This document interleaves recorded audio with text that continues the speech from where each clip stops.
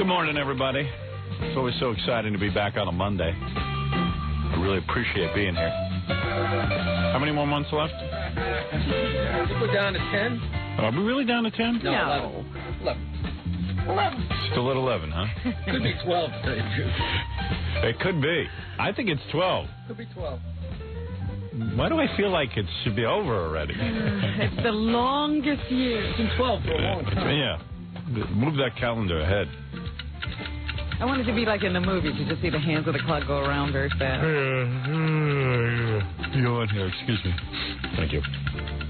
All right, very good. I was watching some TV show this morning, and they were talking about me. Oh, yeah? Yeah, it was a show called... What happened to my music? Oh, you wanted to talk to music. Yeah, I don't know. Usually I felt tune like down. it today. I'm watching the show called... I watch it every week. It's with Bernard Kalb. Called... it's on CNN. Reliable Sources. Yeah. You ever watch it? No, I've never heard of it. Yeah, it's like one of those... It's like a McLaughlin group. And what time does it come on? Well, you see, I see it on Monday morning when I'm getting ready for work. CNN runs it instead of Showbiz Today. Oh, at so 4:30. that's how you see it. Yeah, I see it every Monday at 4:30 in the morning. And they run it, and they were talking about how, how most people in New York State, most Republican leaders are saying they could not have won the election for governor without Howard Stern. Ah. That's pretty cool. That guy, Fred Beetle Bailey, the one from... McLaughlin Group, he was on this Reliable Sources, and he was saying that. Ah. I wish that, hey, if somebody has a tape. I mean, God knows who tapes that show. Maybe Baba Booey can get that tape for me. Maybe CNN tapes it. Yeah, where is Baba Booey? Is he not here yet? Is he late? He's here? I thought I heard his voice in the hall. Okay, so maybe he can get that for me. Can you get me that tape? What tape? I didn't hear you. Someone will explain it to you. I heard you say it was Don't late. come in. You can leave. I was here since 5:30. Okay, no, it's okay. You can leave. Just ask someone for what I just said. I don't want to repeat it 20 times. That's how my life is. I repeat everything 20 times.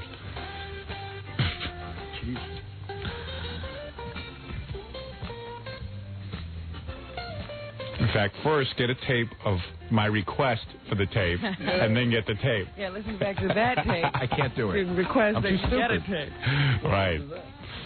All right, very good. We're going to take a break, and then we'll... I'm already exhausted. All right, we're going to take a little break, and then we'll get the show started. We'll be back right after these. Hey, everybody. Welcome to the show. Welcome to the program that has more fines from the federal government than any other program in the history of radio. Now over $2 million worth of fines. Something must be wrong. Something must be wrong with this program. Something's going on here, yes. Now, the reason I like that these shows talk about how we elected the governor of New York State is I think maybe it'll get Clinton to wake up and address our problem with the FCC. I'd have to think that a guy who sees this kind of results would perk up and take notice. Yeah, well, he's in Asia. I don't think he was listening. Yeah, too bad. Well, maybe one of his brilliant aides will tell him what to do. Dopes. People who can help him, they don't know what to do anything. All right. Very good. Good morning, everybody. What is that noise? Every Monday, it's a new noise. That's a loud. I thought somebody was moving something. Is that it? Scott, can you come in and make the Monday morning adjustment to the Q speaker? That obviously goes on here over the weekend. Somebody messes with my equipment. Very soon, I hope to have my own studio. And what will you be doing in that? Not dealing with this. Every Monday, I got to have Baldy slide up under my console and make adjustments. How you doing? Okay. Good. He just likes to see you every Monday. He doesn't get a lot of time with you. What's the story under there? Why is this what happens? Every Monday someone touches everything? Over the weekend they do it? Hello? Hello? I don't know what they do. No, I didn't say that. I said, do you think it happens over the weekend? Yes, I do. Yes. Whose show does this? Who touches everything? I really couldn't tell you. Is it that Vin Scelsa? Yeah, but how would Vin get underneath the console and start touching things? Maybe he has people in here with him. Does he have people under the console? Probably. Wow, that little midget. Vin got fat again. Did he? Yeah. I'm glad. Well, he was one of those... Scott, don't go away. I still hear it. Listen what's going on over here. Where are you going? That I hear all of this. You hear this? He doesn't have headphones on. What do you need headphones That's to the hear? cart machine. That's right. It's a factory in here. It's not a studio. Still hear it? Yes. What? Do you still hear it? Let me see.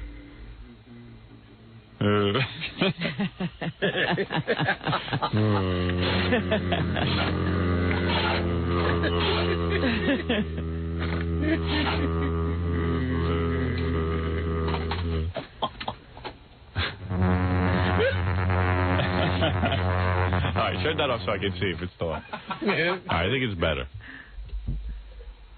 It's much better. Much better. No, it's not. It's better. It's better. It's better. What is that? The cart machine? Yeah, Oh. it's better. Thank you. What did you do? Nothing. Nothing. Nothing? I lowered the volume. All right, thank you. What's the difference? He lowered something, and it worked. Excellent job, Scott. Did absolutely nothing. He's still humming as loud as ever, but I'm not going to... so funny. He couldn't answer your question and do it at the same time. Did you No, notice that? he was Either all- he could talk to you or he could work, but he couldn't do both. You think Tom would haul a couple of these weekend people in and lecture them on how they can't touch the equipment? That it takes us 25 minutes of the morning show to straighten all the problems out. But he's very busy. I know that. Yes, I know he's got he's busy. many, many things that he deals with He hears the same show every Monday, but he doesn't do anything about it. all week. Take everyone who works the weekend and fire them. Then we won't have the problem. And get new people who don't touch the equipment. That's all. That he can't do. It's unbelievable. Los Angeles, you're on the air. He's busy eating oatmeal. The preparation of the oatmeal goes on at this time in the morning. Is that when he's doing? Yeah.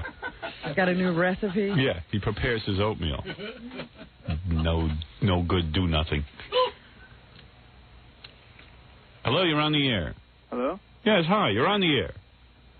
Hey, what do you want to do with that Jessica Hahn thing? Cleveland, you're on the air. Hello? Hello, Yes, you're on the air. I'm on the air? Yes. Yeah, I wanted to talk to Howard Stern. Yes, you're on the air with Howard. It's me. Hi, Howard. This is Tim in Canton, Ohio. I just wanted to say, man, I'm 22 years old, and it took me 6 or 7 months to get my friend, who's around your age, to listen to you because he always thought you were a butthead and stuff. But now he knows, just like I do and my friends, that you're great. I loved your book, and I'm just wondering when your movie's supposed to come out. Next week it starts. We got done over the weekend shooting. They're editing today, and then we'll be in the theater by Friday. World's fastest ever made movie. Right. I love you too, Robin. Thank you. Thank you. Well- It'll be done. It'll be so. Please go to your theater Friday. Oh, I'll be there. All right. Go Thank now. Thanks a lot. It's gonna Bye-bye. be long. Bye. People love to just call up with irritating questions. Hey, what about that Jessica Hahn? It's like nobody has anything on their mind. No, unless you put it there. Yeah. They have no projects of their own. No, it's like nobody has an agenda. Let me see. You know what it is? I get a lot of letters from people who listen to the show who have interesting things going on, but for some reason they can't get through. That's why they write. I get a lot of faxes from people who say, I've been trying to call all morning. Right, I can't get through. Here's a guy. Dear Howard, I'm writing this letter in regards to... Isn't it in regard to? In regards to. In regard to. In regard to a request my husband would love to have granted. My name is so and so, and my husband's name is blah blah blah, and we are both 35 years old and have an 8-year-old daughter. My husband is your #1 fan. We watch all your shows, videotapes, blah blah blah blah blah. What did we get to the point? Used to be in sales. I mean, I don't know. Forget it. I don't want to read the mail. I don't know. I thought I had it together. I'm sorry. I'm really tired. I want to go home. I really don't want to be here. Is it? Can I make an excuse for today and go home? I just want to go home. I don't really want to work anymore. Not after I made all this effort to get here. Yeah. I'm here now. Might as well stay. Los Angeles, you're on the air. Hey, Howard. Hey. How you doing? Hey, listen, I work for the city of Los Angeles, and Friday morning I was riding down the elevator, and Judge Ito was on board. Oh, yeah? Yeah. and he was just sitting there, whispering with the other lawyers and everything. And he's just, you know what? He even mentioned your name. He's stuck on this media thing. Wait a second. You were in an elevator. Right. In Los Angeles. That's correct. Over the weekend. No. Friday morning. Friday morning. And Friday. You got in, and Judge Ito was in there. That's correct. And who else? Judge Ito, and there were some other attorneys there. I don't know who they were. Okay. They were just obviously people that he knew. Okay. And And Judge Ito is in the elevator talking about me? Judge Ito was talking about the media and brought your name up. And what did he say? Well, basically what he was talking about was... Why is he talking about me in elevators? He should talk about me on TV. It would help me. Yeah, I'm sure. Well, you don't need any help. Yeah, go ahead. Okay, so anyways, he's there and he's talking about how the media just blows everything out of proportion. He goes, and that damn Stern, if he ever comes in my courtroom, and at that point the other people just kind of told him to hush up because everyone else just kind of took an ear. There was like 3 other people in there as well. Do you believe it? No, not at all. Not for a moment. If he ever comes in my courtroom. Well, why would I be in his courtroom? Be in there? What am I, a rapist? You're a murderer. I'm going to murder my wife and kids? Why would I be? And if I do that, I'm going to do it in New York. Gee, I hope that Stern kills somebody so I can take his case. If he ever comes in my courtroom. Oh, for goodness sake. I don't believe that for a minute. Why are you making that up? I'm not making that up, Howard. Yes, you are. No, I am not. Why don't you say, I swear to God? I swear to God. Do you have any children? You have children? No, I don't. Too bad. No. You will never have it happened. I'm telling you, Howard, it happened. Oh, that Judge Ito is a whole big superstar now. And, of course... You know, he's doing a 5-part interview on a TV station out in Los Angeles. Yeah, I mean, it's unbelievable. This is the man who hates the media. No, this is the man who says there's too much O.J. coverage to get a fair trial, so he's going to do a 5-part interview. Yeah. I think he's high on MSG. What do you think of that? Finally got to him, huh? Yeah, I think he's just floating. I think he's smoking MSG. Floats on a cloud of MSG. Yeah. Years of buildup. Right. Still taking years to come down. He's smoking the resins out of his pipe. All right, very good. Thank you. You're welcome. Right, MSG resin. Very lethal. I smoke that all the time. He grinds up those boxes the Chinese food comes in. Right. Hello, you're on the air, Miami Beach, Florida. Hi, Howard. Hey, home of the Dolphins. You're Lord Talkmeister, you're Lord Voiceness. You sold yourself a little short concerning the appointment by Governor George Pataki. Why is that? You should have asked for the Communications General of New York State. Is there such a thing? Is there such a thing as the traffic? Hi, Orlando, you're on the air. Hey, Robin needs to get laid. Well, everyone knows that. True. Yeah, so? When are you going to come down here and help her out? Hey, I'd straighten her braids right out. Let me tell you. You'd fix me, wouldn't you? Yeah, right. Sure would. Yeah, you're the man. Yeah. I'd be your vanilla thunder, honey. What makes you think that Robin needs to get laid? I'm just hearing her talk about it. She gets all giddy and stuff when Right. she's talking about sex. Gets all happy. Yeah. All right, very good. Yeah, Thank even you. talking about it now gets me happy. Cleveland, you're on the air. Hi. Hi. Am I in with Howard? Yes, you're on the air. Hi, how are you doing? Howard, Finally, a smart caller. Great. Yeah, great. Was that a guess or did Yeah, you I'm know? from Cleveland. Finally, a man of intelligence. All right, go ahead. Okay, yeah, I need some advice. Hey, first of all, I'm watching TV this weekend. Is this guy Newt Gingrich? Is he now? Is Gingrich? Is he now the president of the United States? Did somebody elect him president? No. He's running around on every TV show, pretending to be like he's now that the Republicans won a majority in the Senate and in the House. Right, and I think he's going to be Speaker of the House. Yeah, but the guy's running around and they're interviewing him like he's the president. Like the president has no more power, and Newt Gingrich is going to run the whole country. What do you expect? He's the president. He's the president. He's like he's the new president. Well, they have this idea that now that they have a majority in both houses, that despite the fact that there's a Democratic president in, they will be able to get all their bills passed and through past the president's desk and be running the country. Wasn't he like a congressman or something? Yeah. So how does he get to be the president? Like, do you think a senator would be now the president? Well, if he has money, he can. No, that doesn't. I don't know why you're talking to this intelligent man. I just have a question for you. Newt Gingrich. Isn't that a form of salamander? Newt? No, that's that little guy who used to run around with Hercules. Yeah, with the 4 legs. Howard, Yeah. Yeah, I need some advice. Hey, by the way, Tawny Katane's coming in later. No, she's not. Yes, she is. Okay, I need What do some you mean, advice. no, she's not? You can't have her. Yes, I can.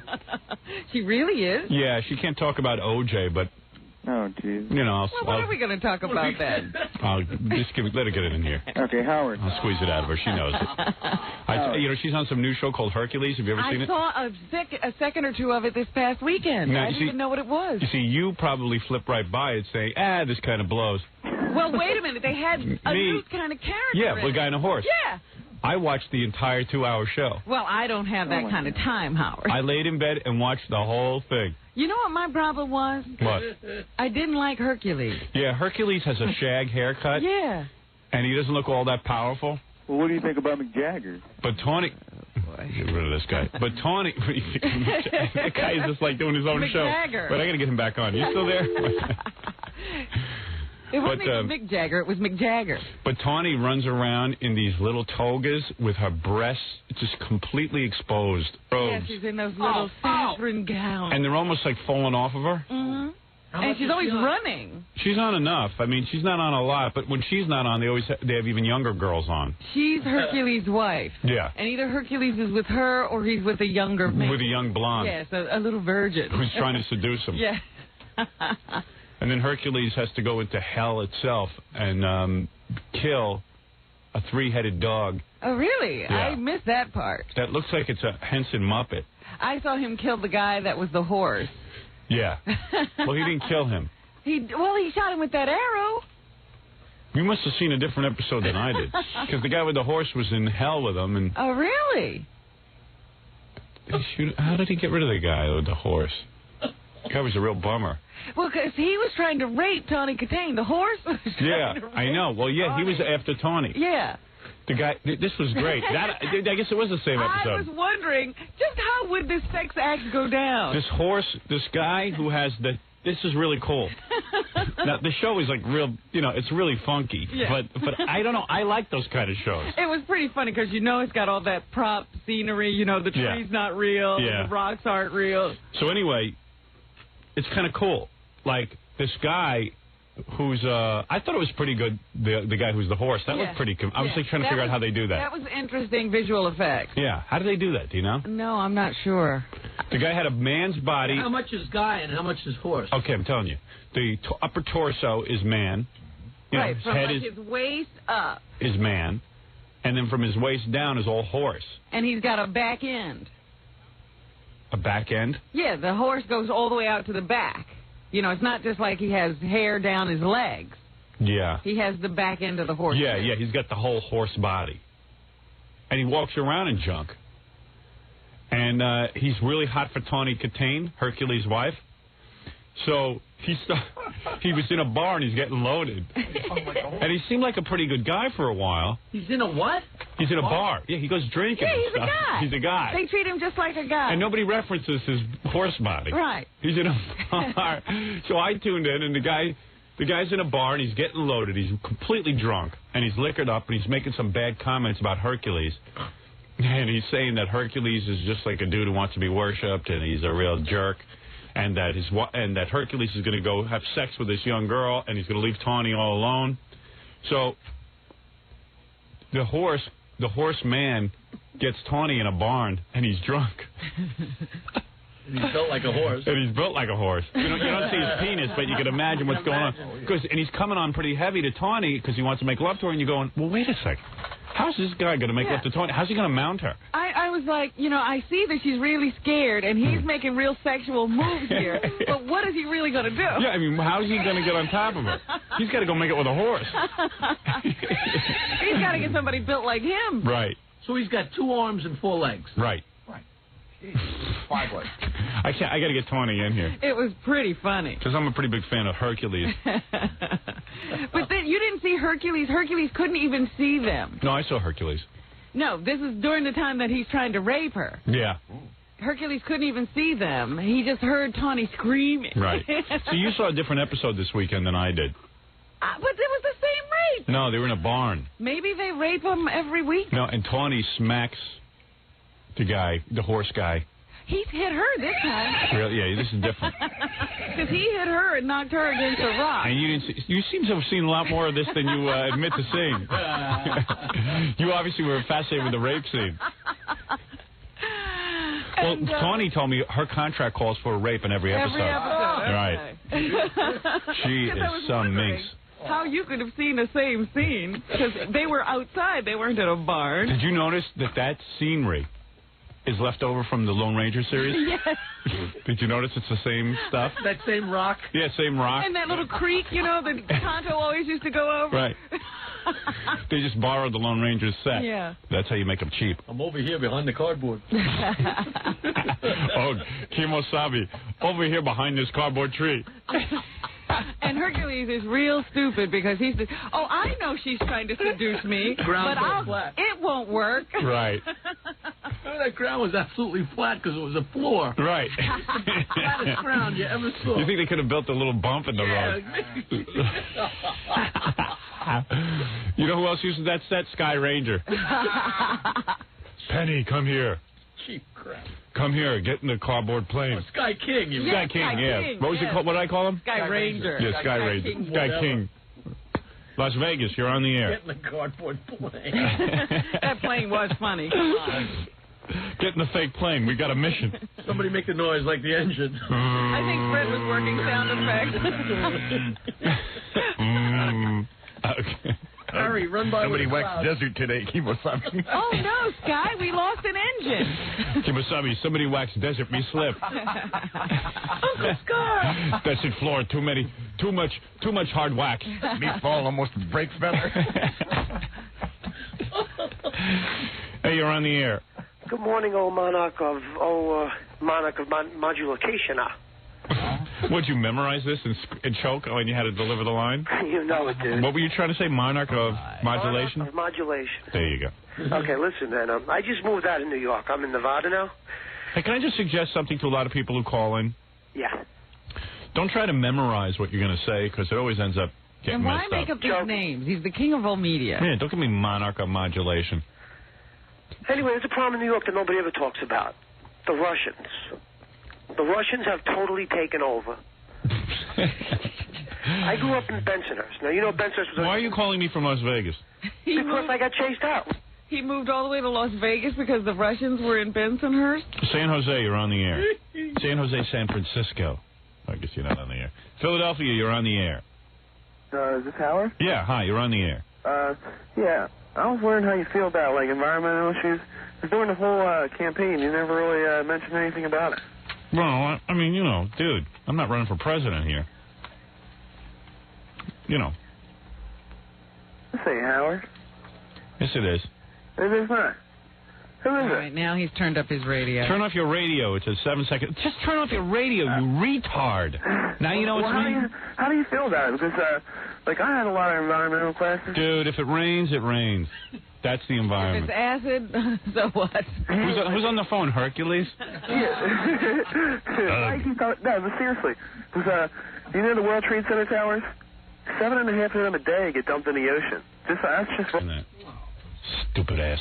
Oh, I didn't even realize what he said. He said the S word. I see.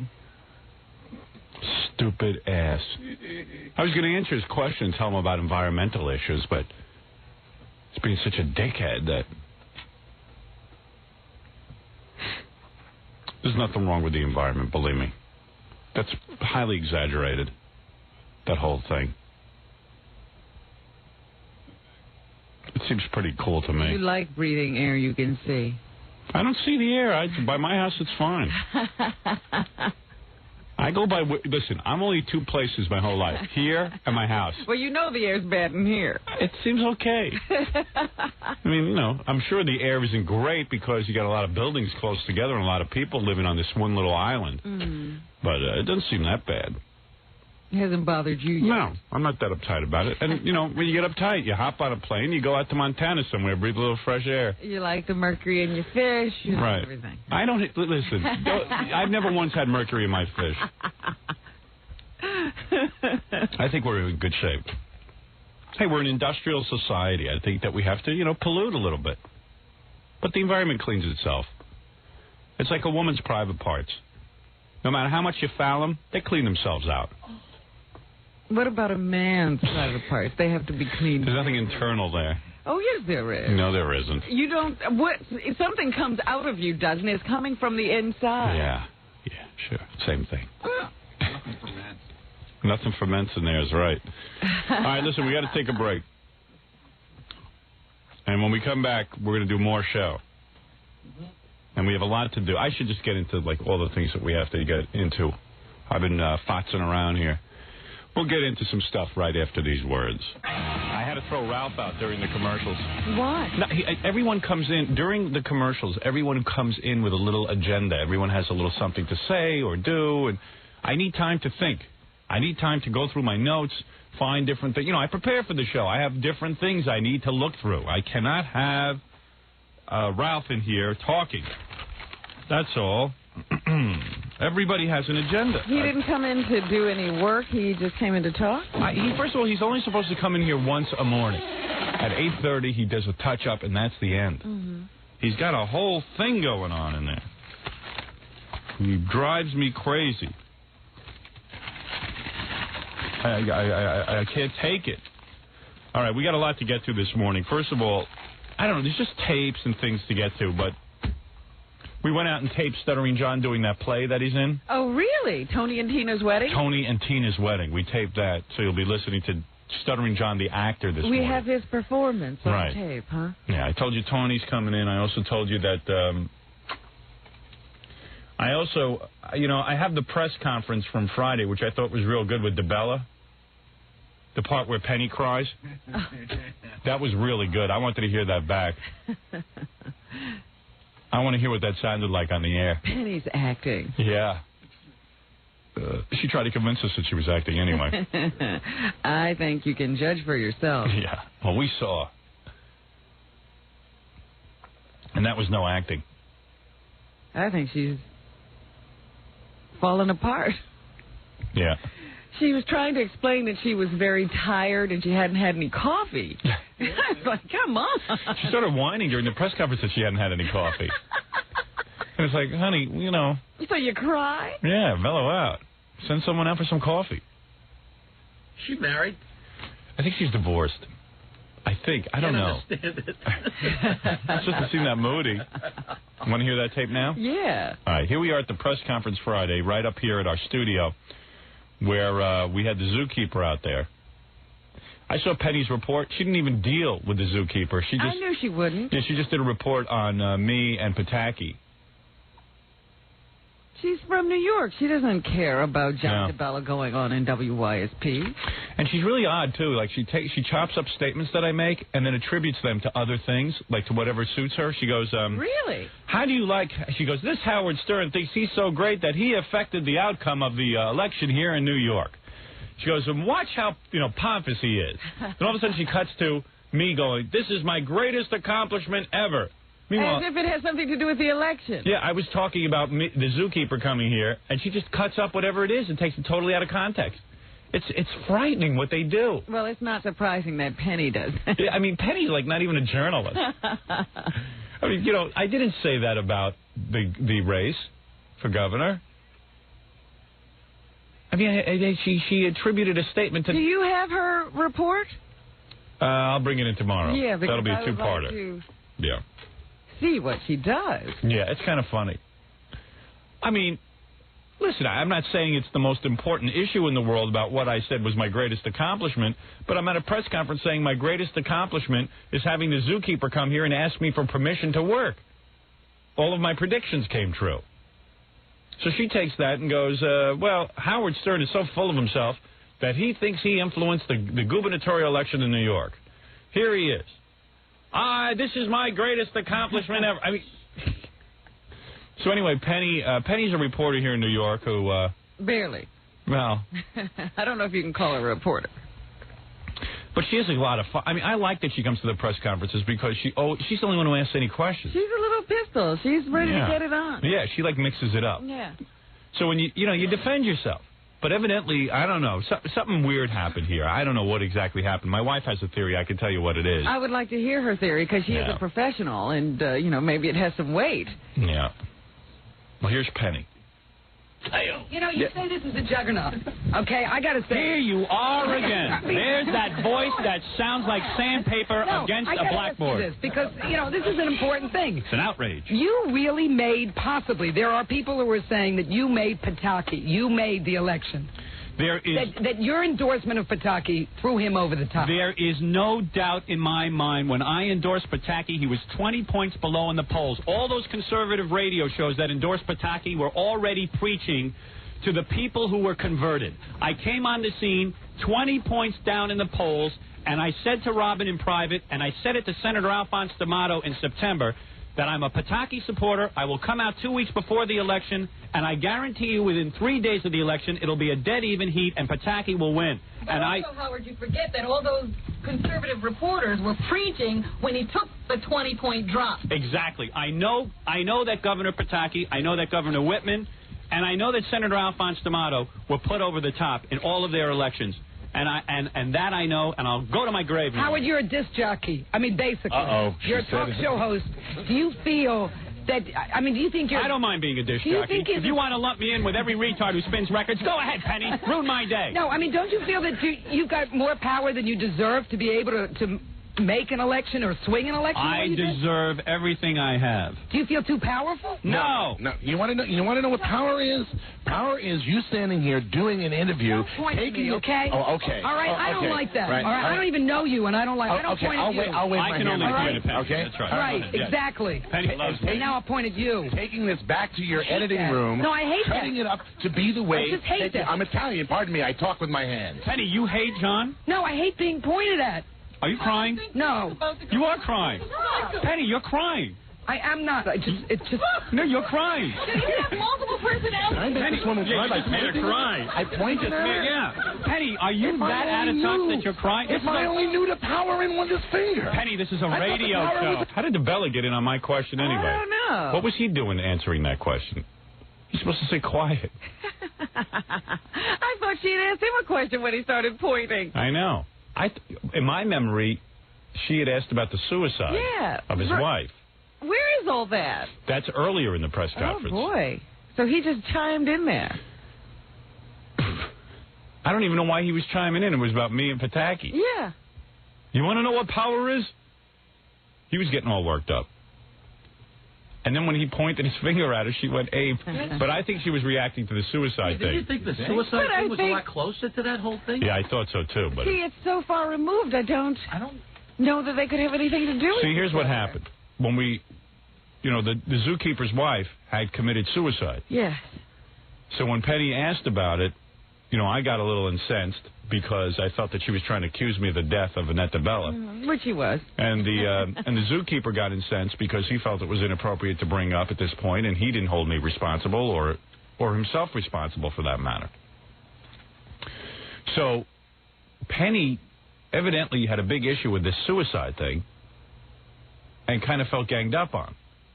So then when she asked her second round of questions, she was still worked up over the zookeeper sort of coming down on her for the suicide thing. And then when he pointed, that was it. It drove her right over the edge. It wasn't pointing. It was the suicide thing. She didn't want to deal with him anymore. And when he opened his trap, it made her nuts. You think she really... I don't understand. Yeah, well, that's my wife's theory anyway. She had him shut out.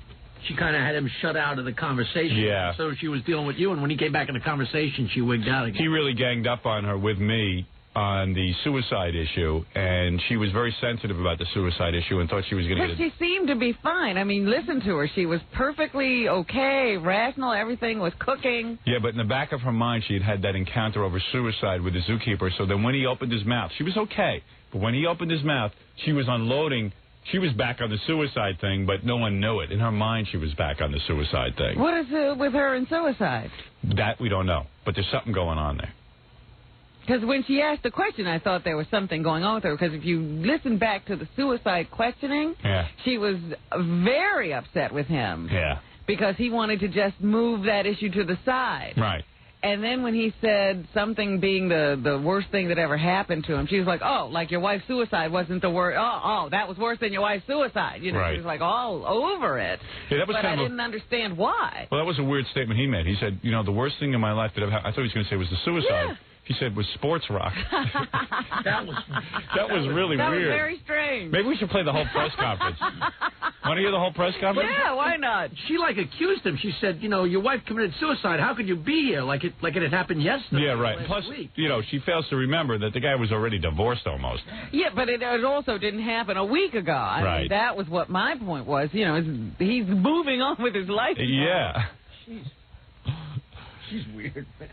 Well, I just got to finish hearing her cry. You know what? I think we need Penny in here. I know. We have to have her as a special guest. That's right. His finger. Penny, you've gone over the top. If it's a cabbie, I don't like to be pointed at. That's all. Well, what happened? Did something happen? I'm sorry.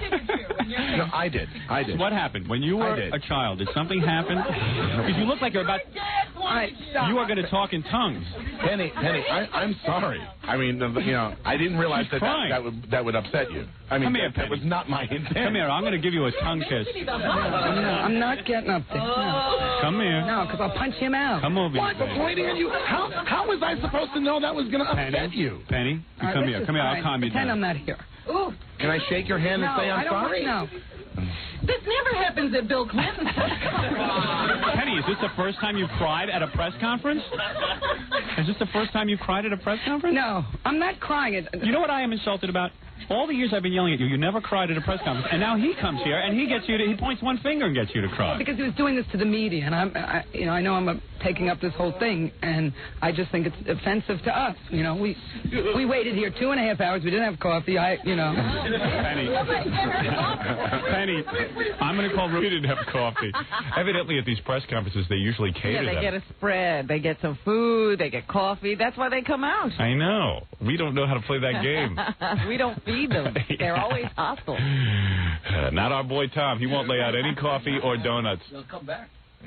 Tom refuses to kiss the press's ass. Absolutely. If they're going to be mean, let them be mean with reason. Yeah. They're hungry. Right. Tell Murdoch about you. I'm going to have you removed and put in a funny farm. Wow, you are completely flipped out. Wow. Wowie. All right. The weatherman. Let Penny compose herself. Go ahead, Penny. Let's talk to the weather. Oh, I'm sorry. Who are you? Gomez, Channel 11. Yeah, we'll have to listen to that press conference at some point. Because Penny crying is great. That's a real highlight. Yeah, maybe we just take all of Penny's questions, because Penny was, the suicide thing was very strange. You know what I'll do? I'll have Baba Booey just cut everything up so it's all Penny press conference. The rest of the people don't matter. Yeah, that'll give Gary a little project for this morning. I got to take a short break. We'll be back right after these words. Have you called Fafa Fooey since he had the baby? Have you called him on the phone? No, I haven't. Here, listen to this. Hi, Gary and Mary and Jackson are not available now. But if you leave your name and a message, we'll get back to you as soon as we can. We're probably playing with Jackson right now, but we'll call you back as soon as we can. Jackass homo. You know how he came in the other day and he said, both you guys have taught me something. And one thing I will never do is I will never put my child on my answering machine. Yeah, he's already... Me, Mary, and Jackson. Jackson. I mean, it's like, oh, man, do you have to act like a jerk when you have a baby? I got to let everybody know. It's the greatest accomplishment. And guys have babies and they start sounding like girls. Did you hear, me, Jackson, and Mary are having fun. It's like, Gary, mellow out. You're probably playing with the baby right now. Why don't they have the kid poop into the answering machine so we can hear that? Dude. John's such a douche. Why is he a douche? Because Senator John goes, you better get in there. They're talking about your answering machine. I go, well, how did he know about it? He goes, I don't know. And like, he's the only one in the show that's ever called me. Yeah, of course I've called you. Idiot. I've heard it. I've hung up. You've got a few hang-ups last week. That was me getting disgusted. You hung up as soon as you heard it. I did. Oh, yes, I did. Oh, yeah, that'll make you hang up. Hi, Gary and Mary and Jackson are not available right now. Jackson's not available right now. Robin, don't even talk about answering machines. You're the queen of wacky answering machine messages. Oh, but they're not like this. Nobody's home, no. Very breathy, too. I was trying to be quiet, actually. Why, Jackson was sleeping? That's true, yes. Yeah. Why do you have to keep changing your message? I have the same message but what do you care? You don't have to call it. You don't listen to it. No, but people say, change the message. But why? What do you care? I feel like it. What do you want? Me, Jackson, it's not the law. And Mary. But why do you have so much free time to do stuff like change your answer? Like that's got to be low on the priority list. Howard, it requires about 30 seconds. Yeah. You do it like but it's just like sort of like if you're a really busy person, you don't have time for that kind of stuff. Well, I know it makes me a bad employee because I have time to change my answering machine message. I just can't even relate to that. I think the whole audience recognizes that. There's so many things you could be doing. Like, I mean, learning computers or practicing a sport or doing something that... Practicing a sport? What'd you have in mind? I don't know, anything. Go out and play football with you. Don't be friends. Do something. Here's Gary's new message. Wait a minute, come on. When was... They have 2 lines. Oh, you have 2 lines. Oh, so he's got another one. I haven't heard this one. Two Jackson messages? 2 similar but separate Jackson messages. Hi, nobody's on to take your call right now. Neither Mary, nor Gary, nor Jackson is ready to come to the phone. He'll be ready in about 3 or 4 years. Just leave a message and we'll get back to you as soon as we can. Thanks.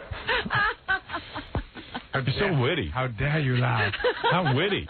Jackson will be ready in 3 or 4. So we'll after when we call now, we'll have to hear Jackson on the phone. I promise. We'll start having Jackson. You know on he's going to be Kathy Lee Delabate. No. Yeah.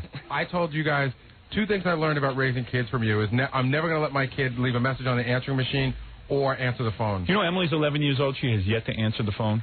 I don't have her answer the phone. She doesn't have her own phone? No, she does not. Really? Oh, I thought she did for some reason. No.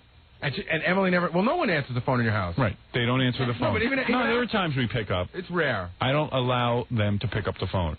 If there's we have an answering machine. Right. And the answering machine goes into the house. Now, if it's one of Emily's friends, I pick up the phone. I tell the kids, you don't have to worry about picking up the phone. I'll answer it.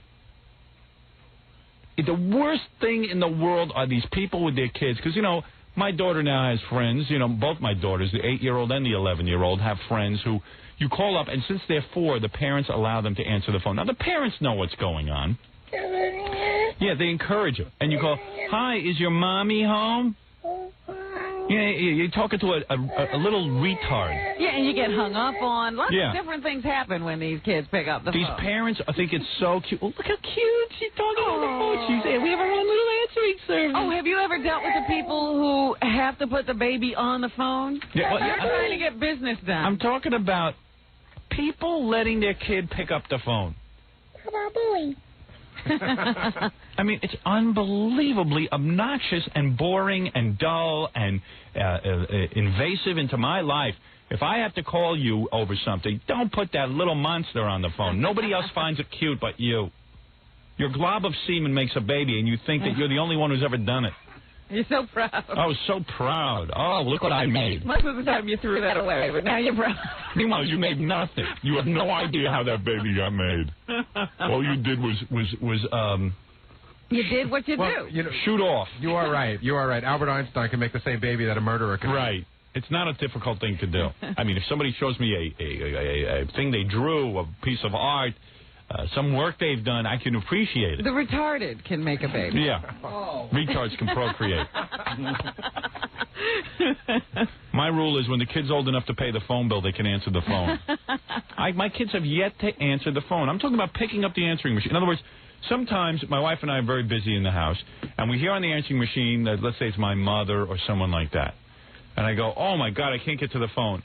Rather than say, Emily, pick up the phone, or Deborah, pick up the phone, I just don't pick up the phone. I'll call that person back. I will not subject people to my children rambling. But if Emily hears Grandma on the phone, she won't pick it up? Like if she No. Absolutely not. Absolutely not. I'm telling you. No, the God's honest truth. That's a good thing. You're damn right it's good. Because people are obnoxious. I know how obnoxious But the reason the kids get so into it is because even as they're very, very young and just gurgling baby talk, when they're holding the baby, they will say, oh, wait a minute, say hello to the baby. Yeah. So all of a sudden now you've tried to talk to them and you're like yelling at the baby. At a baby. Baby who's eating the phone. Can I just chime in? When you really feel like the biggest idiot is when you start trying to talk to them, and then the kids get bored with you, so the parent gets back on, and you're like cooing and acting like an idiot. And what's you do with your answering message, though? You seem to be intelligent. I don't understand why you do that. Hi, this is Gary. Gary's involved with the baby. The bragging. It's exhausting. I want to see in 6 months if he's still so involved. Well, he will, but he has tons of free time. I'm going to get bored with the kid. I'm already bored with him now. He's not inventive. You guys are vermin. He sounds like Allison Steele on this answering message. Hello, Bert. Hey, maybe I'll get some. Did Allison Steele coach you for this? I'll get some of that music and run it behind. Yeah, right. Your name and a message. We'll get back to you as soon as we can. We're probably playing with Jackson right now, but we'll call you back as soon as we can. Were you playing with Jackson right now? Actually, the message I wanted to leave was if we don't pick up the phone right now, we're probably sort of busy. But hey, if you can't pick up the phone, why do I have to know why you can't pick up the phone? Well, you don't have to know anything. You don't even have so to. Why if I'm a caller, you're home, do I have to know? We're probably playing with Jackson. Like maybe, what if you're watching TV? That's false information. Oh, he's billboarding it. Yeah, he's like billboarding what he's doing. Why don't you change your message every hour? You're coming up right now, I'm watching the football game. So I'm about to go. Do you think you're that important that people really want to know what you're doing? Hi, this is Gary and Marian Jackson. Coming up at 8, we'll be bathing. Jackson's the only baby on the planet. We're probably with Jackson playing. But what are you afraid? The adoption service is going to call and take the baby away? See, we're really good already parents. Starting him out to be an obnoxious kid by paying so much attention. We're really good parents. Paying attention to him. Everybody has to pay attention to Jackson. Gary, you know what your assignment is? Go buy a bra and wear it in here tomorrow. All right, because you're like a girl. What? How far is it away from Cody? Yeah, right. Not far at all. I'm sure Kathy Lee has the identical message on her machine. Cody is moving his bowels now. I can't come to the phone, so we're probably wiping. Yeah, Robin's got portraits of Tut, but I have to be worried about. I don't care as long as I don't have to hear it on the phone. No, they're on your wall. I don't get an update of what she's doing with her cat. Oh, yes, you do. You get it every day. She comes on the answering machine. Oh, sorry. I'm sorry, not on the answering machine. Hi, nobody's on to take your call right now. Neither Mary, nor Gary, nor Jackson is ready to come to the phone. He'll be ready in about 3 or 4 years. Just leave a message and we'll get back to you. Did you write that out? No. Where did Nor come from? I mean, was it nor Gary, nor Mary? Since he moved to Connecticut. Oh, yeah. Shakespeare. I'm very full of myself now. Nor Jackson. Nor. Thou must call back. Neither rain nor snow There's another guy with answering machine. Nor. Use your finger. But that's like a goofy joke line. He doesn't have that on his home answering machine. Use your finger. That's true. Nor Jackson, nor Mary, nor I. Nor Snow. How many times did you... I want you to be honest. You didn't nail that on the first take. No, I did. I did both of them, I swear. Did you? Yeah. I bet you redodged them. No. It takes 2 seconds. You stand in front of the phone. Well, he's probably not happy with him if he did them in one take, and he'll be changing it soon. Not breathy enough. Hi, nobody's on to take your call right now. Neither Mary, nor Gary, nor Jackson is ready to come to the phone. He'll be ready in about 3 or 4 years. Just leave a message and we'll get back to you. How long for Gary to get ready? So in 3 or 4 years...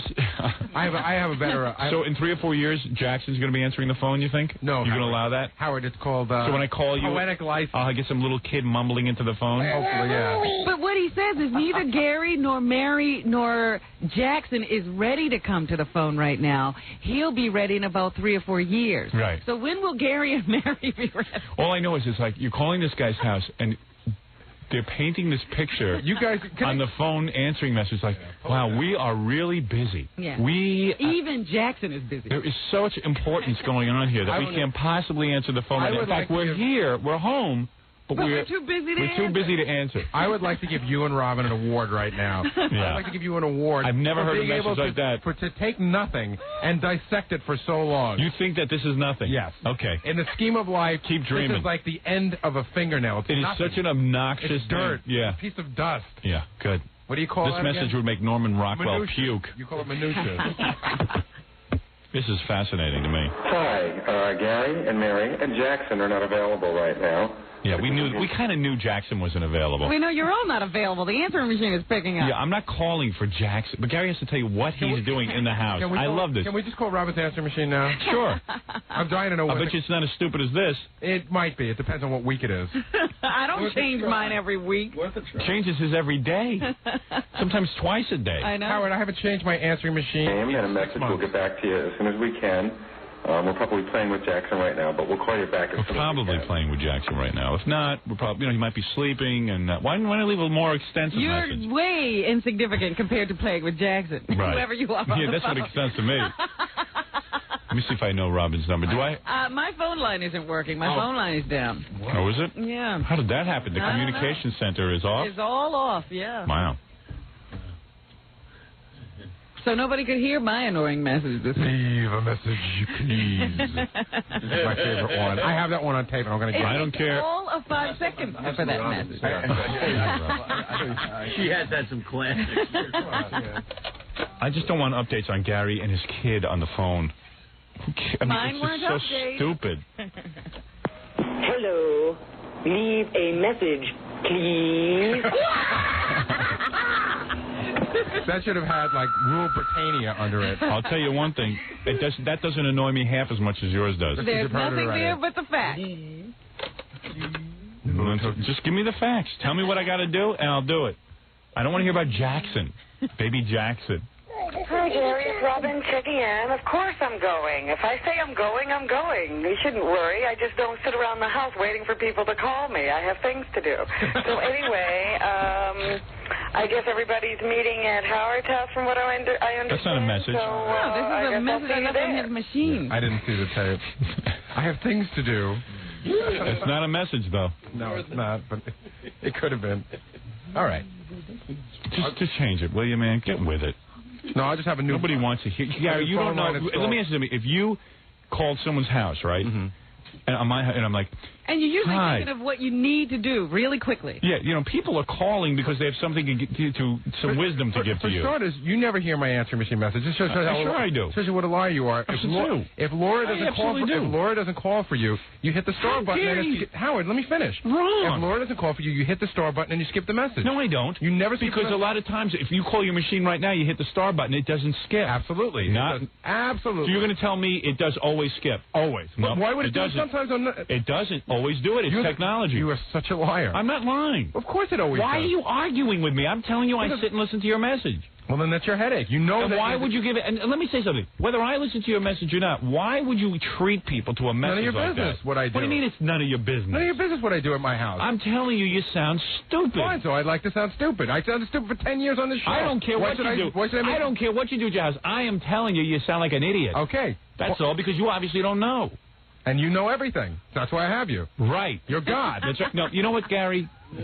You know, I was complaining about Gary. I was complaining about Gary on Friday. Were you? To somebody. Well, that narrows it down to every day of the week. Yeah. So I said, you know, it's really funny.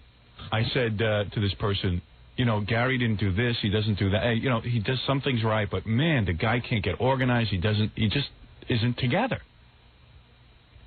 And this person said to me, Gary's never had a real job. I said, what do you mean he has that? He's worked. No, he's never worked anywhere but for you. And it's like, it's a big clowning around thing. And he also thinks he's a radio personality because, you know, he's known, so he has a fame thing going. I know who he's talking about. And you can't tell him anything. Just not true. So I said, I know what you mean. Because he doesn't ever think he could get fired. And he's probably right. So far he's been. So far he's been right. I mean, he's pulled some pretty big boo-boos. I know. But the point is that at some point you would have once the organization got bigger and more elaborate, you would have brought in a highly organized person who has skills to take over Gary's job, and you would have phased him out. How did my answering machine turn into that I can't work? Because you don't listen to me. Even about the answering machine, you don't take advice. You sit and you fight and you struggle. Should I call you about every single thing? No. I am just telling you this is one I want to know how to item wipe my child's that butt. is really Can dumb. I call you about it? No, you don't have to call me. You don't have to sure? call me about it. Gary, you sure? never call me for advice on anything. That's the Are you unfortunate sure? thing. Because I should. Thursday, I know you my whole life. Thursday, you set up an appointment for me. Did you call my assistant and tell her that I'm going to be doing something Thursday? It's for Tuesday, and I did call you. It's for Tuesday? Yeah. No, it's not. Yes, because it is. it's not listed in my book, and she says she doesn't know anything about it. She got a memo on it. She knows all about it. I asked you first, and then we sent her a memo. Oh, that's a memo about that? I don't know what you're talking about. You're talking about the movie you know screening? what? The private screening that was set up for me. Right. That doesn't look like a private screening about me. It looks like a general information thing. Howard, it's too. Do me a favor. Everybody Don't write anything. Wait a second. Call my assistant and tell her when I have an appointment. Just call her up and tell her. No one knows it. No one can even make out what this. She handed it to me. I said, let me read this. I go, no. This must be a function for K-Rock for anybody. Right. I said, Gary told me on Thursday. How could it be anything different? Because we think it's a general release for everyone. Why would it say a general release? It says, would you listen to me? It says to Laura because we get lists from everyone on every. Kathy sends tons of memos to Laura. You know that. But I know what you're talking about. The memos that come out about stations. Just call my. I'm telling you what I want done. Pick up the phone and call my assistant. You don't have to sit and waste time typing. Pick up the phone and tell her I have an appointment. I was told to send it in writing. Oh, my God. But I was just doing what I was told. He sent something in writing, and it's a disaster. Anyway, anyone else would have already gotten rid of him because he's never had a real job. If he worked in a real office, which is what his career is, being an office temp. I'm not a jerk. You're a jerk. I had to get in this somehow. I'm a jerk. I'm a jerk. Why don't you go work for someone else if I'm such a jerk? Who calls their boss a jerk. That's on what a I'm real saying. job. You That guys doesn't never work. Wait a had second, real Robin. job. What boss humiliates him daily in front of Because lots I'm thinking- Lots of bosses, lots of No. bosses. On a Maybe in regular front of a few basis. people, but not in front of everybody. Not in It's front of all the whole world. relative, my friend. The best part of your job is me humiliating you because you might learn something. It's what made you a star. He drives me nuts. He drives me crazy. He called me a jerk with a megaphone. I would just love to see that on a regular job. I would just. Well, love this is it. not a regular job. I would love to have you get a Howard, job. you have the Please, somebody hire Bob. Howard Stern, you have the world's biggest megaphone, that microphone, and you're telling the whole world what a moron I am. Please go to another place and work. Please. I only have a year here left, and you're out of here. You're gone from my life. Good. It's the end of it. Even if I take another radio job, I'm going to say, "Oh, Gary, they won't hire you." I talked to You're them. going to pretend that there's no budget Yeah, for him. right. It's going to be the greatest thing in the world. It's going to be my liberation. It's going to be a whole new show. And then you're going to go, and you're going to be, I guess you'll work on other programs, or you'll become a producer of MTV or something, and then you'll have a real job, and then you'll see what life is really all about. Such an angry man. Oh, I can't wait for you to find out what a real job is. I can't believe you could take an answering machine message. You know what he needs, Fred? Anger. Fred, like you, he needs to work in Springfield for a few years. It's a humbling experience. Yes. You are such a donkey. Take a loyal I employee. can't believe you don't go hee-haw. Take the loyalist guy in the world and degrade him. Hee-haw. I'll be very proud of you. Because you don't Take listen. a loyal guy who don't loves you. Listen. Would do Love has anything for nothing you, to do with it. I have and loyalty just all over the degrade place. him on a certain. I Degrade don't him want on a you in my daily life level. anymore. Just degrade I him. want you to get a real job just so you can call me up and go, I have Howard, no self-esteem. I had no idea what it's like to work. You've stripped me of any self-esteem I've ever had. I can't wait till he calls me and goes, oh, my God, they expect so much. I had to stay at the office till 9 o'clock last night. Howard, I want to come back. I've never stayed late here. Oh, yeah. He's real loyal, real dedicated to your work. Now, here's the Gary puppet. Excuse me, Wolf. Yeah. After this fine performance this morning, can I have plastic surgery to look like anybody else on this show? Anybody, please. You bring him. Come over here. I got a chisel. I'll give you plastic surgery. Thank you. Yeah, woodhead. These are only You have to get a real job. I'm mad at the puppet. I can't wait for the day, 12 months from now, when you will have your resumes and you are out looking for a real job. And people expect something from you. And you know what? You know what my prediction is for you? No, tell You're going to end up as a car salesman. A car salesman. And you're going to, you know what it's going to be? Like, no one will hire Gary. It'll be bad for like 4 or 5 months, and he'll be like, oh, my God, I can't get a job producing. I can't get a job producing. And then it'll go on 6 months, and finally Mary's going to say, you've got to get work. We've got a Jackson to... Yeah, we got a house, we got things to do. And I'll say, you know, I do have fame from the show. A guy at a car dealership said he would hire me because of who I am. Oh, and then he's going to get there. Then he's going to get there. Listen to this is my. And see if it doesn't come true. He's going to get there, and now he's going to hate selling cars, and he's going to dream of the days when he was on the radio with me. And oh man, I could have busted my balls more. And you'll realize what a cushy deal this was. That'll set in first. Yeah. And also, what all the perks? He had no idea. You don't. Oh, you mean I don't get invited to movie screenings anymore? You know, it's going to be very, very exciting. PR party. You mean, where's my friend Ross, the record company guy? Why isn't he want to see me anymore? Oh, see, I thought when you worked at a car dealership, you got invited to screenings. No. How stupid am I? Now, wait, you wait and see. You haven't been on a non-glamour job. What they call a non-glamour job. Wolf, can I say something? Yeah, go ahead, Gary Puppet. My future as a puppet is brighter than Gary's. Right. You don't have to eat. And you're not saddled with Baby Jackson. So listen to this.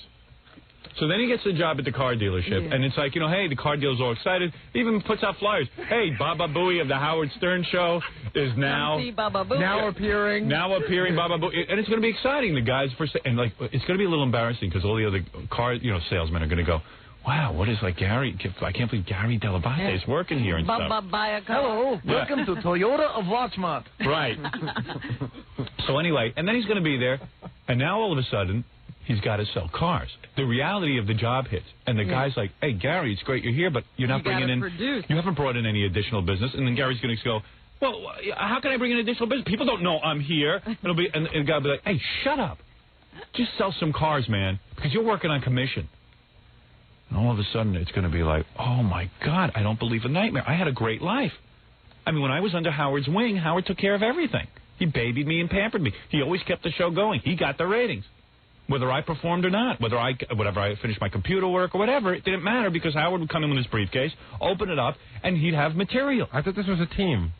No, there's no team. When it's all said and done, the team started when I was born. That's the team. So it's not. This isn't a team effort. Not from yours. Oh, not from my you. goodness, you're sounding like those people who were in here on Friday with the Bella. Yeah. The team. And you know what? Howard never. Yeah, Gary thinks he's part of the team. I'll tell you something, Robin. Howard never calls me at home to see how I am, and we never have lunch together. He hasn't given you a ride. But I'll have the last laugh. But then I'm going to call Gary in about 2 years from now, and I'll go, hey, how's it going? Oh, not so good. What's wrong? Oh, I was working at a car dealer for about 6 weeks. Oh, yeah, it was bad? Yeah, well, I was working for the guy, and he was all excited. And he wanted had me Howard to sell Stern stuff. He had Howard Stern, from the Howard Stern show, and he expected me to sell all these cars.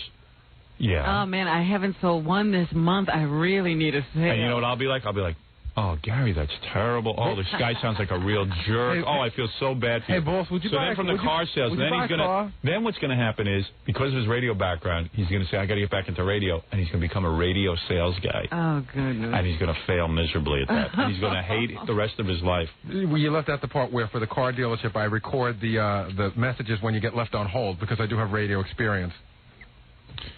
Very good. And in 2 years, his answering machine messages won't be anything about Baby Jackson, because Mary and Jackson already left. It'll be like, talk fast. They're shutting off my electricity any second. In 3 years, it'll be a wife beater. Hi, this is Gary. I could have a noose around my neck, or I could have a blade to my wrist. Right. That's you'll be hearing all about it. Bubba burned out. Turn off that radio. Even Jackson ain't returning my calls. I really thought that, because I was from the Howard Stern show, I would get other jobs. I don't understand. Why I was set for life. Why won't people just pay me to do nothing like they did on my other job? This doesn't work that way. How my life have changed. Anyway, go ahead. Go make more answering messages. Get used to the word formerly, too. Formerly of the Howard Stern Show. He has time for this stuff. Hi, Gary and Mary and Jackson are not available right now.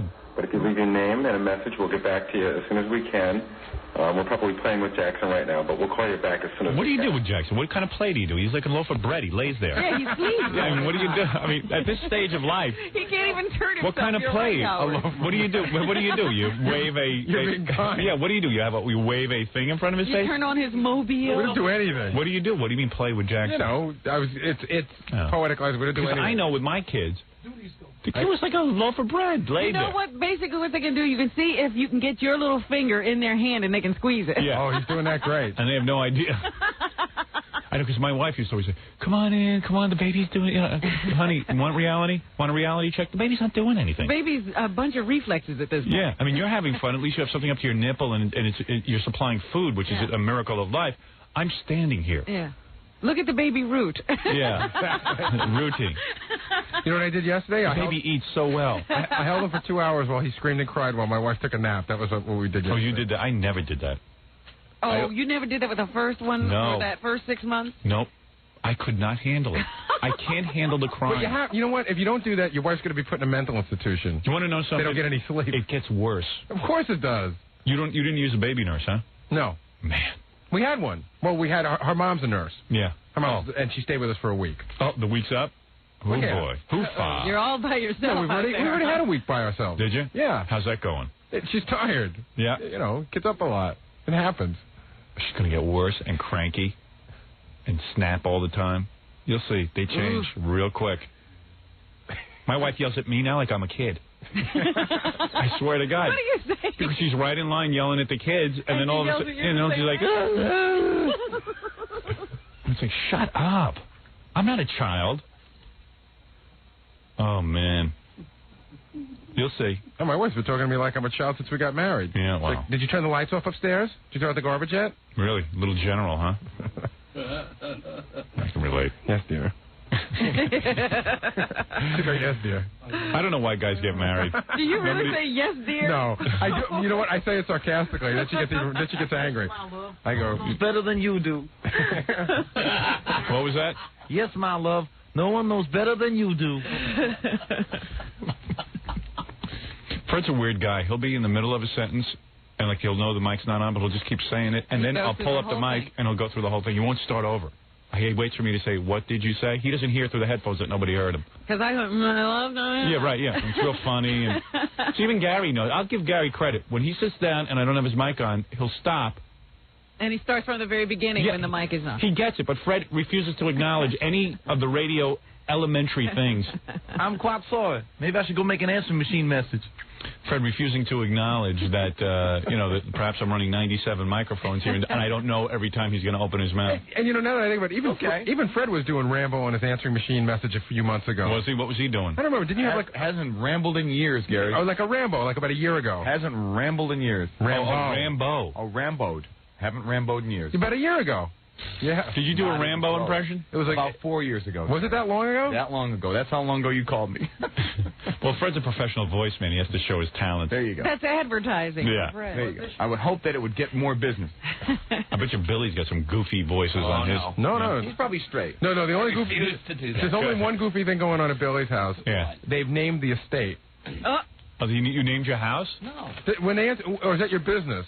What do they answer? What does your wife say when you call? Westlake? Oh, West Woodlands. West Woodlands. Is that what is that? Well, because the name of the area is Woodlands up there. Oh, I thought it was. Well, why would she answer the phone that way? By the area that you live in. Like the Ponderosa. Hey, sorry, Billy. I had to divert attention. Billy trying to somehow defend. It sounded plausible. Like I don't answer, Long Island. Black Forest, Germany. Yeah, right. Like it's not the Larry King show. Nobody cares where you live. Clear Lake, Iowa. You're on the air. Yeah, right. Broward County. Go ahead. Why does your wife answer with the area that you live in? Because that's the business line. It's like, and you named your business after West the area? Woodlands? Yeah, it's just a stupid corporate name. I couldn't. Oh, and she answers it with a business corporation. Yeah. So like if I call you on one line, it's like, hi, this is V. Right. And if I call right back on the other line, it becomes Westmoreland, whatever it is. Yeah. See, I thought it was like that. You guys had named it like that was your estate name. Like you were calling it West Woodlands, like that was like. What are you trying to do? Make a jerk out of me? No, I really didn't. He wants company on the You phone. want company? Let's face it. Misery loves it. Face it. Billy don't go home to no bed of roses either. Everybody's got his problems. We all got a crust. Yeah, I think it's time to go to scores again. They called a couple of weeks ago. They said we're due. This is a great one. They're always looking for a reason to get you in there. Yeah. So they said, listen, we know that Howard's going to start working on this movie, and we know it's going to be a lot of stress. Yeah. So we thought that maybe like the week before he started working on the movie, to relieve stress, he should have another bachelor party. I swear they thought. You know what? I'd go, but sometimes I just can't take all these naked girls rubbing up against my crotch. It's almost more stressful when you leave. And then I get home and I want to beat my wife. So it's like, I can't take Well, then it's not a good thing to do. No, it's not. You have 20 naked girls going, oh, I'd really like to get it on with you. You want to come back to my apartment? And then, rubbing up against you, and I go, oh. The best one was, it was like some really incredible 6-foot girl, and every time she'd rub up against you, she'd get right in your ear and she'd go, yeah. Why don't we just skip scores and go home and beat our wives? I hope they're there ready and waiting. Mary, I'm home. Put down the baby for just 1 second. It's time to take a punch. Hey, that's pretty good. You got a pretty good chin, honey. Give me my club. No glass jaw there. I told you I saw a guy and his wife fist fight once, right? It was about a year ago. Oh, yeah? He punched her right in the face. Yeah. Her knees, she was big. He was really skinny. She was really big. Her knees buckled. She recovered, and she whacked him so hard he went down. Did you cheer? I've never seen a Where man was this? At a friend's house? Yeah. Oh, they did it right in the house? No, it was on the street. Oh, on the street? It was on the street. People you knew? No, it was just a couple. Oh. It was a couple. I can tell you, it was in Newark. Oh, black couple? She was Puerto Rican. He was black. Oh, yeah. boy. I've seen better than that. He punched her. I've seen a black couple beat each other with bats in the street Both of them had bats. up on the West End, West Side. They both had bats? No, there was one bat involved. Oh, and they switched. Yeah, they switched. It was a big wooden board. And like a big 2x4. Yeah. Ritual. He took the board and whacked his wife over the head, and she crumpled right onto the ground. And then I called the cops, and the cop goes, he goes, well, they beating each other now? I go, well, not right this second. She's unconscious. He said, well, then we can't come. Yeah, just like that. And then I hung up and I go, I can't believe it. Guy just whacked his wife out. And knocked her cold. And then she got up, grabbed the bat, and started hitting him. Wow. A minute later. Recovered immediately and knew exactly to go for the wood, huh? Unbelievable. That's love. Yeah, if you can stay together after that, I guess it is. Yeah. I say if you're down to that point, you just get away from each other. All right, we got to take a break. We'll be back right after these words. We're back with the Howard Stern Show. Jackie, new rape joke page Martley to order Jackie's Wild Comedy CD or cassette. It's $10 plus $3 shipping and handling. Holiday special, buy two, get one free. Call 1-800-323-KING.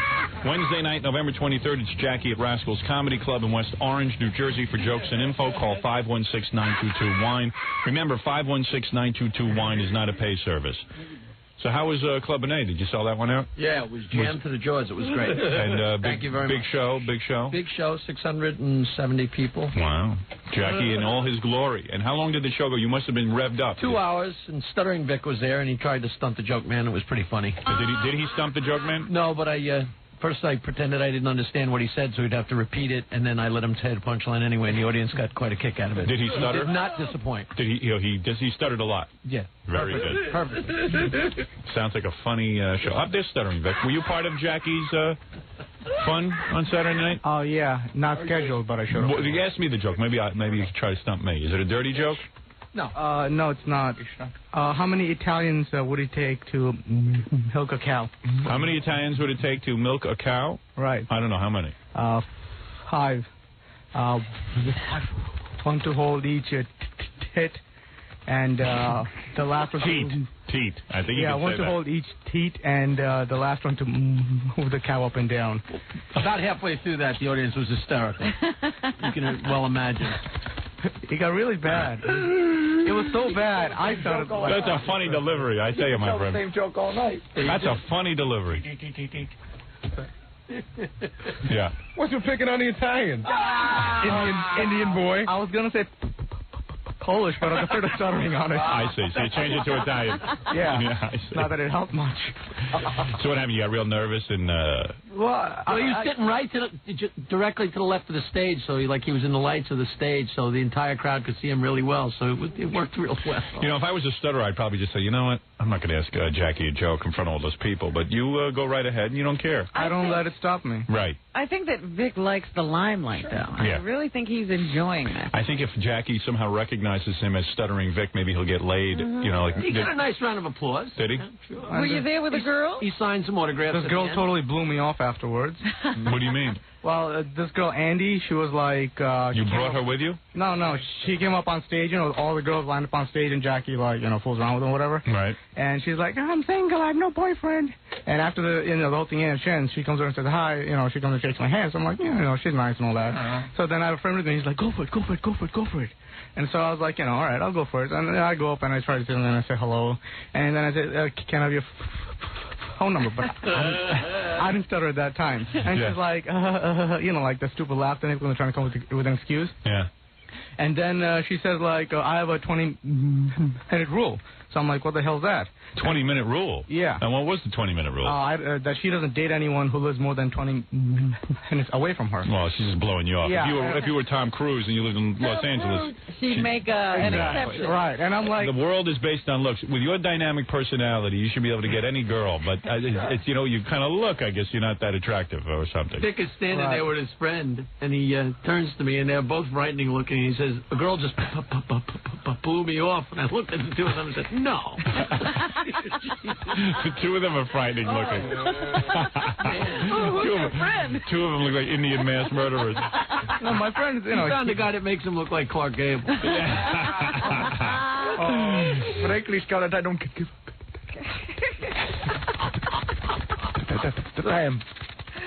I can't even get rejected with respect. So you went up to her and you tried to get it on with her, or at least ask her out for a date, and she said no. And you're in bad shape because you can't masturbate because you have carpal tunnel syndrome. Thank you for reminding me of that. In both arms. Which no one, by the way, believes. There isn't a person on the planet. Obviously, you're uptight religiously or something, and you've come up with some weird, convoluted excuse not to pleasure yourself. Or do you think he's just lying? That's funny, John. He could be lying. He might not want to admit it. Yeah. And, he might just come from a religious family. He's just family. trying to pretend that he's not like the other guy or something. Yeah. The sympathy vote. So the girl says to you, hey, if you live 20 minutes from my house, I can't. As great a guy as you are and as attracted as I am. She would if you were only 20 minutes away. Yeah, if I lived only within that amount of time of her place. So say, I'll move, all right? Yeah. I'm just so flabbergasted. What does she care how long it takes for you to get to her house? She's a nitwit. I don't know. Have you ever heard that before? No, that's it. I figured the girl would turn to Vic and go, "Hey, F you, foreigner." Well, 20-minute rules, like, you know, your 20 minutes is up. Get out of here. Yeah, right. 20 minutes to impress me. If I don't fall in love in 20 minutes, I know it's not the real thing. You know, something like that. Yeah, exactly. Oh, if you don't live within 20 minutes of my house, like she cares how long it takes for you to get to her house. And then, like, this is a measure of how dumb she was. So I'm like, 20-minute rule. Then, you know, with me and my great brain, I say, oh, I have a plane, and the airport is, you know, right next to me. I could fly anywhere in Jersey in 10 minutes. And I can't, like, I can't believe I'm saying such stupid stuff. Yeah, right. And she's like, oh, really? Wow, this airport is really close to me. So she give you the number? No, but she actually fell for the fact that I could have a plane. So, and I was like, God, you dumb.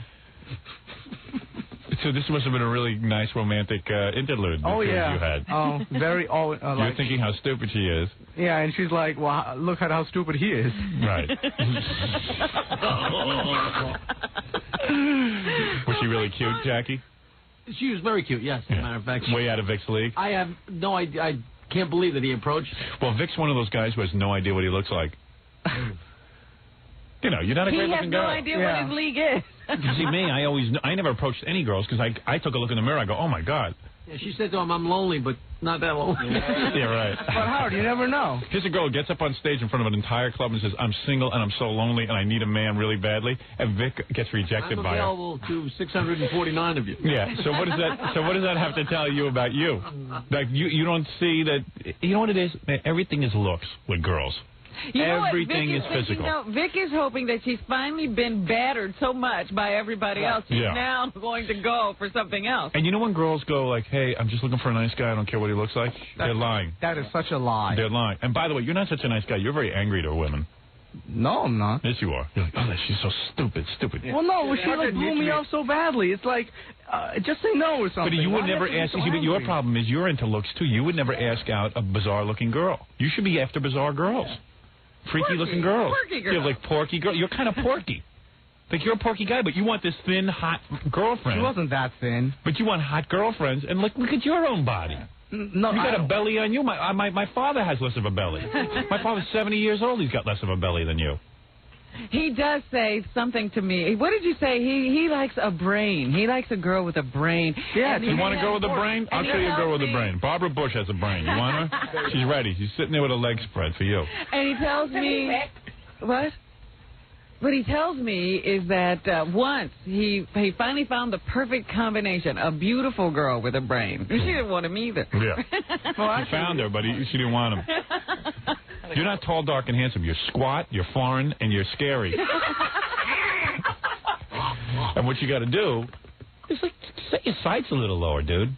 They're as low as they can get, Howard. If she's alive. Jackie saying the girl at Club Benet was really cute. Well, the only reason I approached her was she came up and said hello to me first. I didn't even approach her. She came up and said hi, and she shook my hand. So and then you immediately go into, hey, can I have your phone number? No, I didn't say it right away. Then she walked away, and I was like, you know, what the hell?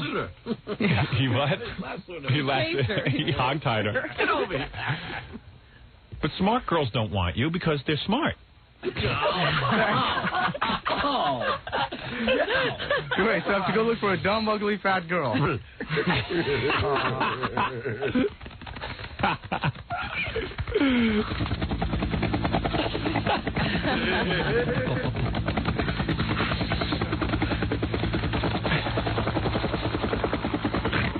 That's Vic Stutter. You had to see the people craning their necks to see him stutter. Really?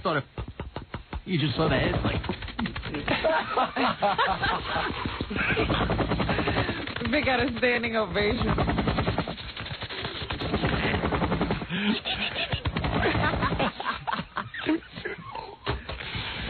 So you didn't score, huh? I asked him his name. He went into a real good one, too. Oh, yeah?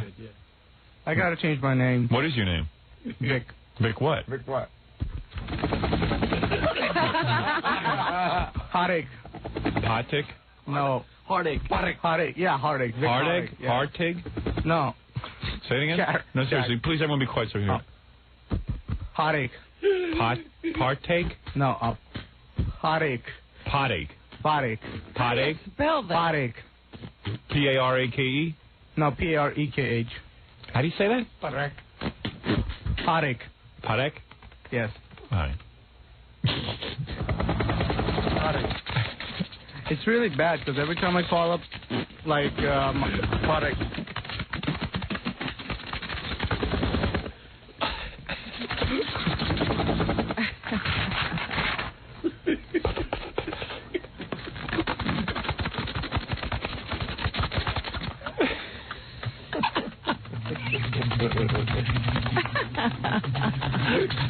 Wait, there's going to be fire.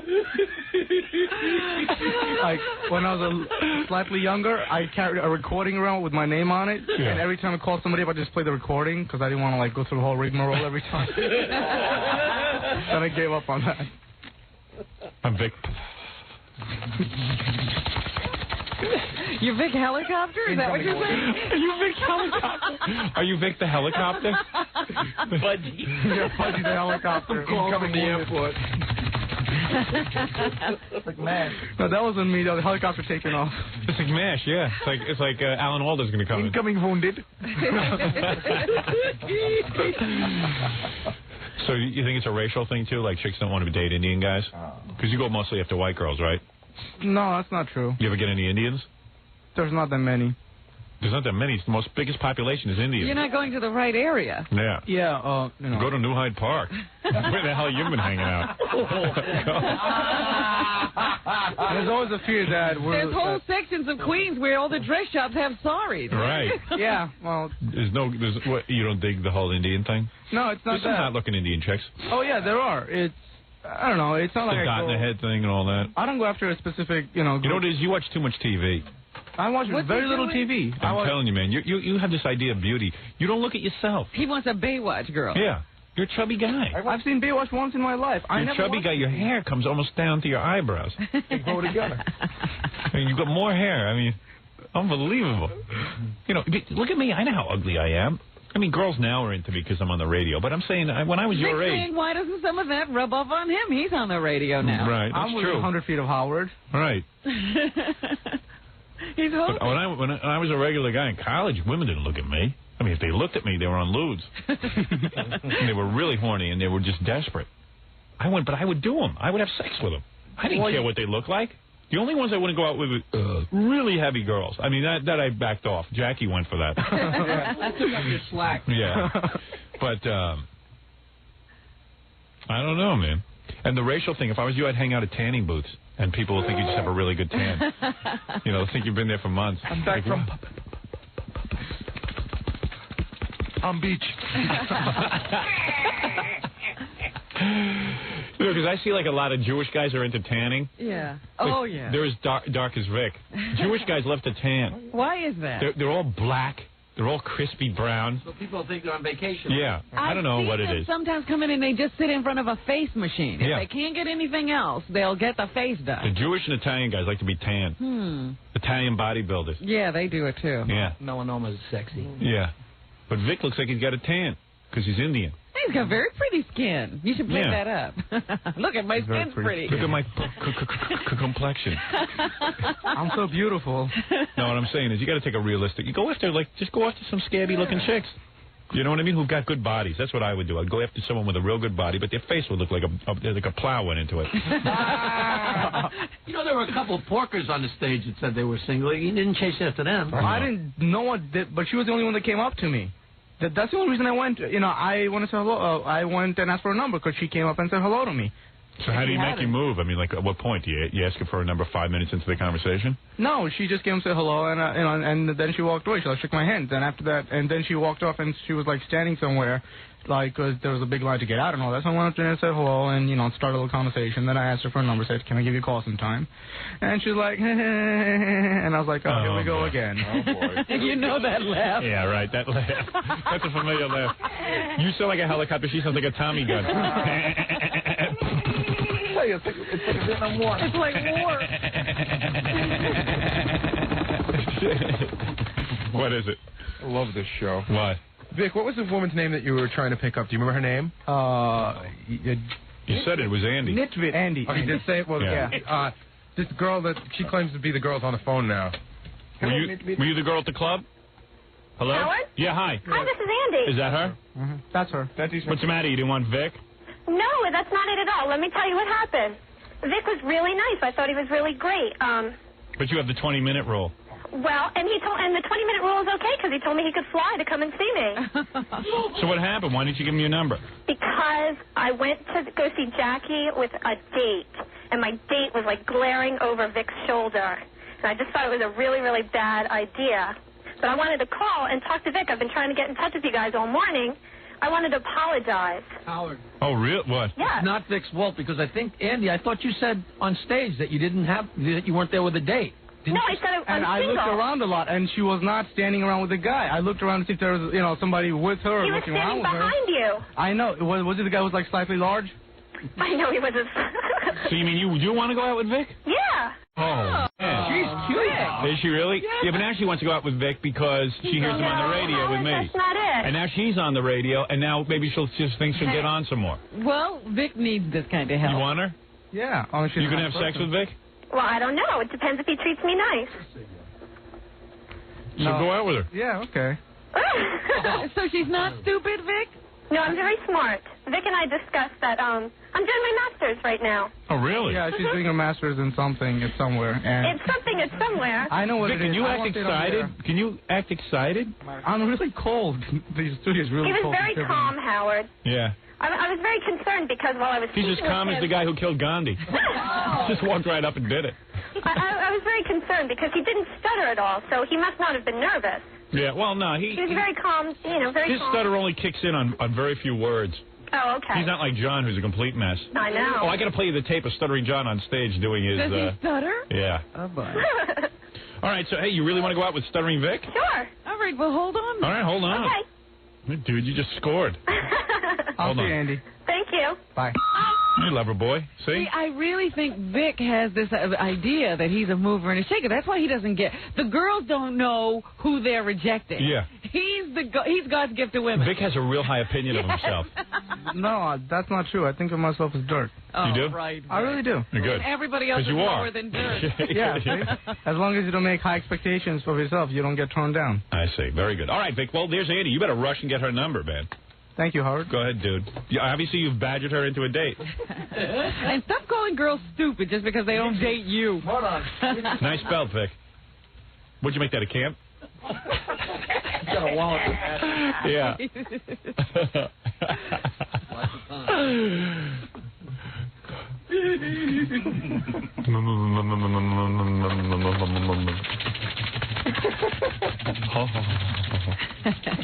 All right, very good. We have to take a break. When we come back, I have a million things to get to, obviously. We'll be back right after these words. It's the Howard Stern. Yeah, I'm pumped up, baby. Howard. Hey, thank you. Thank you, deep voice friend. Hey, did you catch Elena Beastie on the E! Show Friday night? No, I didn't. We had a good show Friday night. Little S&M. Her Spankabee, my underpants. Oh, the day she came in as the dominatrix Yeah. was on, huh? Boy, she looked great. Did you see it? No. Anybody see it? You don't get the E! I don't channel? get E! Oh. Do you get it? Yeah. I didn't see it out in California, though, because I was in a hotel. Oh, they don't give you E? Not on that system. What is with this channel? I got to get off that channel. I got to get on a network or something. It's body coverage. I got to get on a legitimate channel. Do you have it? Do you have it? You shouldn't have to ask that. Yeah, you know, when you say you have a TV show, you shouldn't have to say in the same breath, do you get it? More people have cancer. Yeah. It's true. More people on Long Island have cancer than get E. That's definitely true. That is true. 1 out of every 3 has breast cancer. I think it's 1 out of every 10 has E. That shouldn't be that. That's Right. Unbelievable.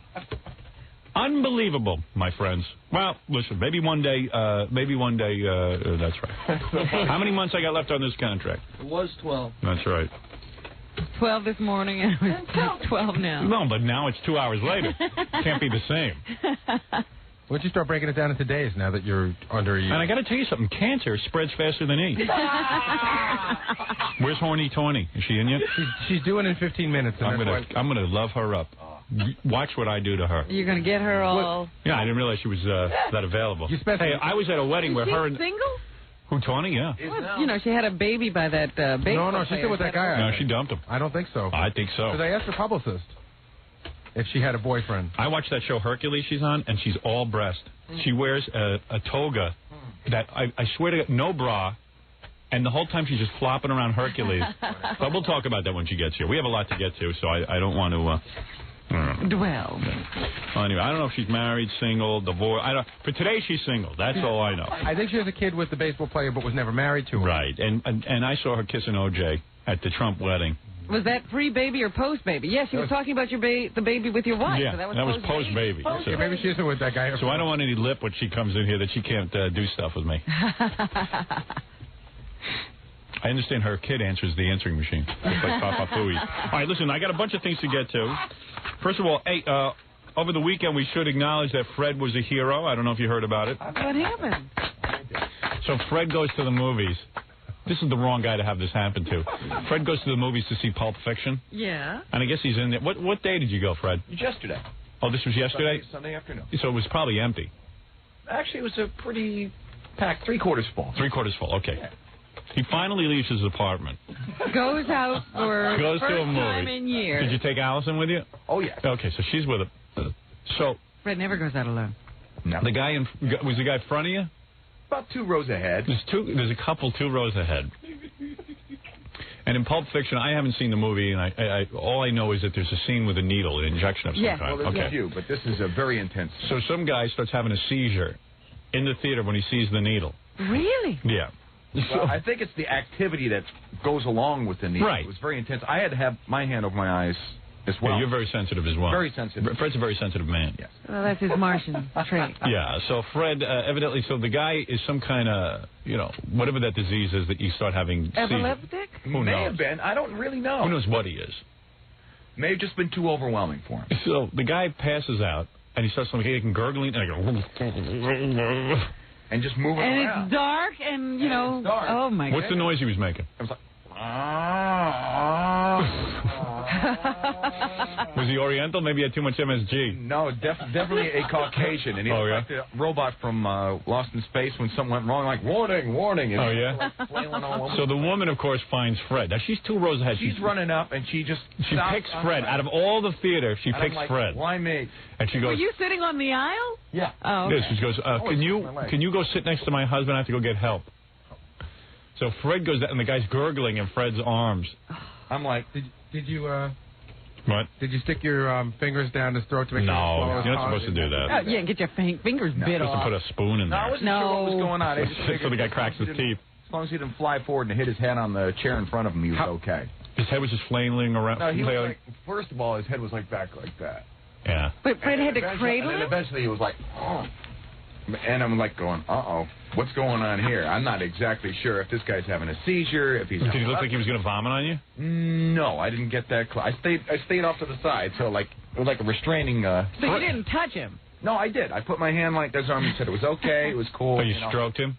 Well, yeah. Yeah. How long were you? How long were you alone with Over him? 2 minutes. About 2 minutes, and then she came That's a back. long 2. Yeah. And then she came back with some guy who was acting like a doctor. That would have been a good candid camera. Just think Fred's sitting there with the guy for the whole movie. You know what would have been really funny? If she had come back with popcorn. Yeah. That would have been like, hey, I was just goofing. I needed someone to make sure my seat wasn't taken. So did they sue you yet for helping them? Not yet. All right. Not yet. They didn't know who I was. Don't give any names. Yeah, don't tell them it was you. Wow. Fred's a good Samaritan. He also held the popcorn for the couple next to him when he got back in the seat. Fred, good Samaritan, movie Samaritan. Very nice work, Fred. Thank there you. you go. Thank you. I would have been like, I'm not holding his head. Oh, man. I would have flipped out. I would have started yelling at my wife. I would have said, we haven't been to a movie in 3 years, and now I go to a movie and I'm holding some guy's head? Why did she skip over the first person and the next? The next? Well, you know what it was? It was a couple in front of us, but the movie was too intense for the woman sitting in front, so she left and left her husband. So he was like 2 seats in, so I was the easiest mark. I guess. Whatever. After the show today, we have to watch Billy's tape. Everyone pile into my office. Billy has a tape of Peter Jennings. You know those satellite things? Did you tape it yourself? No, some satellite nut that I know. You know, there are guys who just tape stuff off satellites all the time. If you have a satellite, you can watch Peter Jennings during the commercials, That's my favorite thing about satellite. So Jennings is, I guess, He's on location in Tokyo. Oh, is he? And they have the trumpet fanfare, Yeah. ABC World News Tonight. Now let's join Peter Jennings live on location in Tokyo, and he's trying to get his, his, his act together. Yeah, so like, you know, in other words, it's during the commercial. And he's trying to get his act together, so he starts blowing his nose, and a big schnot. He hucks up a big lunger, Yeah. spits it out, but he's standing there very elegantly Right. in a trench coat, and he sort of looks like Julio Iglesias, like a sleepy Julio Iglesias now. Yeah. And he hucks up a big lunger and spits it. And then he's got some more plumbing to take care of, so he starts blowing his nose into his hand. No kidding. No handkerchief or No, tissue? it's like they call it the farmer's handkerchief. And they blow. He's in front of all these camera guys. $300 pair of gloves on. And he's blowing his nose into his gloves, and that doesn't do the trick. So he takes off the glove and he's like holding one nostril with his index finger, and and it's not going anywhere. Does it blow out of his nose? Snot is like hanging like a long string. Couldn't he just pull it out of his nose with his hand? It wouldn't. It was endless, and it was expanding as it. Like, why would you do that on camera? He didn't know. He didn't know that he was being. Hey, screw it. Let's go play some commercials and go watch it next break.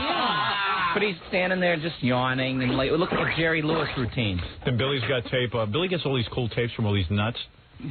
He's got cool tape of William Shatner was recording. He was in a recording studio recording something for this new CD-ROM he's putting out or something. Yeah. And he's yelling at the producer of it. A la Casey Kasem? Yeah. It's like the guy starts telling him what to do. And what does William Shatner say? It's a line reading for CD-ROM, and the guy says, Bill, maybe the line should be a little more jovial. And he's like, don't tell me what to do. It sickens me. Oh, I gotta hear that. Yeah. It sickens me. It sickens me. Like he's berating the producer. Hellish session.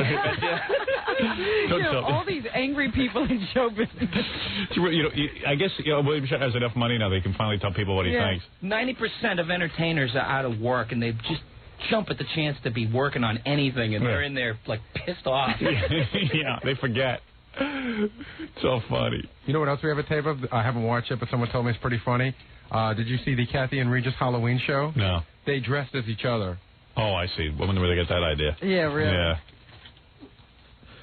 I might have seen that, actually. Someone, I think, showed that to me. I did see pictures of it. I didn't see the actual tape. Kathy Lee dressed as a man. And they stayed in character the entire show.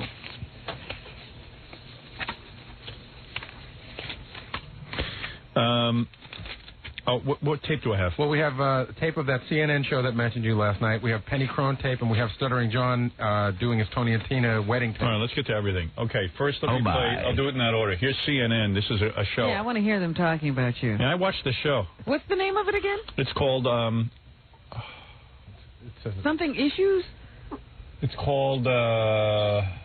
it's a really stupid title, the show. It's called Reliable Sources. Okay. It's with Bernard Kalb or something. It's like the McLaughlin Group.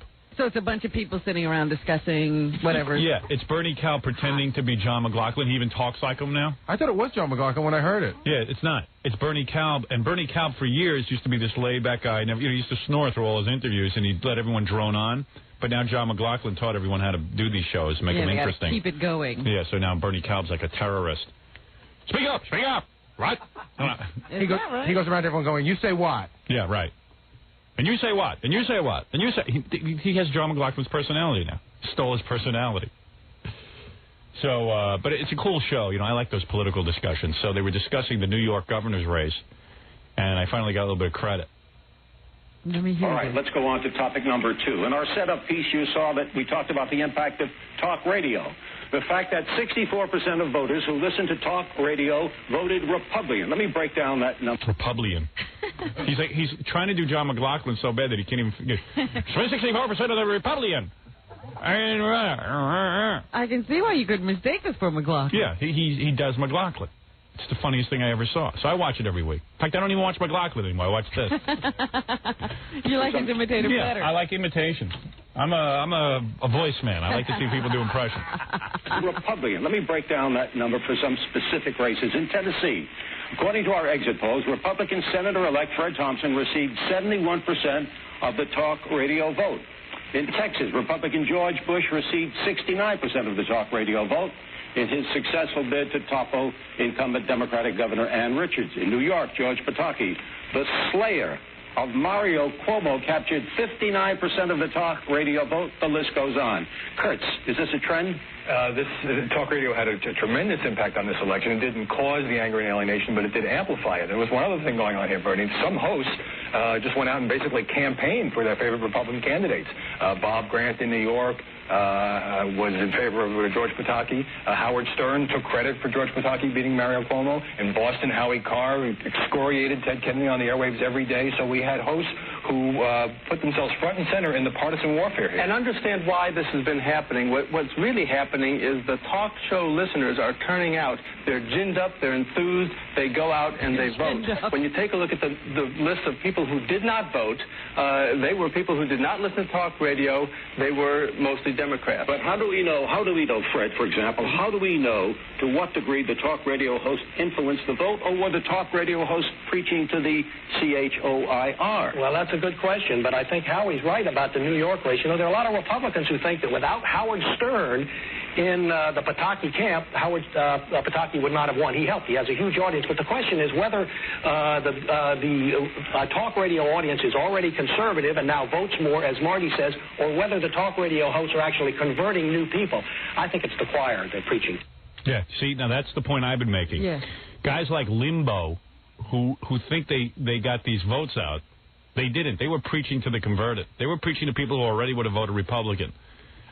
Which is evidenced here in New York because Limbaugh and Grant were busy hawking for Pataki for a long time, and he was 20 points below up until 2 weeks before the election. Well, no, it's even more dramatic than that, Howard. Yeah. He was ahead in the polls, and they were talking him up every day, and he dropped 20 points. So then the only difference between what happened Election Day and 2 weeks earlier was that we went out and endorsed Pataki and did it quite vigorously. So I think the show does take full credit, quite frankly. Also, I don't know. It's a whole weird thing with all this big Republican win. I see this guy, Newt Gingrich, running around now. I never heard of this guy before. I know he's from Georgia. Well, he's been a Republican comer for a long time. I know they've been touting him. He's been a keynote speaker at their conventions a couple of years in a row. He's supposed to be some big political star. He was on every talk show. You would think he's the president now. In other words, the president, now they're saying the president has no more power. The president might as well resign. He can leave the country because Newt Gingrich. Because according to what they're saying on these shows, Newt Gingrich is now the president. He is even more powerful than the president. He is either the president or Bob Dole is the president. Right. But they're saying now it's Newt Gingrich. And from what I can understand is that these guys are seeing this as some sort of agenda now that they have, which is fine. But now I'm going to watch these Republican guys very carefully. I'm going to see if they really come through. They promised a couple of things in that 300 signature thing. They promised that they were going to cut their staffs by a third. I want to see if they really do it. And if they don't do it, I want to see if that fat pumpkinhead Limbaugh says anything. Because he's a Republican lackey. That's what I've contended all along. That his ratings would disappear if I was on against him, and I'll tell you why. Because he does the same show every day. It's a 4-hour infomercial for the Republicans. He doesn't go... You go after a Republican if he doesn't make good on his promise. Don't be so one-sided. It's a dull thing. And why are you teaching him how to do radio? Who cares? The thing is, I got to teach everyone how to do it. The thing is that if these guys don't cut their staffs by a third, if they don't cut the budget the way they say they were going to do it, if they don't do all of these things, you'll know they're as phony as the Democrats. Now they're saying the president is as ineffectual as our own general manager, Tom Chiusano. That's embarrassing. Which is embarrassing, but also, I mean, listen, Bush was a president while there was a democratically controlled Congress. And he got nothing done. Exactly. So I don't know. They're already saying that like Clinton's definitely out in I don't believe election. that. I don't think that this was an anti-Clinton vote. I don't. I think it was a buying into a change. Any change that could be made should be made. It wasn't necessarily Clinton was the focus. It's people want change. They want to see. Republicans have been screaming, if you put us in power, we could change. We could change. So here it is. Make a change. Now you got a chance. Do it. I'm all for it. And I'll tell you another thing. All of these Republicans who just won will lose if this Newt Gingrich gets into this abortion issue like he wants to. He wants to see it that no one can get an abortion anymore. If he follows that agenda, if that abortion becomes an issue, I guarantee you every Republican will be voted out of office. People want abortions. Even religion. The Pope wants abortions. He can't say it. He can't tell you that, but he wants it. You think we want more unwanted children running around? For God's sake. Abortion's the greatest thing that ever happened. Best medical procedure ever. Nothing better. If they came up with a cure for cancer, I'd say, as long as we have abortion, I'm all for it. Right? Exactly. Didn't I hear on the radio on Friday that Newt Gingrich is already under investigation for something? Yes. It's a stupid thing, actually. It's just now they're looking at him. Yeah, they look at everyone. Everybody gets looked at as soon as they step up to the plate. It's dangerous. Newt Gingrich. Newt. That's a salamander. A newt. I have Newt and Toe a Frog. Don't they put his eyes in right. Witch's Brew? We got to take a break. We have more tapes. Tawny's going to be here soon. She should be here. Hope she's wearing something good. She might even be here now. I'm going to go look. All right. We'll take a break, and we'll be back right after this. We'll be right back with the nominee for the talk show series Cable Ace Award, Howard Stern. You're listening to the Howard Stern Show. Once again, Howard Stern. Ooh, that's sexy music. Maybe I'll dance with Tawny to it. Yeah. All right, so Tawny says she can't talk about the O.J. case, but... She said it once again? Yeah, she keeps saying it. Is she a witness or something? Well, she's kind of... There's something going on between her and O.J., but... Yeah, but I just wonder if she's a witness. I think she was there the night of the murder, actually. She saw who did it, but she can't really say. Where's Tawny? There you... Oh, wait, don't sit down yet. You are so fine. Who's that, your publicist? No, it's my girlfriend, Mika. Oh, Mika. That's a little friend of yours? God, you look great. Hi. Tawny. Tawny. I love that name, Tawny. You could say that all day, couldn't you? I wonder if that's your real name. No, I gave it to myself when I was like 12. You did? Yeah, I did. Tawny. At 12 you gave yourself that name. I know. It was just... Take your blouse off, will you? Hi, Ron. Good morning. You look beautiful. You're so sexy. So I haven't seen you in so long because I thought... What's that show you do on ABC? Not the Hercules show. What's the other show you do? America's Funniest People. Are you still doing that? Do you smell good? Oh, thank you. What are you wearing?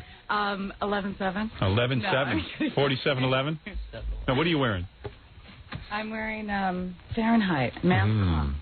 Fahrenheit? Yeah. Wait. Can you really smell it? Yeah. Oh, good. Do you like men's cologne? I love men's cologne. You are so cute. You didn't ask me how I got it on.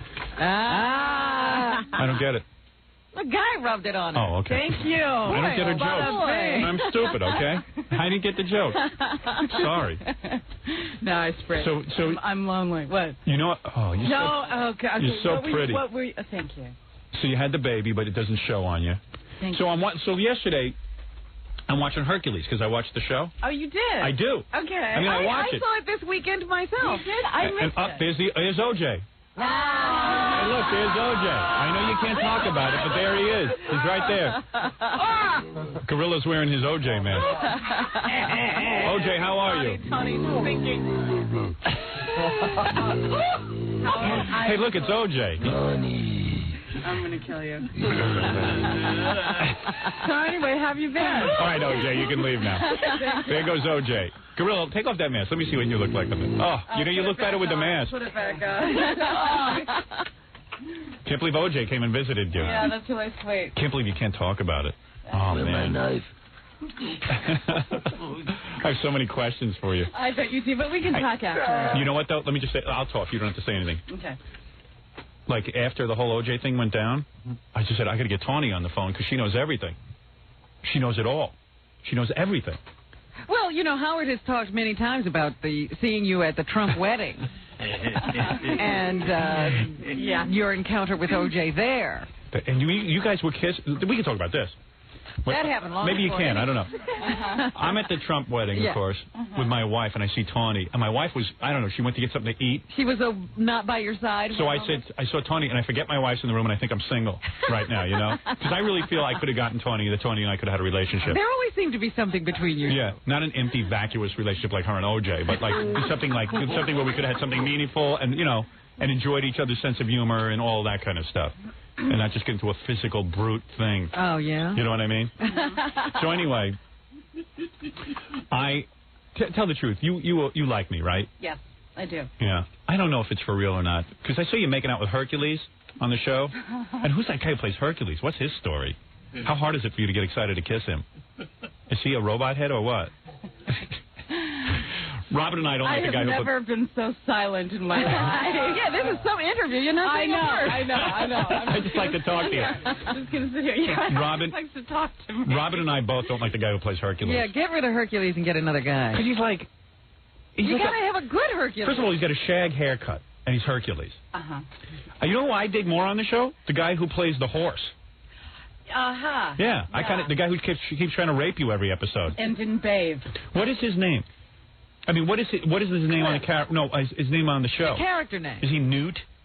You guys got to watch this. It's on Saturday. Wait, I can't even tell you when it's on because I laid in bed and watched it all week, and I'm like, Tawny's in a little like toga robe. And it's all breasts. All her breasts have to be bound. Gilly's wife must have just gone to the beauty parlor. Yeah, because she's always done up. Yeah, she got like Tawny Kitane's hair. And, you know, like it's this happening outfit. What is that, a toga? Come and kiss me. Like you kissed OJ that night at the Trump wedding. Wait a second. Just a nice hello kiss. Your hair looks cute. Oh, thanks. And your body looks really cute, too. Thank you very much. How do you whip yourself back into shape after you give birth? Oh, God. It took a long time. And you're not with any guys, are you? I mean, you're not... Did you dump that guy who you had the baby with?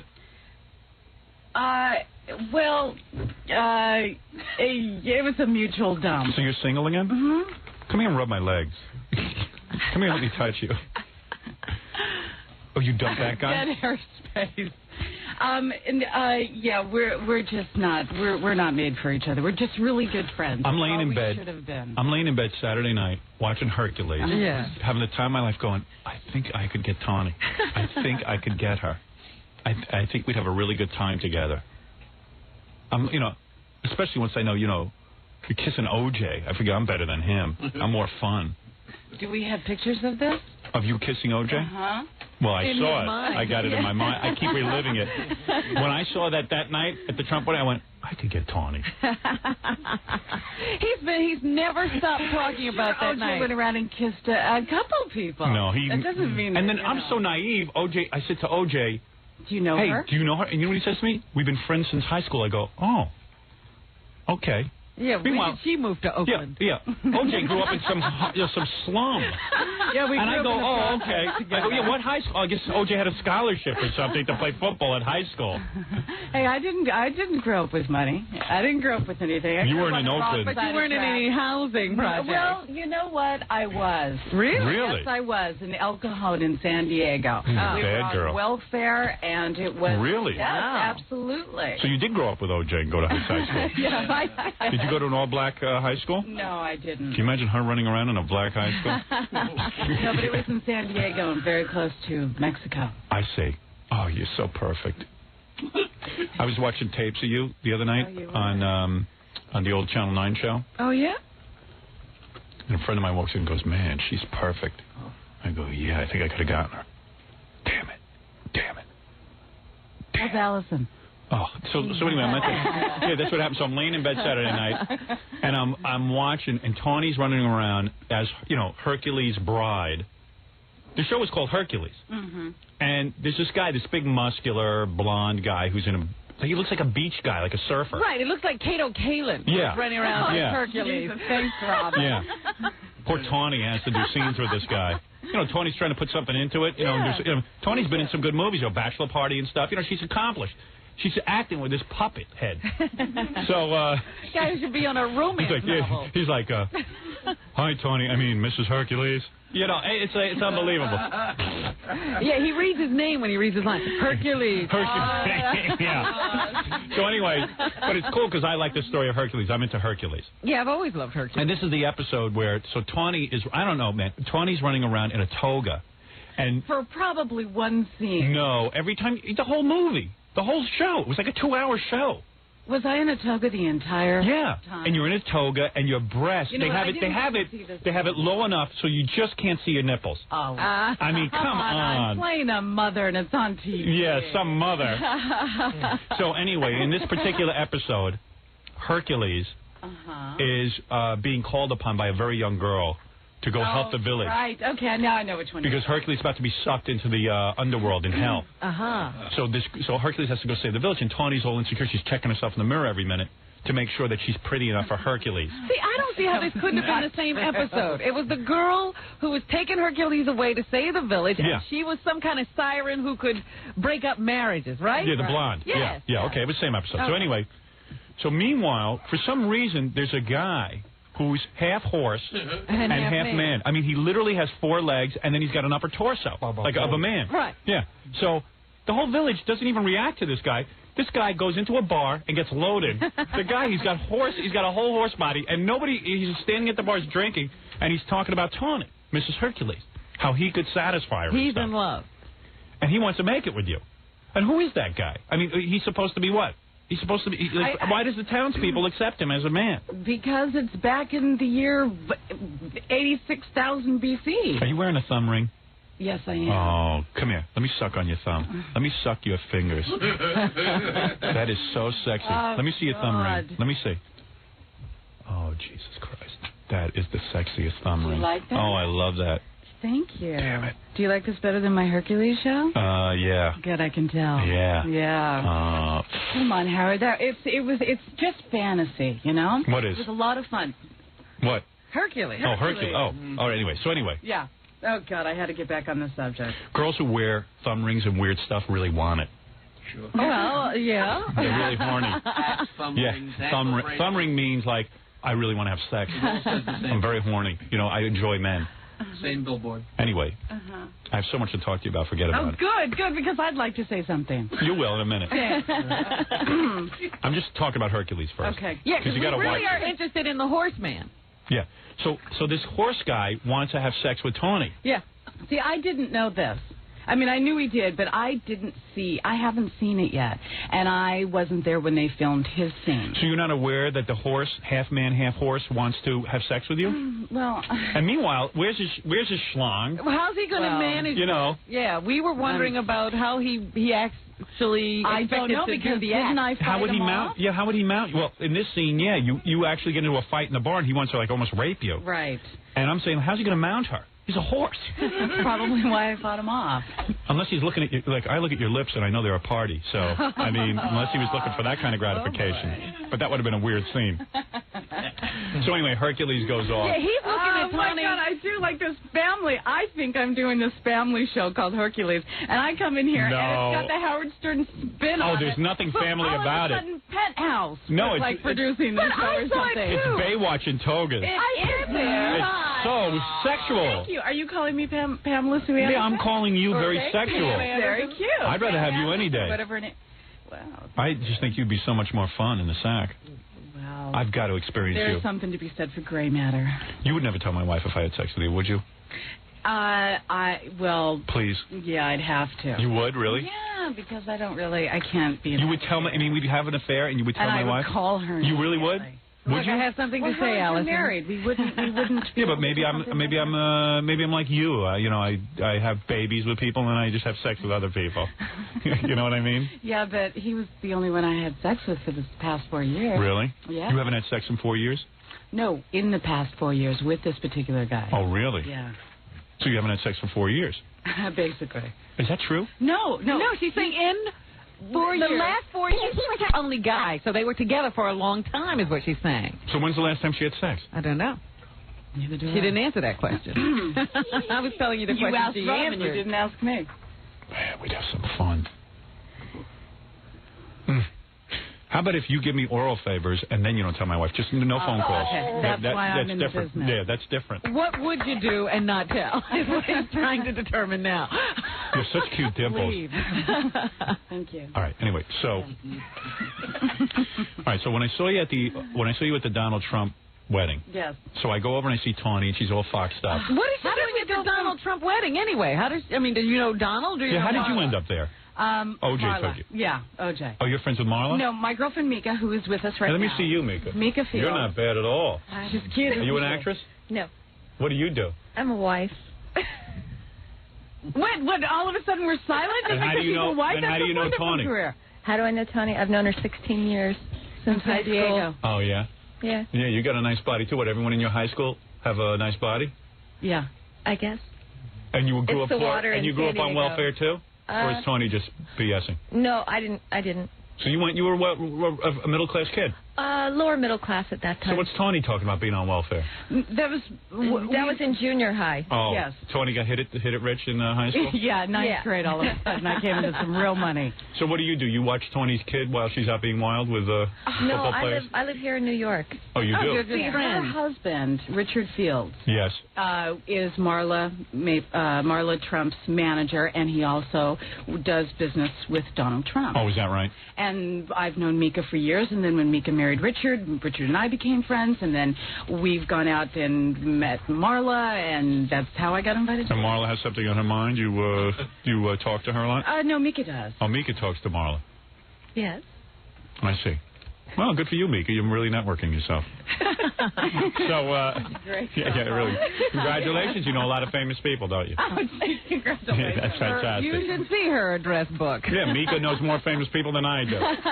But Tawny really gets around. Tawny's like really into networking. Yeah, I guess You know what? I am not. Can I tell you You what know a lot of my famous week people. does? Well, I've been in this business for a long time, and I work. So that is the repercussion. And don't forget, Tawny was married to the guy from Whitesnake, whatever his name was. I was. David Coverdale. Coverdale. Yes. Yeah. Coverdale.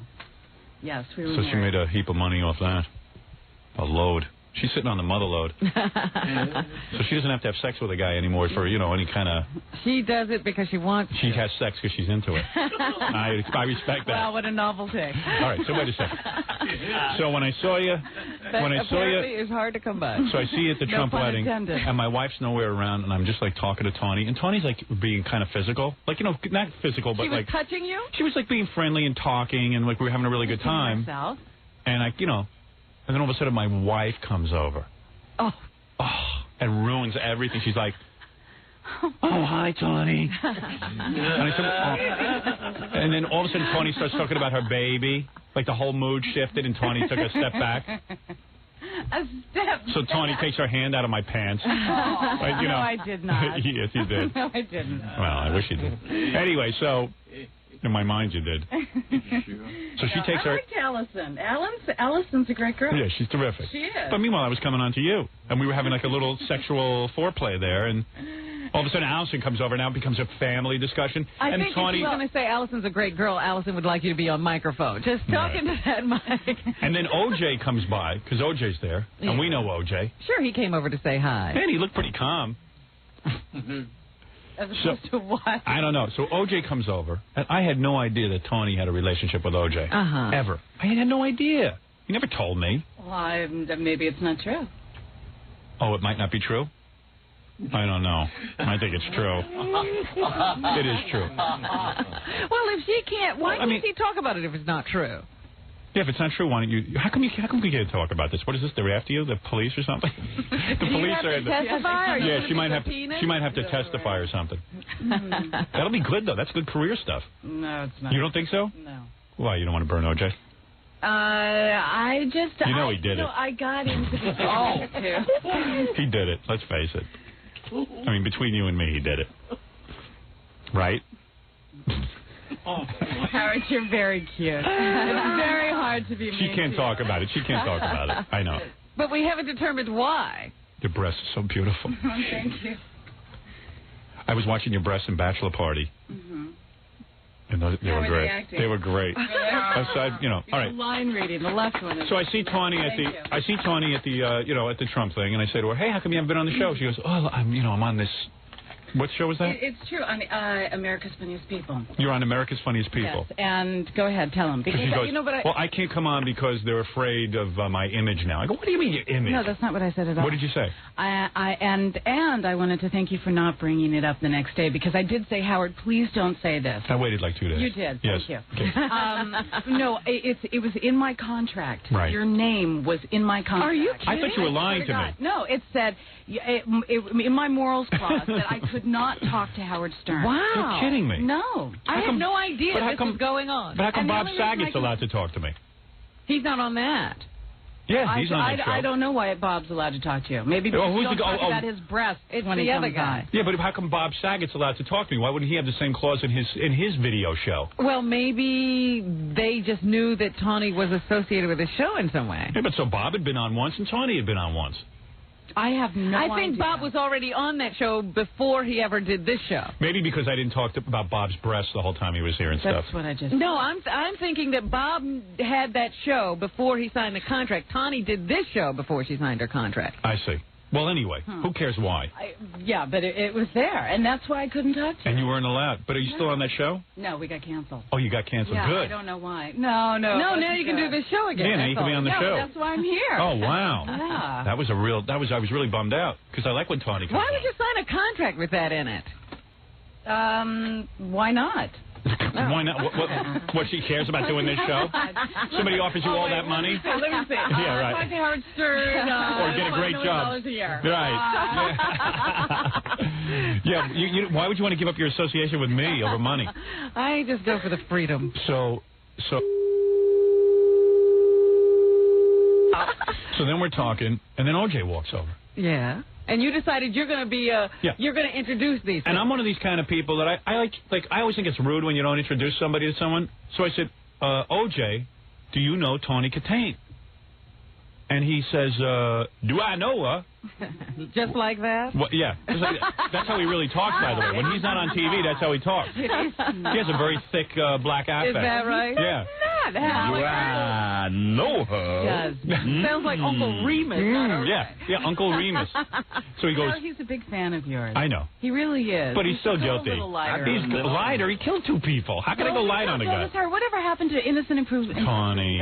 Who do you think did it? Who do you think did it? I am not. What is Blood doing in the van? Howard, I'm not here to talk about that. Why was he running out with $8,000 in his... Oh, come on. You can't possibly... Come here and sit on my lap and I'll cradle you. Let me do stuff to you. Who cares? Innocent until proven guilty apparently is only in the court. I guess so. If I had you for a girlfriend, you think I'd care about Nicole and Ron Goldman? I would just worship you. I'd be sucking on your feet, for Christ's sake. Be tonguing your feet. Maybe it's not true, Howard. Oh. So that's true, too. Yeah. Do you know AC? All right, raise your right hand. I'm going to swear you in.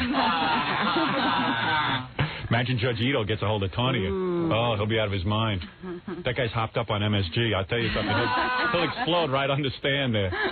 Oh, look at you. Oh, Tawny Katane. Oh, this is a good case. Oh, I like that. I like your nice chesty. I'm glad I don't have a show right now.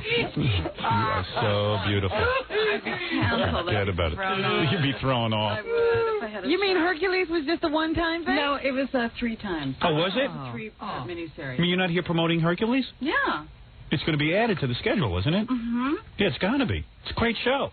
Sure, Tawny runs Hercules. You know what? I just happen to be doing Hercules, but that is not why I'm here. Oh, why are you here? I'm here to... finally, my contract... Just to say hi. Oh, I thought you were promoting Hercules. No, I mean, if a couple...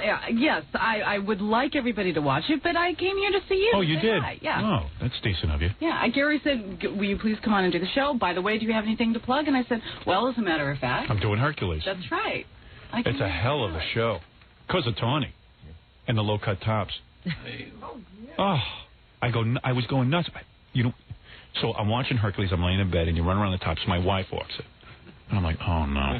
So I'm just gonna change the channel. Oh yeah, some family show with a top like that, with the breasts. I mean, the breasts so exposed. That's like a woman in lingerie running around. Did they really dress like that during those times? Not at all. She's like, oh, Hercules. It was Hercules' wife, Tawny Katane. Yeah. And, oh, Hercules. Oh, don't leave me. And meanwhile, it's a guy, a rapist who's a horse. I mean, so think about the imagery there. There's a guy who wants to rape Tawny, and he's got the genitals of a horse. Talk about a mixed marriage. Yeah, I mean, I'm sitting there watching this. I'm seeing everything. You're thinking that's a family show? Yes. You're kidding. No, I'm not kidding. That show should be on 11:30 at night. You think so? Absolutely. It's an R-rated show. That's R-rated. It is not. Are you out of your mind? Your breasts. Are you out of your mind? You are so sexual that you're wearing a little tiny skirt with a loose-fitting top that looks like it's going to fall off you any second. You know what? Were you watching the whole thing? Are you wearing a bra in that outfit? No. You know you're not. Yes. All right. This you can testify. It has nothing to do with okay, OJ. Finally. Are you wearing a bra under your toga? Well, I wasn't. I mean, I wore different outfits, so I don't know what scene. The answer is no. I'm talking about. I absolutely unequivocally was wearing a bra. The scene where you're with Hercules. No, not with a horse. Oh, with a Hercules? Yeah. Which one? You're standing with Hercules. Right. And Hercules is saying to you. Hercules is saying that he has to leave you to go fight the demons. You know what? I don't even remember that. Oh, so you're pleading the fifth. No, I'm not pleading the fifth. You're not going to do well on the stand. Oh, good. Are we having our first fight? No. But what do? Do they put Band-Aids on your breast? Why would they do that? Big enough. In the you are something. You are so ready. I am. I'm wearing my thumb ring, for God's sake. You're wearing a bra today, but are you wearing panties under your extremely tight jeans? Yes, I am. You are? Yes, but... Thong? yes, because it's underwear. I'd love to make love to you in those. You wouldn't even have to remove them. In them? Yeah. I just move them to the side. Magic 8 Ball, will I get Tawny tonight? My answer is definitely yes. Oh, God. The tabloids will jump on that one. I'm putting together a TV show where we play Adam and Eve. And you'll be Eve and I'll be Adam. You have to wear that same toga. No. Weren't they naked until she did the it's apple? the family show I'm writing. The family show. You should be almost naked. Oh, please. Let me ask you this. What time was that show on Saturday afternoon? 8 o'clock at night. 1 o'clock in the afternoon. Was it 1 o'clock in the afternoon? I saw it late. You mean I was laying in bed at 1 o'clock in the afternoon? No, I thought it was 8 o'clock. I heard it was also on at 1 o'clock in the afternoon. No, it was 8 o'clock at night. So I'm laying there and I'm watching it, and you're in the toga and you're running around. Toga. And I'm going, oh, I could get her. So my wife walks in. She goes, oh, what's this? She's always angry at the TV. Always angry at the TV. It's like Tawny's running around. And what's this? She's always angry at every show. I'm like, I'm watching a show. I'm relaxing. Why would you be angry? She's just angry that that it's a Saturday night and I'm in bed watching Hercules by myself. And she's like, doesn't have, there's no romance, there's no excitement. You didn't in her come life. to find her. Been married 20 years to the same woman. Well, what am I going to do? I'm going to take her to a movie? Oh. I'm going to lay in bed and watch Tawny run around braless. That's what I want to do. So I'm laying there relaxing, and she's like, why don't we go out? What about dinner? What about... And she's angry. I go, you know what? I'm really exhausted. I want to lay in bed and watch this show. It's a very good show. It's my kind of... She goes, this is the stupidest show. I go, it's not stupid. It's about Hercules, and I'm a big Hercules fan. So then she sees Tawny on the street. She goes, oh, isn't that... I go, yeah, that's Tawny Katane. Oh. Man, she looks all right. Oh. Yeah, right. I said, she looks a little more than all right, and I could have gotten her. And then she leaves the room. I see. I go, no, then she sits down on the bed, she starts watching, I go, this is no fun. I don't want to watch Hercules with Tawny. Now you don't even want to see Hercules. I don't want to see Hercules. So I start changing the channel because I don't want her to think like I'm a horny guy and I'm watching you. Right. So then she gets bored and she starts to leave, and then I switch back to Hercules, and then I get my tissues and I relax. That's why you didn't see Hercules kill the horse. Yeah, I must have missed that part.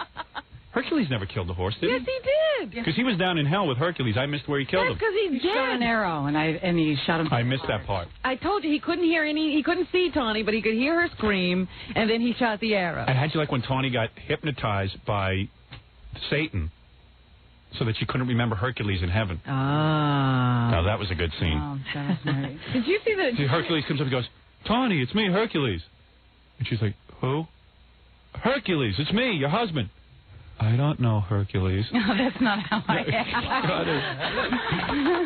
am. She goes, well, I'm doing a reenactment. So I go, and she's sitting there in the same toga and looking really fine. That was a toga. Yeah. That was toga. cute. That was most definitely. And she's in heaven, and heaven is just filled with good-looking girls. With short skirts. Yeah, there were no guys. Did you? That vision of heaven was unbelievable. Isn't that heaven to you? Yeah, it was all women and Hercules. Hypnotized in a toga. Yeah, hypnotized in a toga. What a perfect world. Howard, did you see it last week? That was the first time I seen it. I didn't know it was on the week before. The week before was my favorite. Your hair is perfect. Who cuts your hair? Are those extensions or? No, this is. No. Gorgeous. This is how I wake up in the morning. What are you sleeping? Let's find out about Tawny Katane. Oh, okay. We're going to talk to me now? Yeah. What are you sleeping? You need me to pay attention to you every minute, don't you? I you are so bad. Well, okay. Don't get bad, because I have to spank you. Oh, good. You ever been spanked? No. Has a guy ever turned you over his knee and spanked you? No. So you felt so much pleasure and pain at the same time? No. Have you ever been tied up? OJ ever tie you up? Did you ever been tied up? You've been tied up. Who tied you up, David Coverdale? Of course. He's a pussy. You don't know what to do with him once he's tied up. Boy, I I'm sure glad you said that, Howard. OJ ever smack you? Oh. No.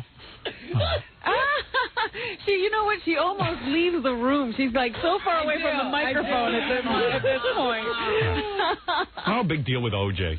So you had a fling. Who cares? We don't know. I don't know. You better tell me something. Yes. I don't care. You did have a fling? No, I said, yes, I will tell you something. Okay, tell me something. Come here. Get close to the microphone. Come on, don't be mad at me. All right, fine. Are you mad at me? No, I'm not mad at you. You're having fun, right? Yeah, I'm having fun. I can handle myself. You can? Yeah, if I couldn't, I wouldn't have been here. Have you ever been tied up? I'm like squirming in my chair. Have you ever been tied up sexually? You know what? I'm thinking. In other words, has a man ever been with you? Mm-hmm. And you're fully dressed. You mean you've had so many experiences tying you up wouldn't stand out? No, it's just been so long since I've had. No, you've been tied up. You know what? I don't really. Listen. It's not anything. Can I tell you what I would do? Interests me. You know what I would do? What? Let me tell you. Let's see if this interests you. Okay. Let me explain what a night with Howard Stern is like. Okay. Okay. All right. First, he watches some television. All right. I lay in bed and watch TV. Beg for him to take me. And I tell you to go downstairs and be with the kids. Right. All right. That's your night with Howard Stern. Could I have kids? Can I tell you what? Yeah, I like kids as long as they're out of the room. You have a picture? I don't want to see the picture of your baby. It's going to ruin it. Get close. If you're going to tell me something, get on that microphone. I was just going to say, I like hearing little babies on answering machines. Yeah, well, that's absurd. No, it's not. If you like it, I like it. Okay, good. All right, here we go. Here's the night. All right. We go out on a date, and you're all foxed up. You're wearing, like, heels. You're looking like in the Whitesnake video. You know what I mean? You got the little, tiny, tawny dress on where you're crawling all over the Jaguar dress, okay? Because you want to please me. And you know that's what I like. And for this night, you're not wearing panties because I've instructed you not to. So you're wearing a bra because your breasts are very full and you're like a little embarrassed to go out in public with me because when you get excited, you don't want everyone to know. So I allow you to wear a bra but no panties because we're having a special S&M night kind of thing. All right, so I get to be boss. So we go out to dinner. Can I get some water? Wait. So we go out to dinner. Can I get some water? No, you don't need water. No, I need water. No, your master says no.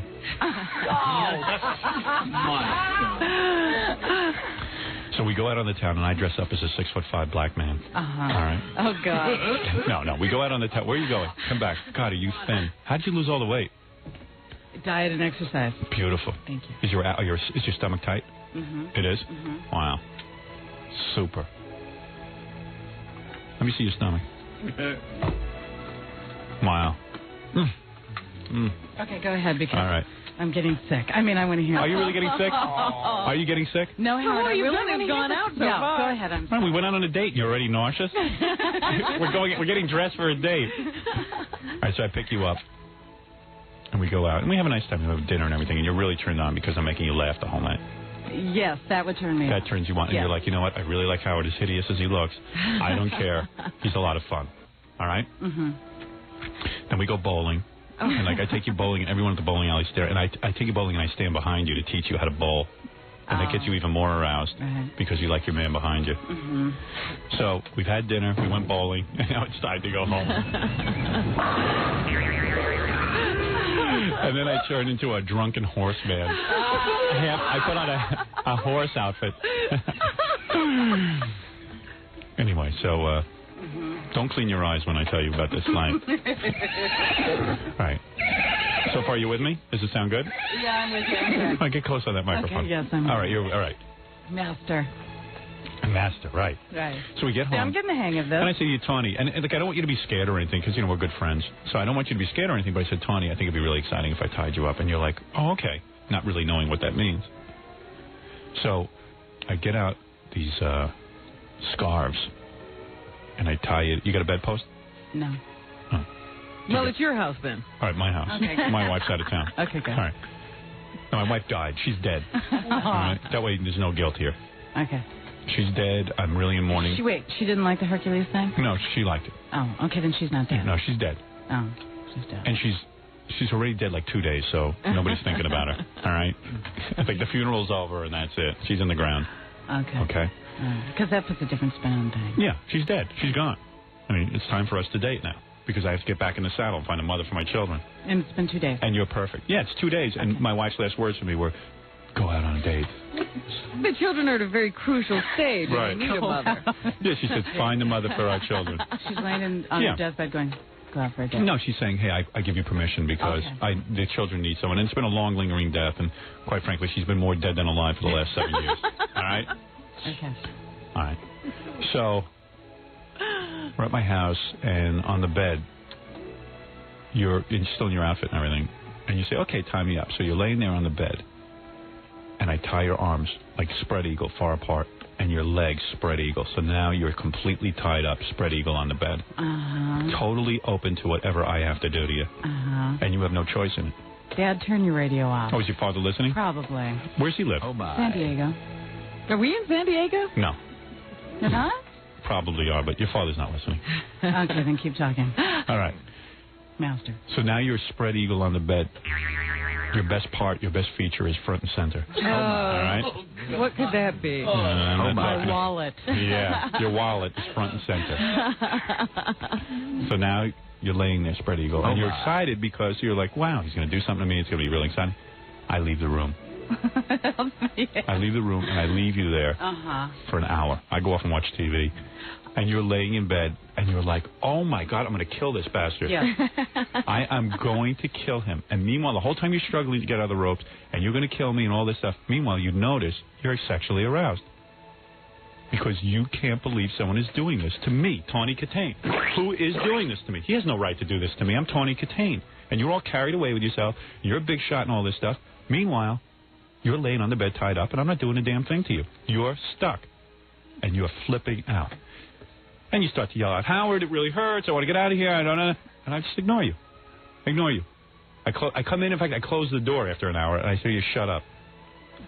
Now you're out of your mind. You're pissed off. You never want to see me again. You just want out of the ropes, but yet you're sexually excited. This does not sound like any fun whatsoever. Oh, come on. Sounded like more fun. Yeah. Oh, come on. That does not sound like any fun. All right, hold on. Hold on. The fun is just about to happen because now you're completely worked up.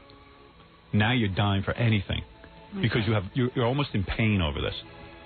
Sexual pain. You know what? It hurts so bad. Okay. So I walk in the room, and now, first of all, I walk in the room naked. I walk in the room naked, which drives you out of your mind because I've been working out. And I'm just 140 pounds of rip muscle. 6'5", 140 pounds of rip muscle. And you're out of your mind now because you really want me. You say, hey, Howard, come on, let's do it. I'm achy. This was funny, but now I'm achy. And I'm holding a feather. And you're like, what the hell? And a scissor. A scissor? A scissor and a feather. Ooh. And you're like, what the hell is this a-hole doing? Don't forget you're in your dress. No stockings, no panties. Your high heels are still on, and you're in a dress, and you have your bra. Oh, good. I take the scissor, and I cut your dress off you. Now, don't tell me that isn't turning you on. Now all you have on is your bra. No. Exactly. Now you're out of your mind because you're laying there in your bra. Yes, but you could have done that an hour ago. No. This is just one night of fun. This isn't going to happen every night. Some nights I'm going to have you 5 or 6 times, but this is just one night. Okay, well now it's a little more exciting. Right. I take the feather and I start to run it up your legs, and now you're burning with desire because you know what's going to happen next. Because you know where you have to be satisfied. I don't even go near there. That makes you crazy. Now you're going out of your mind. Now I take the scissor and I cut the bra off you. Now you're naked. Now all of your charms are exposed to me.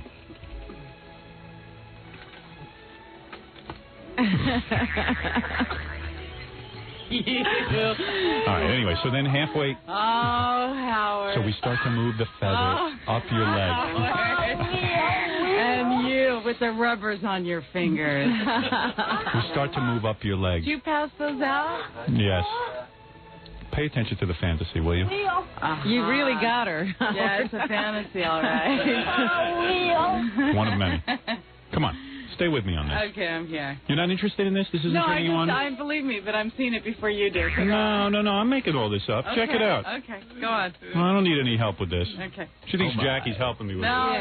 No, I think I've thought this one pretty well through. Okay, so where are we? We're at the bra has just been cut off. The bra has just been cut off. So now your bra's off. You're laying there naked. You're spread eagle. The ropes are... Oops. Tawny. Oh. Tawny passes wind. Here we go. Oh, my God. Oh.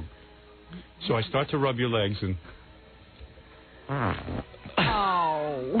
And you pass wind. Well, what did and you it have ruins for everything. dinner? What did you eat for dinner? Well, I took her out for Mexican. And I start to whisper words and you go, oh, Tawny. I wish Oh, I still Tawny. had that show. Yes, that clause was a good clause, wasn't it? Yeah, and I was upset at them for not letting me talk to Howard. You blow a hole into the bed. Oh. She starts to fly. You fly off the bed.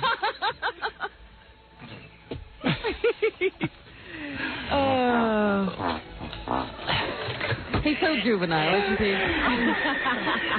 Does OJ fart in bed? Oh, please. Tell the truth. All right. So, come here and kiss me. Show me how to do a love scene. Pretend I'm Hercules. All right. Well, obviously. Well, why aren't you auditioning her for your movie? Would you like to be in my movie? What movie is that? My book was bought. Mm-hmm. They're making a motion picture out of my movie, out of my book. Do I get to play your private part? Would you be my wife in the movie? It's better than acting with that wooden puppet Hercules. At least I'll give you Are some you fun. going to play you? Yeah, I play a character called Jercules. You don't think that could work? No, I think it's very apropos. No. I don't know. I sense a coldness here today. Is that true? No, well, you come... My movie is bad. Your movie is bad. Hercules? I have nothing to say. You think Hercules is bad? No, do you think it's No. bad? Did you... We enjoyed it. What are you talking about? I just described it for 2 hours. You're going to tell me I was as bad? Stop talking about it. We've been talking about it all morning, as a matter of fact. I couldn't talk about How could you whether take I that as not a compliment? That I sat and watched your movie for 2 hours? Well, it didn't sound like you liked it. Oh, you're insane. We said we didn't like Hercules, but even then, we stuck with it. I watched because of you. I take that back. But I can't. But the other thing, I didn't. You came in and you hit me with that. With what, OJ? Yeah, and so I've just been sitting here waiting for you to ask me something. Yeah, but I want everything I want to... You going to cry? No. Oh, okay. Boy. Don't cry. So it's not. I'm in a fine mood. She thinks I didn't like Hercules? Well, I just didn't. Did I come off like that? No. Well, did it? I'm sitting there watching for 2 hours on a Saturday night. How could I Mika, not? let me ask Mika. Mika, did you think I didn't like Hercules? It only sounded like you liked the breast part of it. Yes. Oh, is that it? Yeah. Oh, I'm attracted to you. What am I supposed to do? Well, Not stare at you? You're wearing an outfit where you're very exposed. I had a look. Thank you. But it was cute. It's a Listen, there's a lot of girls on TV with their breasts exposed. I don't watch. I'm watching you. It's your breasts. Do I have to be attracted to Hercules, too, in order to give this a positive rating? His breasts? Yeah, Hercules is gorgeous, okay? Jesus Christ. There's no pleasing you. What are you working on now? What are you doing these days? What am I doing? I'll ask you some questions. What, are you taking care of your kid all day? Yeah, I am. I am. And you're not dating? I love it. No. And who was that guy you had the I'm kid with? supposed to date. Who'd you have the kid with? A sports figure? A baseball player. A baseball player? Baseball player. Who? Chuck Finley. Who is that? He pitches for the Angels. He's a really nice guy. And what, did you have a baby with him and then you threw him out of the house? No, we've been together for 4 years. We actually... No, I didn't throw him out of the house. Well, what did you broke up with him because you got bored? See, I would just stay with you for like a couple of weeks, and then I would go out before you got sick of me. I know enough that a woman's going to get sick of me eventually. You would wear out your welcome. Yeah. No, we just really just more friends. Right. Why did you decide to have a baby? She wanted to have a baby. Her biological clock was ticking. For a long time. And she's not going to marry some guy. Well, yes, I am. I want to get married. You do? Yes, I do. I loved being married. Really? But also, I think a woman needs to find a man who's going to be there for the child, because I'll be there he's not for the going to kid. necessarily be there for you. I'd like to raise your And he kid. is a great father. Really? Great father. Does he have like a big mustache or something? No. Oh. No, he's gorgeous. Is he? He's Better really looking than me? Good looking. Oh. Well, that would be hard to do. Yeah, that Right. would be hard to. Well, I'm not the kind of guy you have children with. You don't want your kids to look funny like me. So is OJ jealous of Chuck? You better be careful. If he gets out, he's going to come after you. He's going to chop your head off. Tony! Just give me a nod of the head. Is he guilty or what? Tell the truth. What do you think? Exactly. I didn't do anything. Thank you, Robin. I don't see you defending him, so I take that as it. Because I'm... You're not going to comment? I'm not going to comment. How come you can't comment? What's going on? Everyone wants to get a hold of you? Yeah, I'm not saying anything to Because you don't want to say anything that would damage OJ? No, I have nice things to say. I have wonderful things to say. Yeah, she was good friends with him. But he is a good guy. I mean, we met him. He was a lot of fun. We can only say wonderful things about him. He's a great guy. I just don't... I think he just flipped his lid. Here, I'll say it. It's a legal case. There's a legal case, and there's a man sitting behind bars for a crime that either he committed or he didn't. Oh, OJ? Yeah, and it's he committed it. Well, trust me. We don't know. We haven't had the trial. Tawny, so naive. Come here. All right, let me take a break. I might need to cradle Tawny when we get back. Can we do something like touch each other when we get back from commercial? Only if Allison calls up and says it's okay. Oh, forget her. She doesn't care. She knows I'm faithful. Right, Robin? That's what she says. That's right. All right, so forget it. I'll give you a foot massage. Okay. Yeah? You would like one? No. Why? When we get back, I'll give you a foot massage. Why, your feet wet and stinky? I don't think they are. Yes, they are. They are? All right, let me take a break. I got to take a commercial break. Tawny Katane is here. I think we've learned a lot. What? You come back and give us... Have we not learned anything? We learned about your fantasies. Yeah. But you can't talk about OJ. We know that she's not married. And she had a baby. She had a baby. We know she got her body back after the baby. But you asked her a question. What's she working on now? And I never heard an answer. What are you working on now? All right, tell me when you get back. Hold on. You'll tease us. We learned she was poor when she grew up. Yes. She had no bra in some of the scenes in Hercules. And we learned that OJ is guilty. From me, we learned that. A smattering of information. And I had Tawny tied up in bed, and she passed wind in my face. Give him the piece of paper. Give Mika the piece of paper. All right. Friend is the coach. All right. Why don't we take a break? Shaking her head no to everything. What are you, a lawyer? Don't answer that. She's quiet over there. What is Mika doing? She's looking for signals over there. Yeah, she's signaling Tawny. I hate when friends come in. Oh, 1, 2, 3. Yeah, it's my show. All right, let's take a break. We'll be back with Tawny Katane, the star of Hercules, and the other show that was just canceled. It's not on anymore, is it? No, it's not. I got to put you in a movie. You know, you don't have to waste your time on TV. That TV nonsense is nonsense. We're talking films. Oh, she's in my movie. In my movie, we make love. Is that right? Yeah. You haven't even seen the script, but you know. We make love on top of my wife's coffin. Right? My wife has died, and we're at the funeral. And I push her on top of the coffin. Now, that is the most forbidden sex, I would imagine. You think Having sex on your wife's coffin. Imagine everyone's there, my parents, everybody. In the funeral. In the funeral. We're at the funeral. My wife is laying there in the box. She's died. Yeah. She died of cancer. Closed or open? It's an open casket. It's an open casket. She's laying there in her outfit. So, I got her laid out in basic black with a veil on. And then all of a sudden, Tawny's there. She's coming there as a friend. She's saying, I'm really sorry. You see Tawny walking past to view. Right. I start to kiss Tawny. I start to kiss Tawny at the funeral, and she's like, you're out of your mind. What are you doing? Well, my wife's dead. It's time for me to date. And my wife told me to go find all of a sudden, we stumble as we're ripping each other's clothes off. My father's watching. Everyone's watching. We stumble, and now we're on top of Allison's cold body. And we make love right in front of everyone. How's that? That sounds much more exciting. Yeah, you like that? Yeah, it is. They almost bury us all together. We're in there for so long. All right, listen, I got to take a break. When we come back, I'll find out what you're up to. All right? You're obviously working on some project. No, I'm not. All right, we'll be back right after these words. You're not going anywhere. You're listening to The Howard Stern Show. Stay right there. The Eagle. We're back with The Howard Stern Show. Here's Howard. Hey, let's dance to this, Tawny. Hey, how do you dance? Hey, can I dance with you? You know what? I haven't danced in so long. I don't know. It would be a new experience for me to dance. Can I? You want to dance? Well, wait, let me get the appropriate song. Where's that Hammer song? No, I don't know how to dance. You don't really? I haven't been dancing. Well, dirty dance a little. Let's dance. Me and you. Well, show me how you do it. I want to have some physical contact with you. Can I be obvious about it?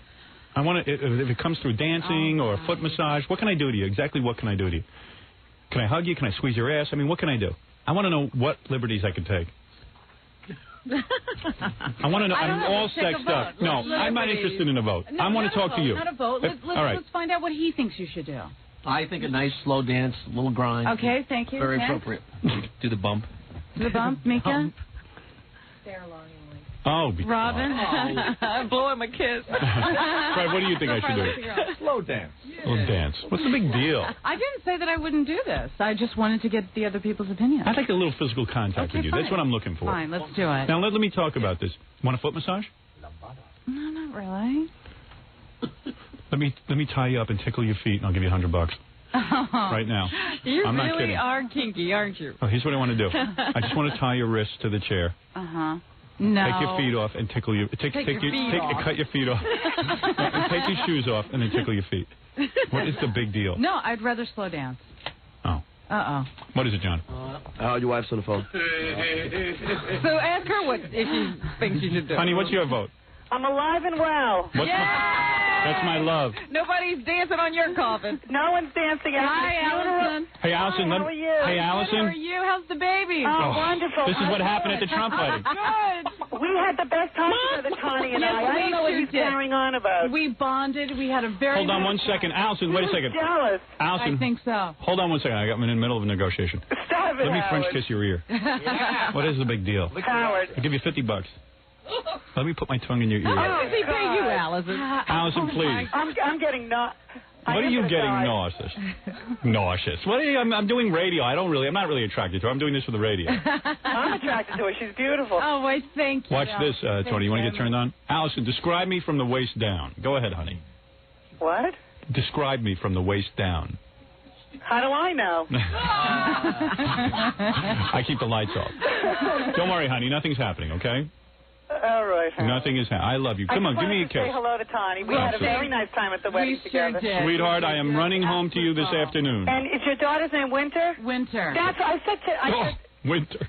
Winter. That is so ridiculous. It's a beautiful name. Winter. It is not. You like Winter? It's my I think favorite it's pretty. time of year. Allison, thank you. As a matter of fact, I brought Winter. a picture. That's so trendy. I mean, that's like so out there. It is not that's trendy. Like, that's out of line. It Winter. is not. Winter. It's my favorite time of year. What's that Winter. guy's name? And I Winter love what? it. Winter, spring, summer, fall. Oh, God. That was up from Howdy Doody, right? Right. Allison, I'm so glad you called. You are a breath of fresh air. You really are. It's All right. stuffy in there, I know. It sure is. All right, thank you, my sweet. Allison, you know I love you. I'm only doing this as a shtick. Yeah, I know, Howard. Thank you very much. I love you very I'm much. alive and well, just so everyone knows. I'll be making love on your coffin. I love you so much. Thank you. All right, Thank you. Thank you. I love you so much. Allison. Bye. Talk to you later. Okay, bye. Bye. Let me take 2 ropes and tie you up, just your wrists, and then take your shoes off and take liberties with your feet. Oh, come on. You'll love it. What are liberties?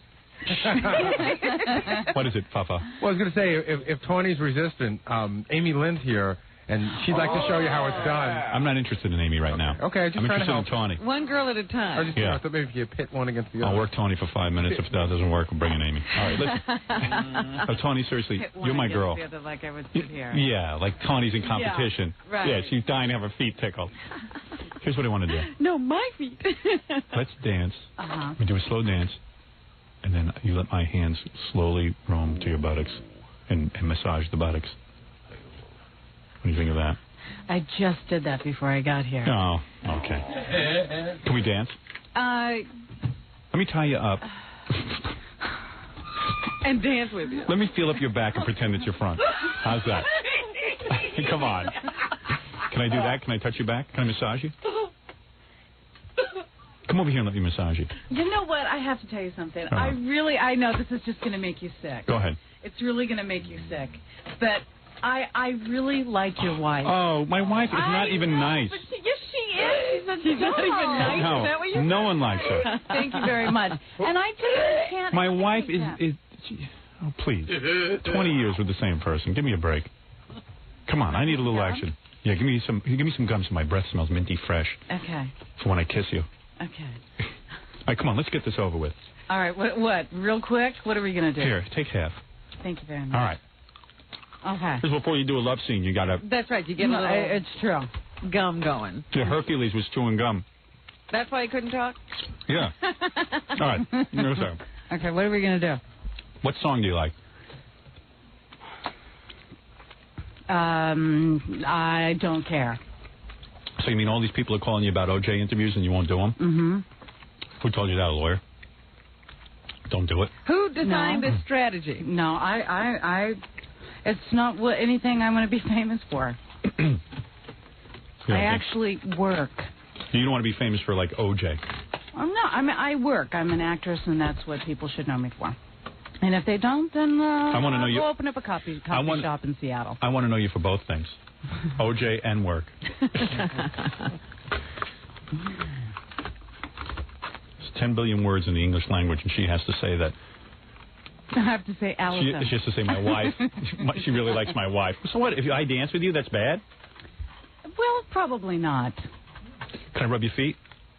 What is this with you and feet? Because it's like it's safe, and then you get into it, and then they get turned on. I got a letter one time from a guy in jail asking me for an 8x10 glossy of my feet. Yeah, can I have that? That was me. I thought you got it. Okay. All right, you ready? Ready to I'm dance? ready. I'm All right, ready. you want to dance to the What Cult? have you got there in the... I love the Cult. Yeah, okay, so that's my favorite group. So why don't we... But I love the old Cult. That's what I have. All right, okay, I do. All right. I love Me the Cult. too. I do. And You listen, know what? I don't like this rock and roll nowadays. No. I like the old. You like the Cult. I knew the that. Cult. I picked the right record. How did you know that? Because I just know you. I know what you like. This is what would But be it's making not love what to. I sit home and listen to. No, but that's what you need to dance to. And plus, you dance so good in the Whitesnake videos and stuff. Now I'll be dancing with you. You pretend I'm like, a rock star, and that's or a jaguar, whatever it is. Ooh. Will you be aggressive or will you be standoffish? Listen, I'm so shy. Dance like with a guy that you really love. Pretend you really love me. And you're alone. Right. Pretend this is a movie, okay? Are you just going to stand there and I'm going to dance around you? No, I am going to move. I am going to dance. I'm a very aggressive dancer. I'm a very aggressive dancer. I enjoy dancing. I'm into dance. I took dance as a young man. He's the Baryshnikov of radio. They call me, you know what Fred calls me? That's very good, Robert. Fred calls me Tinkle Toes. Tinkle Toes? Yeah. Then what are you doing? I'm tinkling on the show. All right, this is not considered foreplay. Dance like you're in love with me. Pretend it's a movie and I'm Hercules and we're dancing together and you're my wife. All right? I probably won't move. No, come on. Dance like a woman who has no money, and I can support you and take your kid to ball games. Oh, well, hell. Hey, there you go, all right? And put on your toga. Say that in the all right, now wait a second. Can you dance to this song with me? Wait. She just needed the right motivation. Exactly. So you think that's cool? Wait, can I see that? Yeah, pick a song she likes. Me too. I picked this one, but... What year was this thing put out? This is one of their best 85? albums. Yeah. Oh, I like the one with the guy's face on the cover. Well, come on. I mean, okay, pick me another song. I've never heard that song before. Here, I'll pick a good one. Okay, you go. You do it. All right. Sanctuary. You know that one? Yes. Okay. Okay, let's try that. Wait, this one. I haven't been on a date dancing in Well, this is long. This is to pretend that we're on a date. That's how I'm justifying it. Okay. This is a date. This is our first date. I take you dancing. And that's where I would take you anyway. 5 morons staring at us. 5 morons. Thank you, Johnny. Isn't that it? Sorry. So this one? Now, come here. 3. Now, come here. My girlfriend Mika's looking at me Hey, going, take your headphones wait a off. second, I'm one of your best friends. Take your I'm headphones a off. moron? Come here. All right, just the guys are morons. Thank you. You're welcome. All right. I can't believe it. Come over here and dance oh, with me. God, I sound like. Hey, come over here. Don't be uptight. You're an actress. You do this for a living. Where's her headphones? We're really gonna dance? Now, come here. You're grinding. We're morons. I have to put this on? Yeah. Otherwise you won't hear the music. Can you help me out with these headphones? They're not going to reach. Where are you? You got a pair that reach? Tony has to hear the music to get into it. Tony smells good. Let me smell you. So getting closer. That doesn't look like smelling. Oh, how it does. Oh, it smells good. Okay, good. I just got goosebumps. Yes. Hey, you're the I perfect did. height for me. How tall are you, Tony? 5'6". That's the perfect height. Is that right? That's the height of your wife. Yeah, but I don't know. She doesn't stand this tall. What are you wearing, boots or Well, something? I've got a little bit of heel on. Oh, that's so sexy. All right, let me see. Now, let me ask you this. Yeah. We're going to dance. Negotiating? No, I'm not. Yeah. We're going to dance. We're going to do this whole sexual kind of like... Dancing, yes. Yeah. You're in a club and you're turned on by And me. then 10 minutes later, I'm going to be shopping at FAO Schwartz for toys for Yeah, my that's kid. right. That's right. You're going to turn it on. You're an actor. You're acting. Okay. All Hold right. on. Maybe I should take off my top. Maybe I should take mine off. Yeah, take off your... Yeah, where's your tank top? I was joking. Take your tank... Get into No, your tank I'm not top. going to take my clothes off. Let me see what you're wearing under there. Let me see. Oh, wear the tank top. Let's act like we're young. No, it's not a tank top. What is it? It's a shirt, and I'm not taking my clothes take off. this off. I already have a job, Howard. Let me undress you. No, thank you.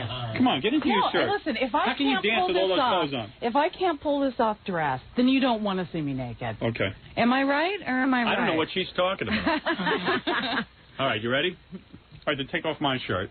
All right, Would you put on some music and just get this All right, done? now, you ready? Here we go. Come on. Here, dance No, with me. I don't like this song. Howard! What? I'm dancing. What is this? What is that? Come on. What was that? That's dancing. That's dancing. He grabs my hips and then does a pubic thing. Thank you for the That's how I dance. What was that? Wait a second. What are you talking about? Don't you know how to dance? You like, Yeah, like come on, this. let's go. Let's dance. That's dancing. Yes, that is. That's not dry humping.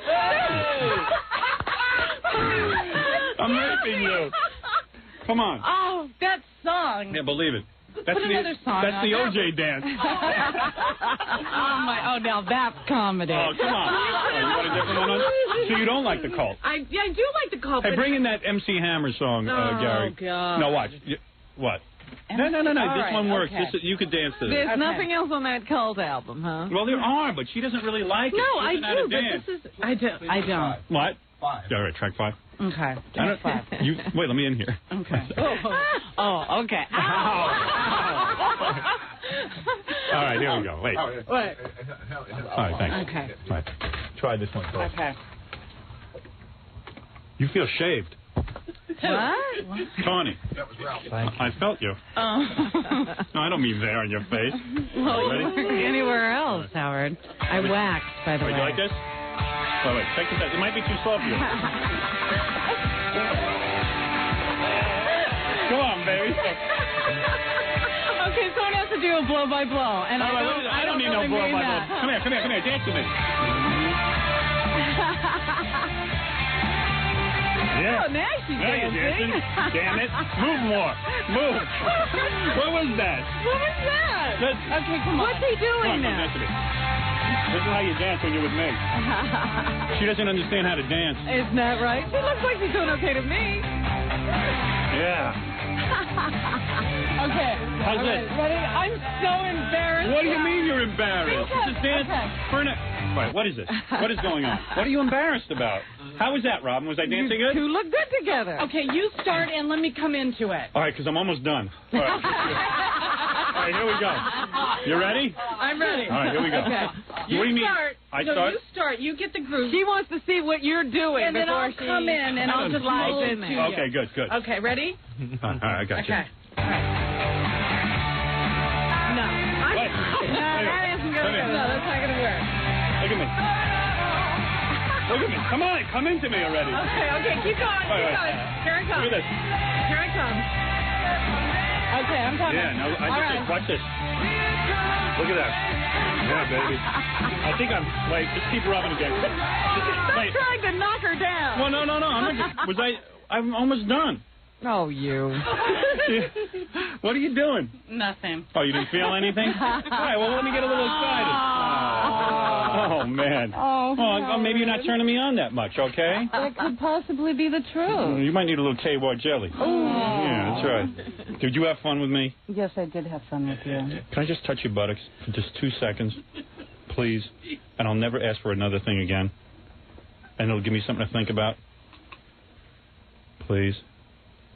I'm not going to say anything. All right. Shh. My hand's sliding now. How's this? Okay. Wow. Thank you. That felt great. Thank You're you. obviously in good shape. Can Now I I'm touch getting. yours? Yeah. Come here. Oh, you would touch my buttocks? Well, just No, touch it from the front. No. Let me see. Hey, come No, here. I'm not touching Grab the me. front. No No, way. touch my buttocks. Okay. But come here, hug me, and touch my buttocks. No, this can't be a sexual thing. I just want No, I because want you- sex. Hug me and touch my buttocks. Please. I'm begging you. I'm begging you right now. Come here. Come here. Don't even think about it. Okay. All right. You better go home. Yeah, I better. All right, anyway. Tony, here, take off your headphones. You going to kiss me goodbye? Yeah. He's got to get ready now. Where can I kiss you? Can I kiss you on your lips? Can I kiss you on your lips? You don't have any herpes or anything, do you? All right, come here. All right. Hey, Gary, get out of here. I'm about to Oh, kiss my Tony on the God. lips. Voff. Oh my God, this is the most exhausting No, this show is like I've ever done in my entire Come on, life. this is an acting job. Pretend you hold it. Okay, then where's my paycheck? Hold on 1 second. Let me have a little water. The look she's giving you Wait, are we're not priceless. using tongue, so you don't have to get too proud. Can I kiss your ear first? Start at your ear. I'll move around to your neck and then kiss you on the lips goodbye. You can just peck. You can just go like this. No. Let me start. Let me start like this. Come here. Let me show you how to kiss you goodbye. Come here. Come here. Don't look. Don't be all stone faced. Don't make me work. You say here. Like she's in a firing What are you doing? I'm kissing her ear. No, that feels too good. I gotta Come here. go. What happened to my kiss? Oh, great. Let me have. Come on. I didn't get a kiss yet. Just kiss me. I'm not gonna tongue you. Come on. Do I get to kiss Robin after this? Yes. You have to kiss Robin in front of me. That'll do. On the lips. Come here. Kiss me goodbye. Give me a kiss. Like you kissed OJ at the Trump wedding. She kissed OJ better. Really? No, we just did a dip. Yeah, dip my You just ass. dipped me. That was some dip. All right. Anyway. Oh, that was a good show. Thanks. Oh, Howard, you just have this way with women. I'd love to suck the wax out of your ears. Oh. All right, I got to take a break. We should do the news. That was a great interview you gave us, Tony. Thank you so much. Nice job. It was nice to see everybody again. It was excellent. Thank you. Robin, I'll take this short break. We'll come back with the news. Very well. Tony Katane, I don't know if she liked my style of dancing. I think she was afraid of you, a little too sexual. She was, I didn't tell her. concerned. You're the one who taught me how to dance like that. Robin said, when you dance with a girl, grab her hips and grind. So I go right for it. I said you're supposed to slide in there. Yeah, well, I slid in and she slid back. You kind of must have yanked her in pretty quick because she shrieked. Oh, yeah, it was like rape. But see, just like she said, you're supposed to start moving first, then you make the move. Like you don't into just it. grab a girl. like the Frankenstein monster. You're stabbing her. Yeah. I can't figure out why she can't talk about OJ. Someone told me that she can't talk about him because then they'll call her in as a witness or something. See, that's what I was asking. Is she under subpoena or something, or is she a part of this case? I think she's afraid of being subpoenaed, so she's playing it low key. Faye Resnick writes a whole book. She can't talk. Tawny ought to write a book. Well, she does make a point. She wants to be known as Tawny Katane, actress, not Tawny Katane, woman who slept with OJ, I guess. Avoiding the notoriety. Yeah. Where do you see that? She says he's a great guy. Jackie's busy hanging pictures of himself all over town, and Tony has an opportunity here to... Go figure. Yeah. If Jackie had slept with OJ, everybody. I called him up. I said, I met him once. Yeah. Do something with me. Yeah, I'm trying to get on talk shows. I'm trying to get in the trial. You're trying to do one of those OJ interviews. Yeah, I saw him at the Trump wedding. You guys need me? I got stuff on OJ. Yeah, I'm volunteering my services. Anyway, we should do some news here, Robin, for God's sakes. It's getting late in the show, and people want to know what's going on. Well, we'd better look out, Howard, because there's someone on the horizon who wants to compete with us. Who's that? His name is Luke Sissyfag. Luke Sissyfag. I know that Do guy. not make up the name. He ripped off all my material. Including the name. You used to work under that name. Luke Sissyfag? Luke Sissyfag. I'll bet you, I don't know anything about the guy, but I'll bet you his name is the best thing about him. Probably so. Yeah. He was the guy who became famous for shouting down President Clinton when he was doing a speech at Georgetown University on World AIDS Day. Yeah. So they just, in the Washington Times, decided to find out where he was because he registered to run for mayor of Washington, D.C., and, of course, he didn't do very well. But he says as soon as he had registered, he took a plane to Mexico. He just had to get out of the cesspool that is Washington. There's so many thieves there, most of them living in the White House, he said. Mm-hmm. But he also says that he has a couple of producers interested in him and another guy named John Price doing a radio talk show. There you go. And he says they'd call it Straight Talk. John Price is a stand-up comic and a fellow homosexual. Luke is homosexual, and they'd call their show Straight Talk. I like that show. And they said they'd bill themselves as the queens of talk radio. And Luke then, Sissy Fag. Yeah. Then Luke said, "We'll make Howard Stern a has-been faster than you can say sissy fag." Yeah, I've heard that. I've heard those words before. Well, they always mention you. Somehow they all never manage to get it done, though, do they? To get their names in the paper. Someone tells me the funniest thing about that guy is the name Luke Sissy Fag. Hey, I'll just change my name if he takes off, and I'll become Dick Humor. Hi, I'm Dick Humor with you. We'll be doing some obvious dick jokes today, and I think you're going to enjoy it. Dick Humor with you. It's a very sunny Monday, considering this time of year, and now the penis section of our show. Well, if you're getting a little complacent here, I thought I'd tell you about the competition that was on the horizon. Just change your name. I'll be Dick Humor. You could be, I don't know, Homo Butt. Got Luke Sissy Fag, Homo Butt, and Dick Humor. You know what I'm saying? Sure, why not? Yeah. If it's all in the name, let's go for it. We'll change. We don't care. I like the name Tawny.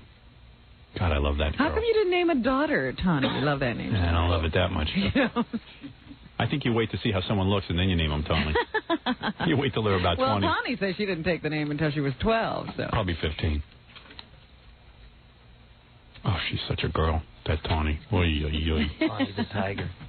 Yeah. Cute, huh, guys? Way too cute. A lot of fun. Imagine her naked in your bed, rolling no, around. I can't imagine that. Oh. This is what's killing me.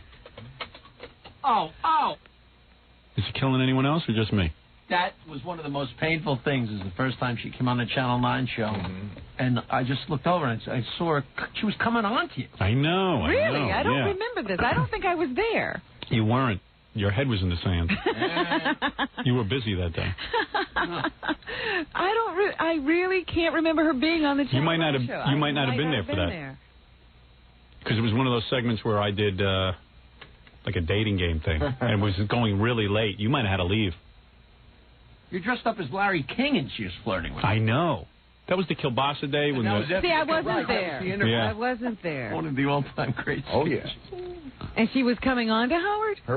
She was being very friendly. Very friendly. Yeah. Like a girl in love. Like she wanted to hang out with you. Yeah, she did. I could have just said to her, "Hey, Tawny, let's go get a drink somewhere," and that would have been it. And in love. Oh. I'm sorry for you. You should be. I feel bad for you. I have a headache from this. I have a headache from being me. You hate being you. Can we not have any more women on the show? Right after You're Amy. the guy. After Amy, no more women on the show. You're the guy who says yes or no. I've made a mistake. I don't want any Tawny or Amy or anybody else in here anymore. I can't take it. What do you think you're going to do? Amy has on a Catholic school skirt, only it's real short. That's the new look for all the girls. My God. And does she have on the little stocking things? Yeah, I don't think. The whole outfit. No, I think she has leggings on. Yeah. You don't even notice. It's a real short skirt. I love my wife. I love my wife. I love my wife. I love my wife. I love my wife. I love my wife. I love my wife. I love my wife. I love my Well, wife. in that article I just handed you about Fawn Hall, it says that she was in love with Oliver North, but he, she believed he was in love with her, but he just wouldn't do anything because of his wife and children. So you're a good guy like him. I love my wife. I love my money. I love my wife. I love my money. I love my wife. Whatever it takes. I love my wife. You love your house? I love my house. Pick up your wallet and put it on the console hours. I love my wife so much. I love her so much. I love her so much. I don't want to cheat. I don't want to cheat. I love my wife. All right, go I ahead. didn't go through a messy divorce. Such eye pain. Your eye pain is back too? Of course. After that session with Tawny, I'm practically doing it with her right here and right there. I have to put that on the E! Show so I can torture myself some more. Well, I can understand how difficult this all is for you. I'm a man. I have needs. I mean, I saw her on that Hercules show. Oh. Running around in those little outfits. With that breasts. Oh, you go, Vault. All right, go ahead. I love my wife. I love my wife. I love my wife. All right, let's go here. I love my wife. A San Francisco policeman says now that a 35-year-old man wounded in a shootout last night was a bystander. They had a real free-for-all gunplay going on out there in a community called Pacific Heights. Some guy, with a bulletproof vest. Did he love his wife? Did he love his wife? Did he love his wife? Does he love his wife? Was ducking between cars and shooting at everything. So, of course, police had to come in. There was just, it was a real big gun battle. Bullets flying everywhere. And they finally shot and killed the guy. The unidentified gunman was dressed in fatigues and was wearing a bulletproof vest. He fired at least 100 rounds into a restaurant, some other shops, apartment buildings, and passing traffic before the shootout was ended. They said he was crouching, reloading. He was really having a good time until they shot him, I guess. He must love his wife. It started as a carjacking 35 miles south of the San Francisco neighborhood. So there you go. It's a very, very sad story. It's awful. I mean, can you imagine you're in your home Oh, my goodness. in a nice community, and then you're in a battle zone? No, it's not funny. And the bystander, they think he might have, jumped in to try to save somebody or subdue this guy, and he wound up getting shot. So very, very sad, Robin. Is Tony still here? Oh, I know, you're not even paying attention. They're trying to determine what drove the gunman to start firing that way. Jackie Marlowe. Tony. Love my Tony. I love my wife. You're going to get so confused. A lot of people are coming out now saying they're thinking of running for president. First among them, Arlen Specter. Oh. Guy who he's a senator from Pennsylvania, and he became very famous during the Clarence Thomas hearings for his badgering of Anita Hill while she was testifying. He can't be president. He can't be president. Forming an exploratory committee for 1996. Could Arlen Specter ever be the president, Magic 8 Ball? Not a chance. I thought so. I knew it. Well, Bob Dole, of course, is also considering whether he should run. He says, well, if the president can run and still run the presidency, I can be, the head of the Senate and run for president as well. So he's thinking about it. He's not electable as a president. For some reason, people don't trust him. I don't know what it is. It's a Nixon thing. Remember when Nixon's face used to turn people off? I don't know. It's just he looks like a guy who wants to have power too bad. Yeah. It's an arm thing. I don't think it's the arm thing, because they keep that pretty well concealed. Put a hook on that thing. It's I don't know. It's just like... I think it's his demeanor. Cold. He just comes across very scary. Yeah. As a very scary man on television. Yep. And then a guy named Phil Graham is also considering him? a run for president. Nah. I'll tell you who might be the president is Pataki. He puts in a good 2 weeks here. I'm telling you, he's ready. Chrissy Todd Whitman would be a good president. Speaker in waiting, your new friend, your new favorite politician, Newt Gingrich. Newt Gingrich. He's running around like he's the president. Says the House should vote on a July 4th constitutional amendment on prayer in schools. Or vote by July 4th on that amendment. He's going to ruin everything for the Republicans. Wait and see. He would like to see the reestablishment of prayer in schools. He wants to see us have the right to be taught that there is a creator. This is where Bush... From whom your inalienable rights come. This is where Bush... the Republicans just made tremendous gains. They became in charge of the Senate and the House. This is unbelievable. Not since, 1500 were they in charge. It's been about 40 years. Right. That's, 1500 is what I said, Robin. 4,400, I don't know what it is. So anyway... They finally make all these gains, and right away, I see this guy, Newt. He starts talking about abortions and prayer in school. These are the issues the American public doesn't want to hear. They like the Republican agenda. They do not like these issues. This is a party that says they're into everyone doing their own thing, personal freedoms, and they're doing exactly what Republicans shouldn't do. They're worrying about abortions. They're going to be, they think these gains are going to last? I guarantee you in 4 years, I could already start campaigning against them. If they start with this agenda again, with the abortions and the school prayer, they will be out. People will turn out in record numbers and vote Democrat. Clinton don't have a thing to worry about. Abortion is more important than the invention of the wheel to this country. There are people with daughters, there are people with wives, there are people with girlfriends. They get pregnant. It's an unwanted pregnancy. They want it gone. There are people with daughters. Okay. Yeah, I got a daughter. If my daughter got knocked up by some jackass, You think I want to have that baby because Newt Gingrich wants me to? That's Scuzzola. He better stick to the economy and stick to things like firing a third of your office staff. That they can't do. That they're all worried about with the prayer and the schools and the abortion. The skiboza. You'll see, he's going to blow it for them. This guy's opening his mouth too much. He's a danger to the Republicans. This is the fanatical...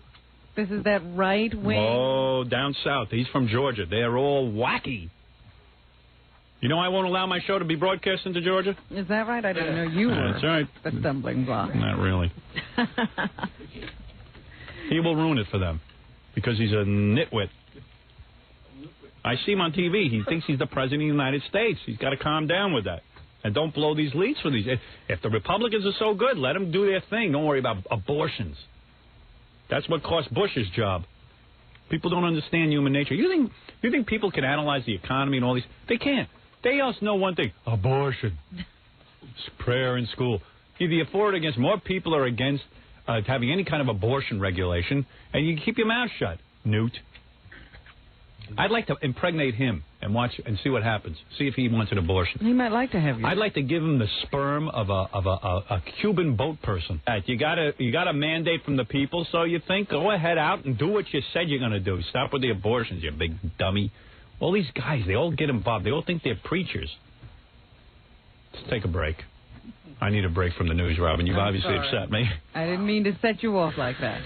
You know what? I'm right? You're damn right, Robin. That was me. That wasn't you? You just said absolutely? You got Fred's vote. Fred, no one's interested in what your vote is. All right, we'll take a break. I agree. You're listening to The Howard Stern Show. Once again, Howard Stern. Hey, Gorilla, come in here for a second, real quick. I got to talk to you because I love you. I love you like a monkey loves a banana. That's love. Like a retarded son. Come in here. I got to talk to you. Listen, Gorilla's in charge of my lunch. Yeah. You know, Gorilla wants to help me on my movie. He wants to be your personal assistant on the movie. But he is inarticulate. He can't articulate my needs. I want Gary in charge of my life. Gorilla, let me ask you something. What did you tell the guy? Pretend I'm the guy at the restaurant. What did you tell him? I said I would like steamed rice with steamed vegetables and grilled chicken. I said, can you steam the chicken? He said, yeah. I said, fine, then steam the chicken. All right, look. This rice is covered in butter. I told him just steam it. I said nothing. I said, what? No. Why can't the guy? I think when you go down there, you can't communicate with people. Bull. This is the second time, though. I'm telling. This is a different place. A different place. Yeah. So there's two places you can't communicate in. Do you keep your brain in a pail, or is it installed in your head? Are you sure you're not just checking the rice yourself? I told him nothing. I said no grease, no nothing. I just wanted covered in steam. butter. I can't eat this. I'm trying to lose weight. If I eat this, this is 100 pounds. It's covered in butter. I told him. I said nothing. From now on, Gary has to go with you. Evidently, you can't communicate. Were you daydreaming about Tawny Katane? Probably, yeah. Yeah. Why do you keep switching places? Because none the of them other get place... it right. I don't understand why they can't do it, Robin. Robin, you saw this. It's covered in butter, right? Yeah. It's globs of butter.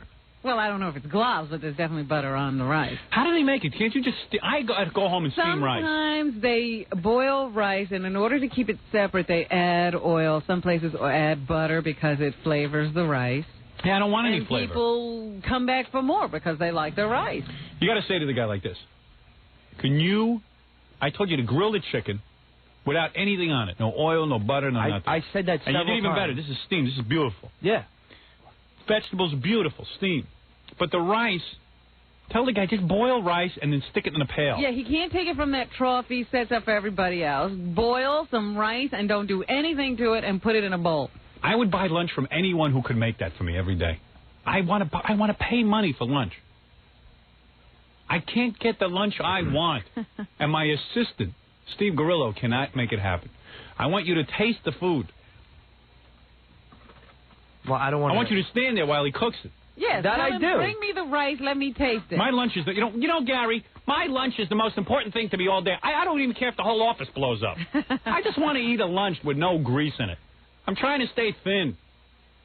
Who wants to eat butter?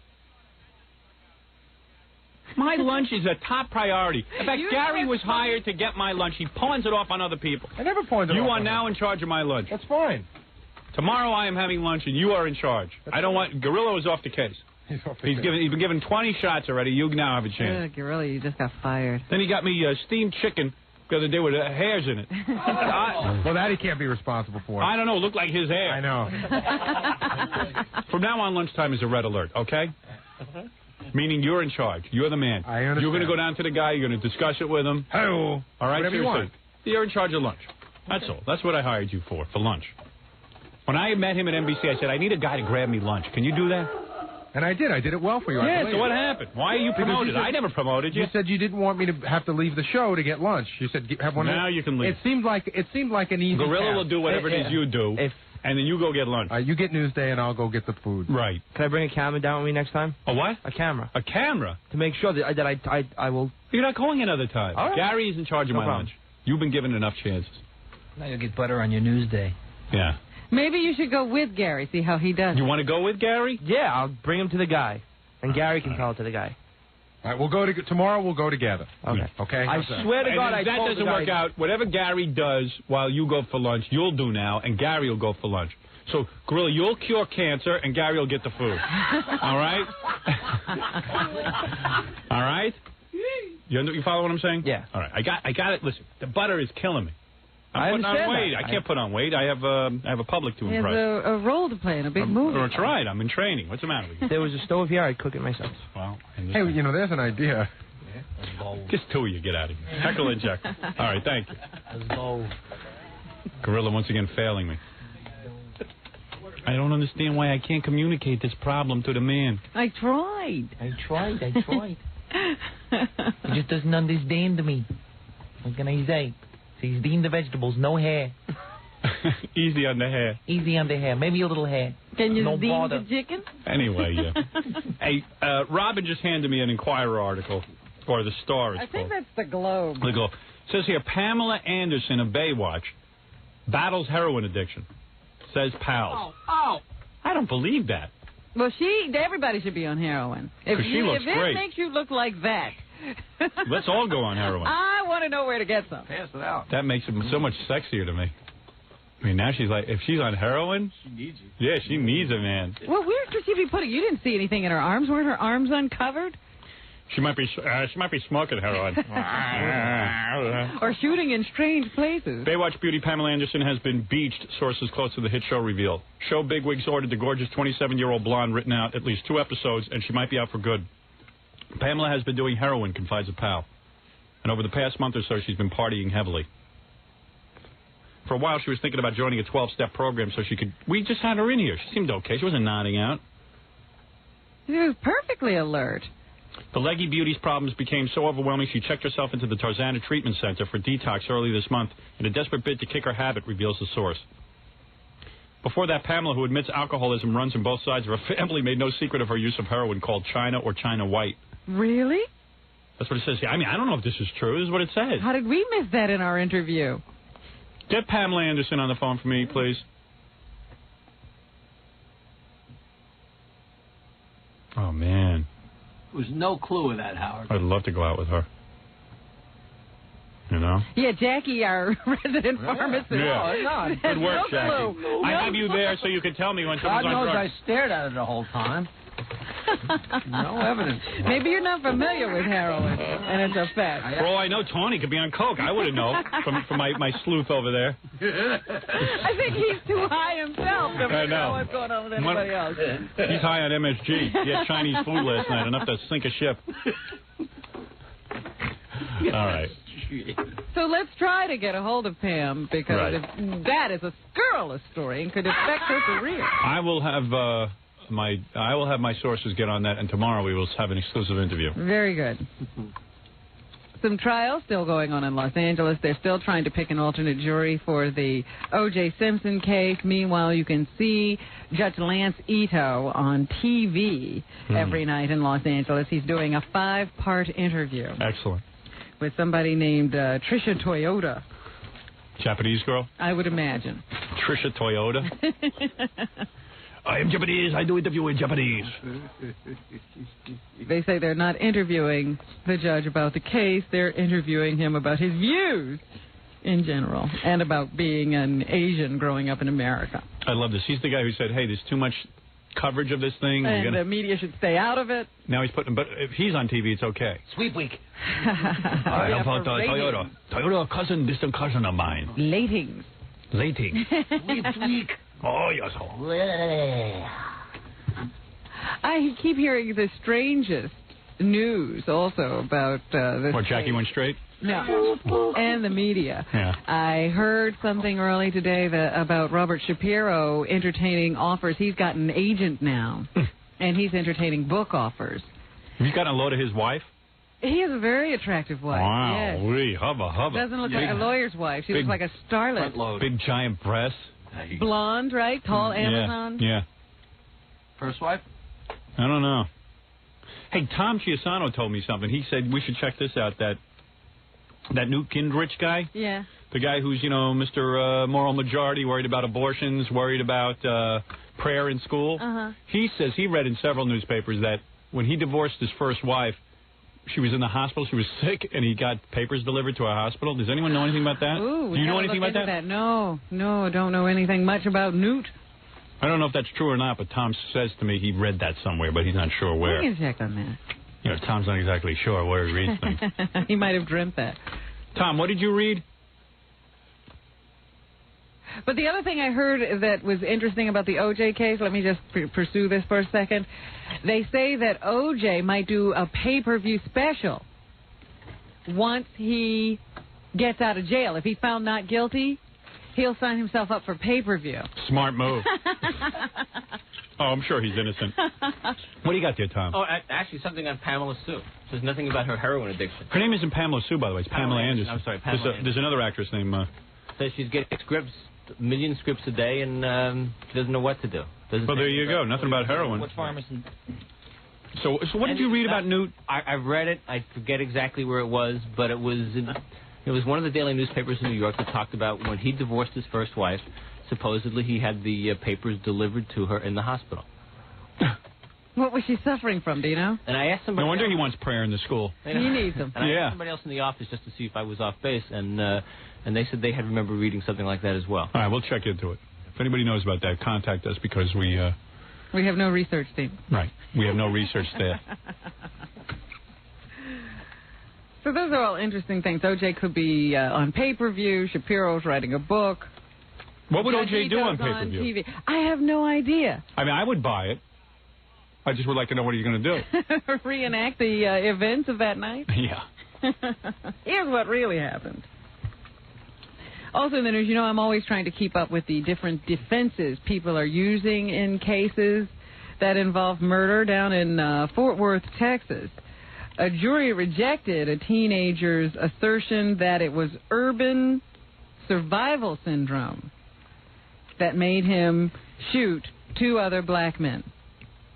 His defense lawyer said that the urban survival syndrome was the fear that black people have of other black people. I have that. You got to be black to have it, I would imagine. Yeah, I have it, though. I can't believe I'm the only white guy who has it. I'm one of those rare individuals. So that, first there's the black rage defense. Right. I suppose that's when you kill a white person or something. Right. And then you have the urban survival syndrome if you kill a black person. What is it, Fafa Foley? We got like 5 phone calls in the office saying that Newt Gingrich's wife was diagnosed with cancer. And he divorced her and sent the papers to the hospital? So he had a reason. Oh. Guess he got tired of her. What a lovely man. What a man to worry about abortions and worry about school prayer. What a guy. Oh. I always love these people. No, I see. He's going to ruin the Republicans. They got to get this guy into a room and make him disappear. Slap him around. Oh, my God, he's going to ruin them. They finally got some big wins. This is exciting for them. They're going to change the world. And this guy is the spokesperson. He's busy with the abortions. Another nut worried about abortion. Forget the abortion issue. Drop it. None of your business. Exactly. This is a guy Personal issue. Just like divorcing your cancer-ridden wife. Yeah. No, personally, I can't argue with that. I would do the same thing. No, maybe we should legislate that. You cannot divorce women with cancer. Imagine she's in the hospital with cancer and you deliver the papers to the hospital. Yeah, she's on chemo. Get worse. Oh, man, that's great. I would love to interview him. I see all these shows. I just want to ask him one question. How is it you, the moral man that you are, that you divorce your wife with cancer? It's none of your damn business. Yeah, where are these Meet the Press commentators with their questions? I know what he's saying. I wouldn't want a bald wife from all that chemo. I know what you're saying. A wig never looks the same. But all right, listen, wait till she gets out of the hospital at least. Then you can give her the papers. Get the hell out of that situation. Boy. If you're lucky she dies during the divorce, you get to keep all your money. Maybe he timed it out. He figured, well, listen, maybe she'll... Oh, I just love that guy. She doesn't have time to fight. She's got to worry about her cancer, so she'll just let me sneak this through. Have her sign this with all the other papers. Newt Gingrich. Man of the people. Family man. Yeah. He better watch himself. Family values man. Yeah, stay out of moral issues. Worry about the budget. That's what you're good for. Jackie dumped his first wife with hemorrhoids. Anything. You come with a pimple, Jackie dumps you. All right. Hey, he's into perfection. You're out. You're not getting the Martling fortune. Anything else in that newscast? Yes, there is. Something else for you to ignore as you go off ranting and raving about various things. Come on. Not staying on the topic. Oh, come on. Don't insult me. The ACLU has finally gotten into an issue that is close to all of our hearts. They are going to court with the Hollidaysburg school system, the area senior high school, because the students say, and their parents along with them, say that sometimes when you force children to get naked in front of other children for these after-gym showers, you're invading their privacy. I will make a contribution to the ACLU over that because they're right. I had to shower in front of other children. I never did, actually. I avoided it. But boy, oh boy, I did not want anyone seeing my penis. You know, some public school systems make you take swimming classes nude. Naked, yeah. Nude? Oh my God! That's almost child pornography. How dare they? I don't trust these gym teachers naked with naked children. Well, I always wondered why, just because, you know, they're saying here, well, it's part of the physical education curriculum to teach a child about hygiene as well. So after they get all sweaty in the gym, they should have to shower. But why are these showers made so that everybody has to be naked in front of each other? I don't know. What, they're saving money on the wood partition? I'll tell you something. If I had had a shower in front of my high school friends, I would have killed myself instead. What do you think of that? Because my penis would have been the laughing stock of the whole school. You really think people were paying that much attention to you? Absolutely. I know I was paying attention to everyone else, so they must have been paying attention to me. I'm kind of freaky. I am. I am 6'5" with the penis of a midget. It is so freaky and embarrassing. I'm practically a girl. And I am ashamed and embarrassed by my nude figure. And that's all I'm going to say on the topic. And this showering is an outrage. That is the worst thing you could do to a child. And if you're going to have showers, if they had stalls where I could, a dressing chamber and shower area, I would be the first one in there. I used to walk around high school all smelly. I would have gym in like third or fourth period. I would have the same gym clothes. I would take my gym clothes off, be all sweaty, and I'd just throw my clothes on. And I walked around the first 2 periods stinking to high hell. And you never took those gym clothes home to be clean, so sir. they stunk to high heavens. That's right. That's exactly right. That's my M.O. And even in gym, I would not even run around that much, so I would not get too sweaty. Therefore, almost flunking gym. What? We used to goof on guys like you. Yeah. Big. But there was a guy that was on a wrestling team. And you know how bad wrestling is. You know, you practice in the boiler room. Right. And the guy had on like 3 layers of clothes. Get right on the bus, soaking wet. He didn't care. You know, sweating. He goes, no, I don't like the showers here. They're dirty. Got to go home and take a shower. Yeah, that was my M.O. Dirty. Athlete's foot. He didn't want to get athlete's foot. Yeah, same thing with me. You never took a shower in high school ever? Never took a shower in high school. Ever. They didn't make you? Because some of those gym They teachers tried, get nuts. and then I would sneak out. Let me tell you something. It was a major trauma in my life. I have a very tiny... My weenie, all right? Because our gym teachers... Yeah, there's your answer. Now you know the whole truth. I got nothing to hide. Howard, our gym teachers in high school, if you didn't take a shower, they would threaten to throw you in with your clothes on. Yeah, that's lovely. Point out that obviously... You know, I love high school gym teachers. Obviously you got a problem. Obviously there's something going on there. Try and guess what it is. Either the kid doesn't have any hair down there or something. He doesn't look like the other boys. Whatever it is, ignore it. These gym teachers have nothing to do. Imagine what your life is if you're a gym teacher. What do you make? About what? How much money can you possibly make? 23. 22 grand. All you got to do is watch the kids do the gym class and then go home. Blow that stupid whistle. Yeah, blow your damn ass whistle, you lame ass, lard ass, no good for nothing bastard who didn't even have to. They didn't even sit there and work out with you, like try and build up your strength with weights or anything. They just sent you out there to be ridiculed. And then the guy, drill sergeant. But the one thing he's going to focus on is who's taking a shower. Shkeev. And these are guys who are working with children. No sensitivity to the child. Sensitivity. No sensitivity. Sit there and say, hey, no wonder the kid's not taking his pants off. He probably got a small penis. I'll ignore it. No, it said, hey, how come you're not showering? Well, you want me to spell it out for you, rocket scientist? Wait, you know what? You just reminded me of something so terrible. What? One of the gym teachers. Where's your whistle? I swear to God, I just remember that one of the gym teachers used to make reference to guys' genital sizes when he was handing out jock straps. Yeah. So he used to say, here's a jock strap for you. Here's a jock strap for you. Your guy would hand out jock straps? Yeah, when at the beginning of the season, if he was coaching a team. Right. And I know he would say to like one of the guys, "Oh, we'll just give you a peanut shell and a rubber band." Yeah, great. Little bastard. Just what a kid needs. And then you're surprised when a kid takes out an Uzi and fires on his gym teacher. They're all shocked. They don't understand They why. don't do it enough. They should have open hunting season. Thin out the population like they do with the deer. Crying out loud. Imagine you got a small penis, you got to deal with some bonehead who's got to point it out to the whole class. The whole team. And imagine going to a public school system where you have to swim nude. Who ever heard of such a thing? Yeah, we just had to wear... You're inviting child molestation. We just had to wear dirty bathing suits. Yeah. You had to wear the bathing suits they gave you. Oh, they had to hand out bathing. Yeah, they claimed they washed them at the end of every day, but, there's 7, 8 I have classes. never been more envious when I went to some gym with Baba Booey, and he was showering and exposing his genitals. And he was walking around, he didn't have any... He walking around in his sandals. And can I tell you something? He's exposing spreading his legs and exposing himself to the whole damn gym. Can I tell you something? I'm standing there, and Gary goes, hey, Bull, aren't you going to shower? I go, nah, wait till I get home. So even as an adult you do that? Of course, I can't shower publicly.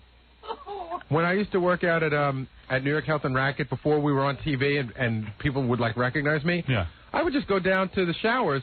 It's the lockers are upstairs, and you go down a whole flight of stairs. Of course. And the showers and saunas and everything. Yeah. And I used to go down with just my flip-flops, and that was it, and a towel off my back. I was just you just totally hanging out. Well, he has nothing to be ashamed of. I've seen him. It's not even that got big. A beautiful. It's just not a big. Spectacular. Beautiful. It's just not a big deal. Oh, my God. It's just so breathtaking. The only reason I feel weird now is because people at the gym recognize you. Right. And then you feel weird about people looking at your private parts. But when you were, anonymous, it was no big deal. What is it, stuttering Jim? I was agreeing with you, because, I didn't play football in high school because I was afraid to shower with everybody. You got a small one, too, huh? Well, I hadn't reached puberty, and plus I was a little self-conscious about my size, too. Really? He was hairless till, 12th grade, he said. Really? Till 10th grade. But, Well, even I had hair. You're a real pussy. It's dramatic for a kid, though. You don't want anyone seeing that. And then, telling all the chicks in school that you have a small Well, knee. certainly, it is the time in your life, your body's changing. You are embarrassed and a little bit shy. I kept saying, if my body's changing, why doesn't this ever grow? And it never did. and also, Robin, you should point out that high school kids are not the most sensitive if you're having a problem. Can you imagine when I was in high school, I'd wake up some mornings, I'd be 3 inches taller from the previous day. That's how I'm 6'5". You would grow overnight. I would grow overnight like Jack and the First through Beanstalk. your bed clothing. And the first thing you do is you check your underpants to see what else grew, and nothing. No growth in that area. It's Did you look at it every day? Oh, of course. I used to say to Dr. Lou Weinstein, because Dr. Lou magnificently hung, and a real man at a young age, I used to say to him, at summer camp, I'd say, Lou, what do you think is going on? He said, let me take a look. I said, no, I'm too embarrassed. He says, is it really that small? I said, yes. He says, let me take a look. So I showed him. I did show Dr. Really? Yeah. He says, oh, my God. He says, it has to grow. Now, I'm already 13 or 14. I've reached puberty. He goes, don't worry. He says, you'll see all of a sudden overnight it's going to happen. Just like your height. And it never happened. He lied to me, that son of a bitch. It must have really weirded you out because you kept getting taller, so it only made it appear even smaller. Of course, and the taller I got, the further away my head was from my genitals. It seemed even to get even smaller. You're not telling me that from pre-puberty to post-puberty, there was no growth. change. Zero growth. Howard, that's not possible. I had zero growth. Here comes Nurse Quivers. Nurse, I am telling you. That is not possible. I swear, I'm as Wait a second. I'm the same size. I'm the same size I was when I was born. Don't you think that maybe you got really tall, so maybe you grew a little bit, but it just didn't seem like a lot? I've analyzed this for a long time. I think I know what I'm talking about. I don't say I know about everything. No, I'll give you that one. All right. All right. Whenever you carry on like this, I really wish that I could see so I could... I could never show you. You would never be able to work with me again. Is it hunting season? How could you go from my penis to hunting season? Yes, it is hunting season. Because I don't know where this is. Oh, it's in Kinmar, North Dakota. I feel like killing some animals. You need to. You need to shoot something. Yeah. You've been gypped. I've been rooked. It's a horror. It's a horror down in my pants. In Kinmar, North Dakota, the police are looking for a hunter who fired the bullet that hit another hunter's jackknife in his breast pocket. He was wearing a camouflage outfit while he was hunting. Yeah, that's a good idea. Yeah, these guys are wacky. Yeah, I know. They wear camouflage outfits and they complain. He's in the woods in a camouflage outfit, and then they complain when other hunters kill them. Shot! Yeah. Hunting a rifle range. Yeah. I walk around in camouflage all day. So he gets shot, and luckily, he had that jackknife or whatever it's called. Yeah, it's like a Swiss Army knife. In his breast pocket, and the bullet hit it. Split the knife. Wow. And I guess sort of bounced off. He had a cracked rib, but the bullet didn't penetrate. And now they're looking for the hunter who did it. The hunter apparently shot off 3 rounds. Camouflage. They're camouflaging themselves from deer who have no defenses. They're out. Yeah, coyotes. Like you need to be in a camouflage. Stupid animal. You could be 3,000 feet away from it with one of those high-powered rifles and hit it. You don't need to be in a camouflage. These guys think they're in the army or something. They got to go out and look like a tree. You want to go out and kill yourself? Why don't you just go to the city and walk into traffic? You can save yourself a whole trip. So a hunter nearby, I don't know, I guess saw them, didn't see them blending in. Yeah. And started fired off 3 shots. And then when he realized, I guess, that he had shot a person, he jumped into his car and fled. So they're still looking for him. And finally, today, Pedro Zamora, the 22-year-old man featured on MTV's The Real World, died on Friday of the complications of AIDS in a Miami hospital. He contracted the disease when he was 17 years old. You want to go hunting? From unprotected sex. What? You want to go hunting, you do what I do. You take a helicopter, you drop hand grenades on the animals. Just blow up the whole forest. Oh, that guy died? Yes, Pedro Zamora died. Pedro. Oh, it was a matter of time. He had the AIDS. Well, that's so sad. 22. Absolutely, it's sad. I watched the whole... Did you see on MTV this weekend? Of course. They ran all the Real World Watched back them all. to back. Watched every one of them. And I was glad of that because I didn't know what had happened after Puck moved out of the house. I don't know anything, but that guy's dead. And seal the coffin well. That's all I can tell you. They did say he was surrounded by his family and some of his co-stars of the Real World. There you go. So there you have it. What is it? You know, we turned Pedro down a bunch of times. Well, listen. Are you sorry now? No. He was good. I liked him. But what am I going to do? What am I going to interview him about? The Real World? I mean, really, seriously. No. The guy had AIDS, and that was the end of it. I mean, what am I going to interview him about? Did I ever tell you how somebody pitched him to me once? I don't know. Yeah, forget it. Okay. Leave it. Let dead dogs lie. He would not have been a happy man. No. Listen, the guy's gone. Rest in peace, Pedro. Well, it was nice he got married, the whole thing. Did you see that? Ralph calls me up. He goes, turn on channel 29 real quick, MTV. I go, what's up? What is it, you idiot? I'm busy. He goes, no, I don't care what you're doing. Quick, turn it on. 2 guys are kissing. I said, you're kidding. All right, I turned it on. Boy, they were making out at their wedding. Yeah. Yeah, it was good. It was funny. We had a good laugh. Unbelievable. Yeah, Ralph's like, oh, making vomit noises. I go, I think thou protest too long. Whatever that slogan is. I think Dolph protests Thou too much. doth protest too much. Whatever. Hey, let me bring Amy in. She wants to do a quick plug. Oh, okay. Amy, come on in and do your plug, you sweet thing. This is Amy Lynn, the stripper. Life does go on. Yes, it So does. from Pedro to Amy. Yeah, quickly. Let me see your outfit. Oh, I gotta have you. I gotta have you. I wouldn't have worn the stockings. Hi. How you? Oh, Amy coming over to kiss me. She never pauses. Being real friendly. Come on over and give me a hug. The hug. So good. He's taking liberties. You're going on vacation. Hi, sweetie. Oh, my. Well, at least he's not pushing you away, Howard. Oh, my. Oh, my. goodness. You gotta stop in my ear. What are you doing? Oh, Tawny. I mean, Amy. Whatever. Oh. How dare you? She's pretty. Who? Very pretty, Tawny. Well, so are you. Thank you. Forget Tawny. I'm into you. You're my beautiful I'll slow girlfriend. dance with you. And Yes. Oh, let's dance. See, I'm already aroused. No, you're not. Yes, I am. Oh, yeah. Touch my butt. Oh, yeah. Oh, yeah. Hey, Robin, this is fantastic. How are you, Amy? Good. How are you, honey? So where are you taking your clothes off? I'm not. Oh, you're not? No. Well, then who I'm wants to go not. see that? What is she well, doing? next week at Al's, but next week at Al's Diamond Cabaret. All right, so next week, Amy Lynn will be at Al's Diamond Cabaret. But no, tonight. I'm here for tonight. It's a pediatric AIDS benefit. Oh, boy. Oh, that is so sweet. Let me give you a kiss for that. You're sick. Oh, my God. Just don't stick your tongue Well, in my tell, ear. tell the audience more. It's a... I can't talk. Howard, oh, my God, that feels good. Lower. Well, you can give yourself a plug while I kiss you congratulatory. Okay. Go ahead. It's at Silverado's, 20 West 20th Street, and probably like 70. What are you doing, licking I her? think Marky Mark's going to be there. Oh, good. So you what, are you going to sleep with him? No, God, no. No. What is Silverado's? It used to be Texas Gold. Uh-huh. It's a club. Okay. Topless club. If you get naked, I'll make a donation. And they're having an You AIDS want to make a benefit? donation? What is this for, again? A topless club Pediatric AIDS. It's a good cause. Pediatric AIDS. Yeah. Oh, I really missed you. Do I have to stop hugging you? No, here, sit down and tell my audience more. What are you wearing, a schoolgirl outfit? I guess so. What is You that, a like bra? it? Yeah. Oh, I have all the literature in here. Oh, super. Where did that just come from? My chest.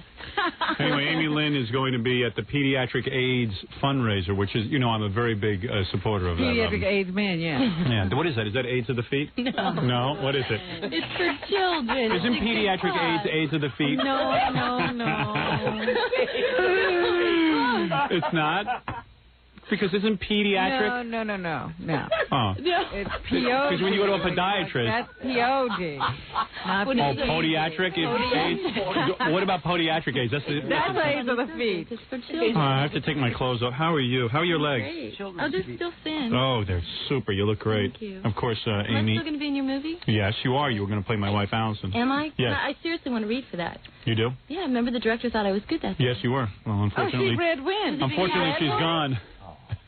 He liked Amy? Yeah. Yeah, we read together. Yeah. I didn't know that. Yeah, I did a little read with Amy. Yeah. Gave her a little screen She test. told me I was good, too. So She was terrific. I need to rehearse again. Okay. we were laying in, remember we would do that scene laying in bed. That's right. Yep. He said I was good. We did everything but lay in the bed. Rushing out of here in the afternoon. Yes, I had to audition Amy. So how you been, all right? Good, really good. All right, so describe this event again? It's a pediatric AIDS benefit. Yes. Kissing my neck. No, I'm not. Then my wife will get the wrong idea. Oh, please. Please get this on TV. Fake kisses. Fake I know, kissing. really. Hey, I didn't do anything. You didn't do it. All right, go ahead. Camera's off. It's at 20 West 20th Street at Yes. a club called Silverado's. And donations, no cover charge, just all donations at the door, and all the money goes to pediatric AIDS. And Amy lost all her weight from having a baby. Oh, that a long time ago. Long time ago. She's looking really very good. Yeah. Yeah. You can see all that weight on next week at Al's. I was going to come visit you this weekend. You were? Yeah, I was going to come over to your apartment. You were? Yeah. How come you didn't call me? My wife wouldn't let me. I would have, though. She hid the phone. I really would have. I miss you. I need to come see you more often. Hey, no, why don't you just come in every day? Okay. Because I have no problem with Early, that. though. What kind of shoes are you wearing? Go-go boots. Go-go boots? See? Can I give you a foot massage? Sure. See, she's no problem. She just says yes to everything. Yeah, Tony's all uptight about it. Take off your boots. Here you go. Can we see if you have pretty feet? I do have pretty feet. You do? See, aren't they cute? Can't wait. They're a little wet. I have leather boots on. What do you Does that say? turn you on? Yeah, it feels Oh, good you like hard. that? Harder? Yeah, like right there, the ball of my foot. Feels Okay, good. right. It's a little awkward position here. I'm telling you, women dig it when you rub their feet, Robin. Is that right? Yeah, they get turned on. Jackie's going for the butt. I know, look at that. Jackie, I saw stop that. Jackie's trying to rub my butt while I rub Amy's feet. Why not? How's that feel, good? Feels good, but harder right there. Oh, here, give me it's a weird position. You can see it. My dress with these That's robotic the idea. cameras. That's the idea. You wearing underwear? No. You're not? No. No. Oh, Jackie's got a bird's eye view. Okay, now can I tie you up and tickle you? Depends. That'll be the next visit. Yeah, really. Yeah, we're running late today. Next show. All right, so and you'll be naked at Al's Diamond Cabaret. Yeah, that's next week, Thanksgiving week. Okay. So come on out. Can I kill you? Can I cut your throat and chop you up into little pieces? No. No? Oh, all right. I just want to see how far I can go. That's too far. Where's the line? Can I kill you, please? Please. So, okay, Amy, you'll be... I think Amy really loves me now. I do. She does. Sweet. You know, I was watching something with that Ed Begley Jr. Oh, she's all ugly. I ever do is think, oh, that Amy used to be with him. I know. I can't believe you used to be with Ed Begley Jr. She's so much better than that. She's so much better than that. All Ed's friends that are listening knows how sweet he is. He's a loser. He's not a loser. He lost you. Yeah, that he lost. Well. Anyway, all right, so you'll be at, where is it? Al's Diamond Cabaret. That's on next Thanksgiving week. My dance booking. I do that. I dance now like every 3 months. That's And can guys still take pictures of you naked? Yep. But that's Amy's like got the a only cool place thing. I'm dancing. Really? She stands there completely nude, and she lets you take pictures of her with you next to her. Well, it's very... For like $25, right? That, like $20. $20 to just get... Than that. It's what? It's It's more tame than that. You make it sound like I do all these crazy pictures. It's No, you get like, to stand there. Amy's naked, and you get to hold her leg. like I'm your best friend. Even there's no extra charge for holding the leg? No, that's free. No, you get to hold her naked leg and stand I next to her. thought that you just got her standing next to you for $20. No, you get you like you know me, like to say this is just look my girlfriend. Stark naked and you're holding her leg and she's calling that tame. Yeah. Tame? Let's say it to her. What would be wild? Don't ask. Okay, do you need your calves massaged? Yeah, go ahead. All right. Sore from walking. I thought you were tired of all the women in the studio. This is the last woman I'm having in because I can't take it anymore. Sure. Because really, seriously, I can't take it anymore. I hear you all the time. It's too telling much of a all tease. the girls the same thing you tell me. It's too much of a tease. I can't handle it anymore. Beginning to stick your tongue in their ears. I didn't stick my tongue in anybody's ear. Oh, you did. I wanted to. I just couldn't do it. A little wet, not all the way in. That's right. All right. So, Amy, what is this pediatric AIDS thing? It's all donations are going to pediatric. And what do I have to do, Robin? You have to go there and you give have a to go there donation. tonight. Do you want to come tonight? Yeah, I do. You I gonna would make go a with you. donation? You would you go? Now, Yeah. what are you going to do Bring there? Allison. You still have your kid? Yes, I do. She's here. She's waiting for you to So come you to can drive the your kid into the water? You think that's wrong? Howard, that's terrible. Is it really? I hope they fry her for Well, that. I mean, really you and I, do. you do? Being a mother, and having kids, it's like the most sick thing you could do. It would just be a lot easier for us to date if you, Yeah, but that's if you could. If you didn't have children come first. No what kind of car you man. drive? I don't. My ex just took away my car. He so I took away have your no car? Oh, I would get you a car. Would What you? kind of car did that woman drive? A Mazda. I'll get you a I don't Mazda. want a You lock the kids up in the back of the Mazda. You're terrible. Oh, so what? It's just one kid. How long have you known the kid? 2 years. 2 years. That's hardly knowing somebody. I'm telling you. Awful. Now, what is this? Your ex took away your car? You believe that? Now, what do you mean? How could he do He that? gave it to his girlfriend. Oh. Oh, No that's so child mean. support, no nothing, and now no car. Oh, my God. What a Oh, I would deal. support you. I have to support myself. That's why you have to strip naked, right? Yeah. I'll go see that anytime. A girl stripping naked to support a kid. There's nothing wrong with that. It's not like What is this, a schoolgirl dress? Yeah. Oh, I love that. Fantasy thing going A lot of the on girls there. are wearing schoolgirl dresses. Those little plaid skirts. Yeah. You bet. Now, what are you doing at Silverado's? What am I what? What are you going to be I'm doing? hosting the AIDS Oh, concert okay. this evening. She's hosting. Yeah. What will you wear? I have this really sexy Moschino dress that I just got in con. A mosquito dress? No, Cool. mosquito dress. Yeah. It's like a mosquito net. Yeah, it's And then like it keeps out all the bugs. Let me finish rubbing your feet. I know can you see weren't squeezing hard enough. it. Let me just- Isn't that the designer who just died of AIDS? I don't know, did he? I think he did. I don't know. I like the dress. I bought it. Yeah. You don't have AIDS, so it's all No, right. I don't have AIDS. I don't mind if the designer has AIDS as long as you I'm don't. going to keep it that way, too. You're damn right. You got to stay clean for me. Yes, Because if I I ever get am. single, I'm coming right to your place. You better. That's You right. better, baby. That's right. Damn it. You better, baby. All right. I can't take this anymore. Oh. You wearing underpants? No? I told you I'm not wearing underwear. You are a bad girl. You And did are she hear about very her bad. friend Young MC, and did she call him? What? Did you hear about Young MC? No, Your what buddy? happened? No, what happened to his failing career? Tell her. Oh, geez, you're going to be so sorry you said that. Oh, no, don't tell me you got a Grammy again or something. No. He's going through a very rough time. His father has been accused of killing his mother. Oh, my God. And you were almost Mrs. Young MC. No, I wasn't. Yeah, you were close. Yeah, you were an item. Yeah. That's right. Poor guy. I'm just mad at him for all those things that he used to say that weren't true. I believed him. You do? Thanks a lot, Howard. You never made love to him? No, I didn't. All right. No, I didn't. Nothing wrong with that. Never talked to him about your cookie or anything? About my cookie? Yeah. No, I only talked to Howard about my cookie. By the way, Ed Begley's parents are fighting. They're all No, I'm just kidding, of course. bad. All right, come on, let's do some other plugs. Amy's going to be at the Pediatric Fund fundraiser tonight. 20 West 20th Street between 5th and 6th. And how will you raise money? People will come and look at People you? will come in and... No, there'll just be a big party. There's also like a movie premiere with Christopher Walken. Oh. You're not going to have sex with him, are you? Preview of director Abel Ferrara's newest film, The Addiction, starring Christopher Walken. And when you show up at these things, don't these Hollywood guys try to hit on you and stuff? Yeah, it's fun. Yeah, I mean, they must all try to sleep with you. They do. And you don't Because I sleep with don't them? give them any attention. I see. And what about you, Baba Booey? Share who they are. No, I don't have a plug, but there's a really nice feed. Thank you. There's What about actually, Amy's? There's actually a cartoon in the newspaper of Newt Gingrich at his dying wife's bedside, and this article talks about how he was upset about the cartoon. Oh, yeah. he's Not upset. about what he did. He You're was upset right. about the cartoon. Newt Gingrich sure can dish it out, but can he take it? The fiercely partisan Georgia congressman described as vicious and offensive a cartoon that appeared in the Atlanta Constitution on November 7th, the day before Election Day. The cartoon by Mike Lukovich depicts the congressman flanked by two brazen-looking women labeled D.C. High Rollers, with the three of them hovering over the hospital bed of a sickly-looking woman labeled Georgia Constituents. The overline was, "I want a divorce." Oh. It has been widely reported in Georgia that Gingrich discussed details of an ongoing divorce with his first wife while she was in the hospital recovering from cancer. His two daughters accompanied him. Oh, man. How could you do that? I could do that, Amy, for you. You'd grab your daughter. I'd have to do that. I'd bring my daughter so my wife couldn't yell at me. Anyway, of course, Amy, you and I cannot be together because I am a married man. Well, that's why I want to play your wife in the movie. Exactly. That'll be the closest I we would can do come. good. I think you would be excellent. I would do good. Two look very similar. Jackie, New Rave Joke Page Martling. To order Jackie's Wild Comedy CD or cassette, only $10 plus $3 shipping and handling. Holiday special, buy two, get one free. Call 1-800-323-KING. Wednesday night, November 23rd at Rascals Comedy Club in West Orange, New Jersey. For jokes and info, call 516-922-WINE. Remember, 516-922-WINE is not a pay service. Also, see the film debut of Fred Norris in the... That's done. Okay, good.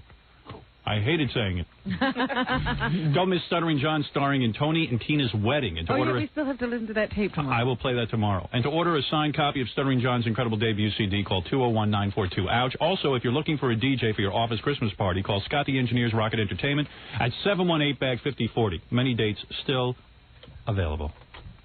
Thank you, Amy. Thank you, Howard. That was beautiful. So you're coming tonight, right? Yes, I'll be over at the Pediatric AIDS. Okay. I am against foot cancer. Foot cancer? Right. And not foot cancer. And I will be For thinking children. of you.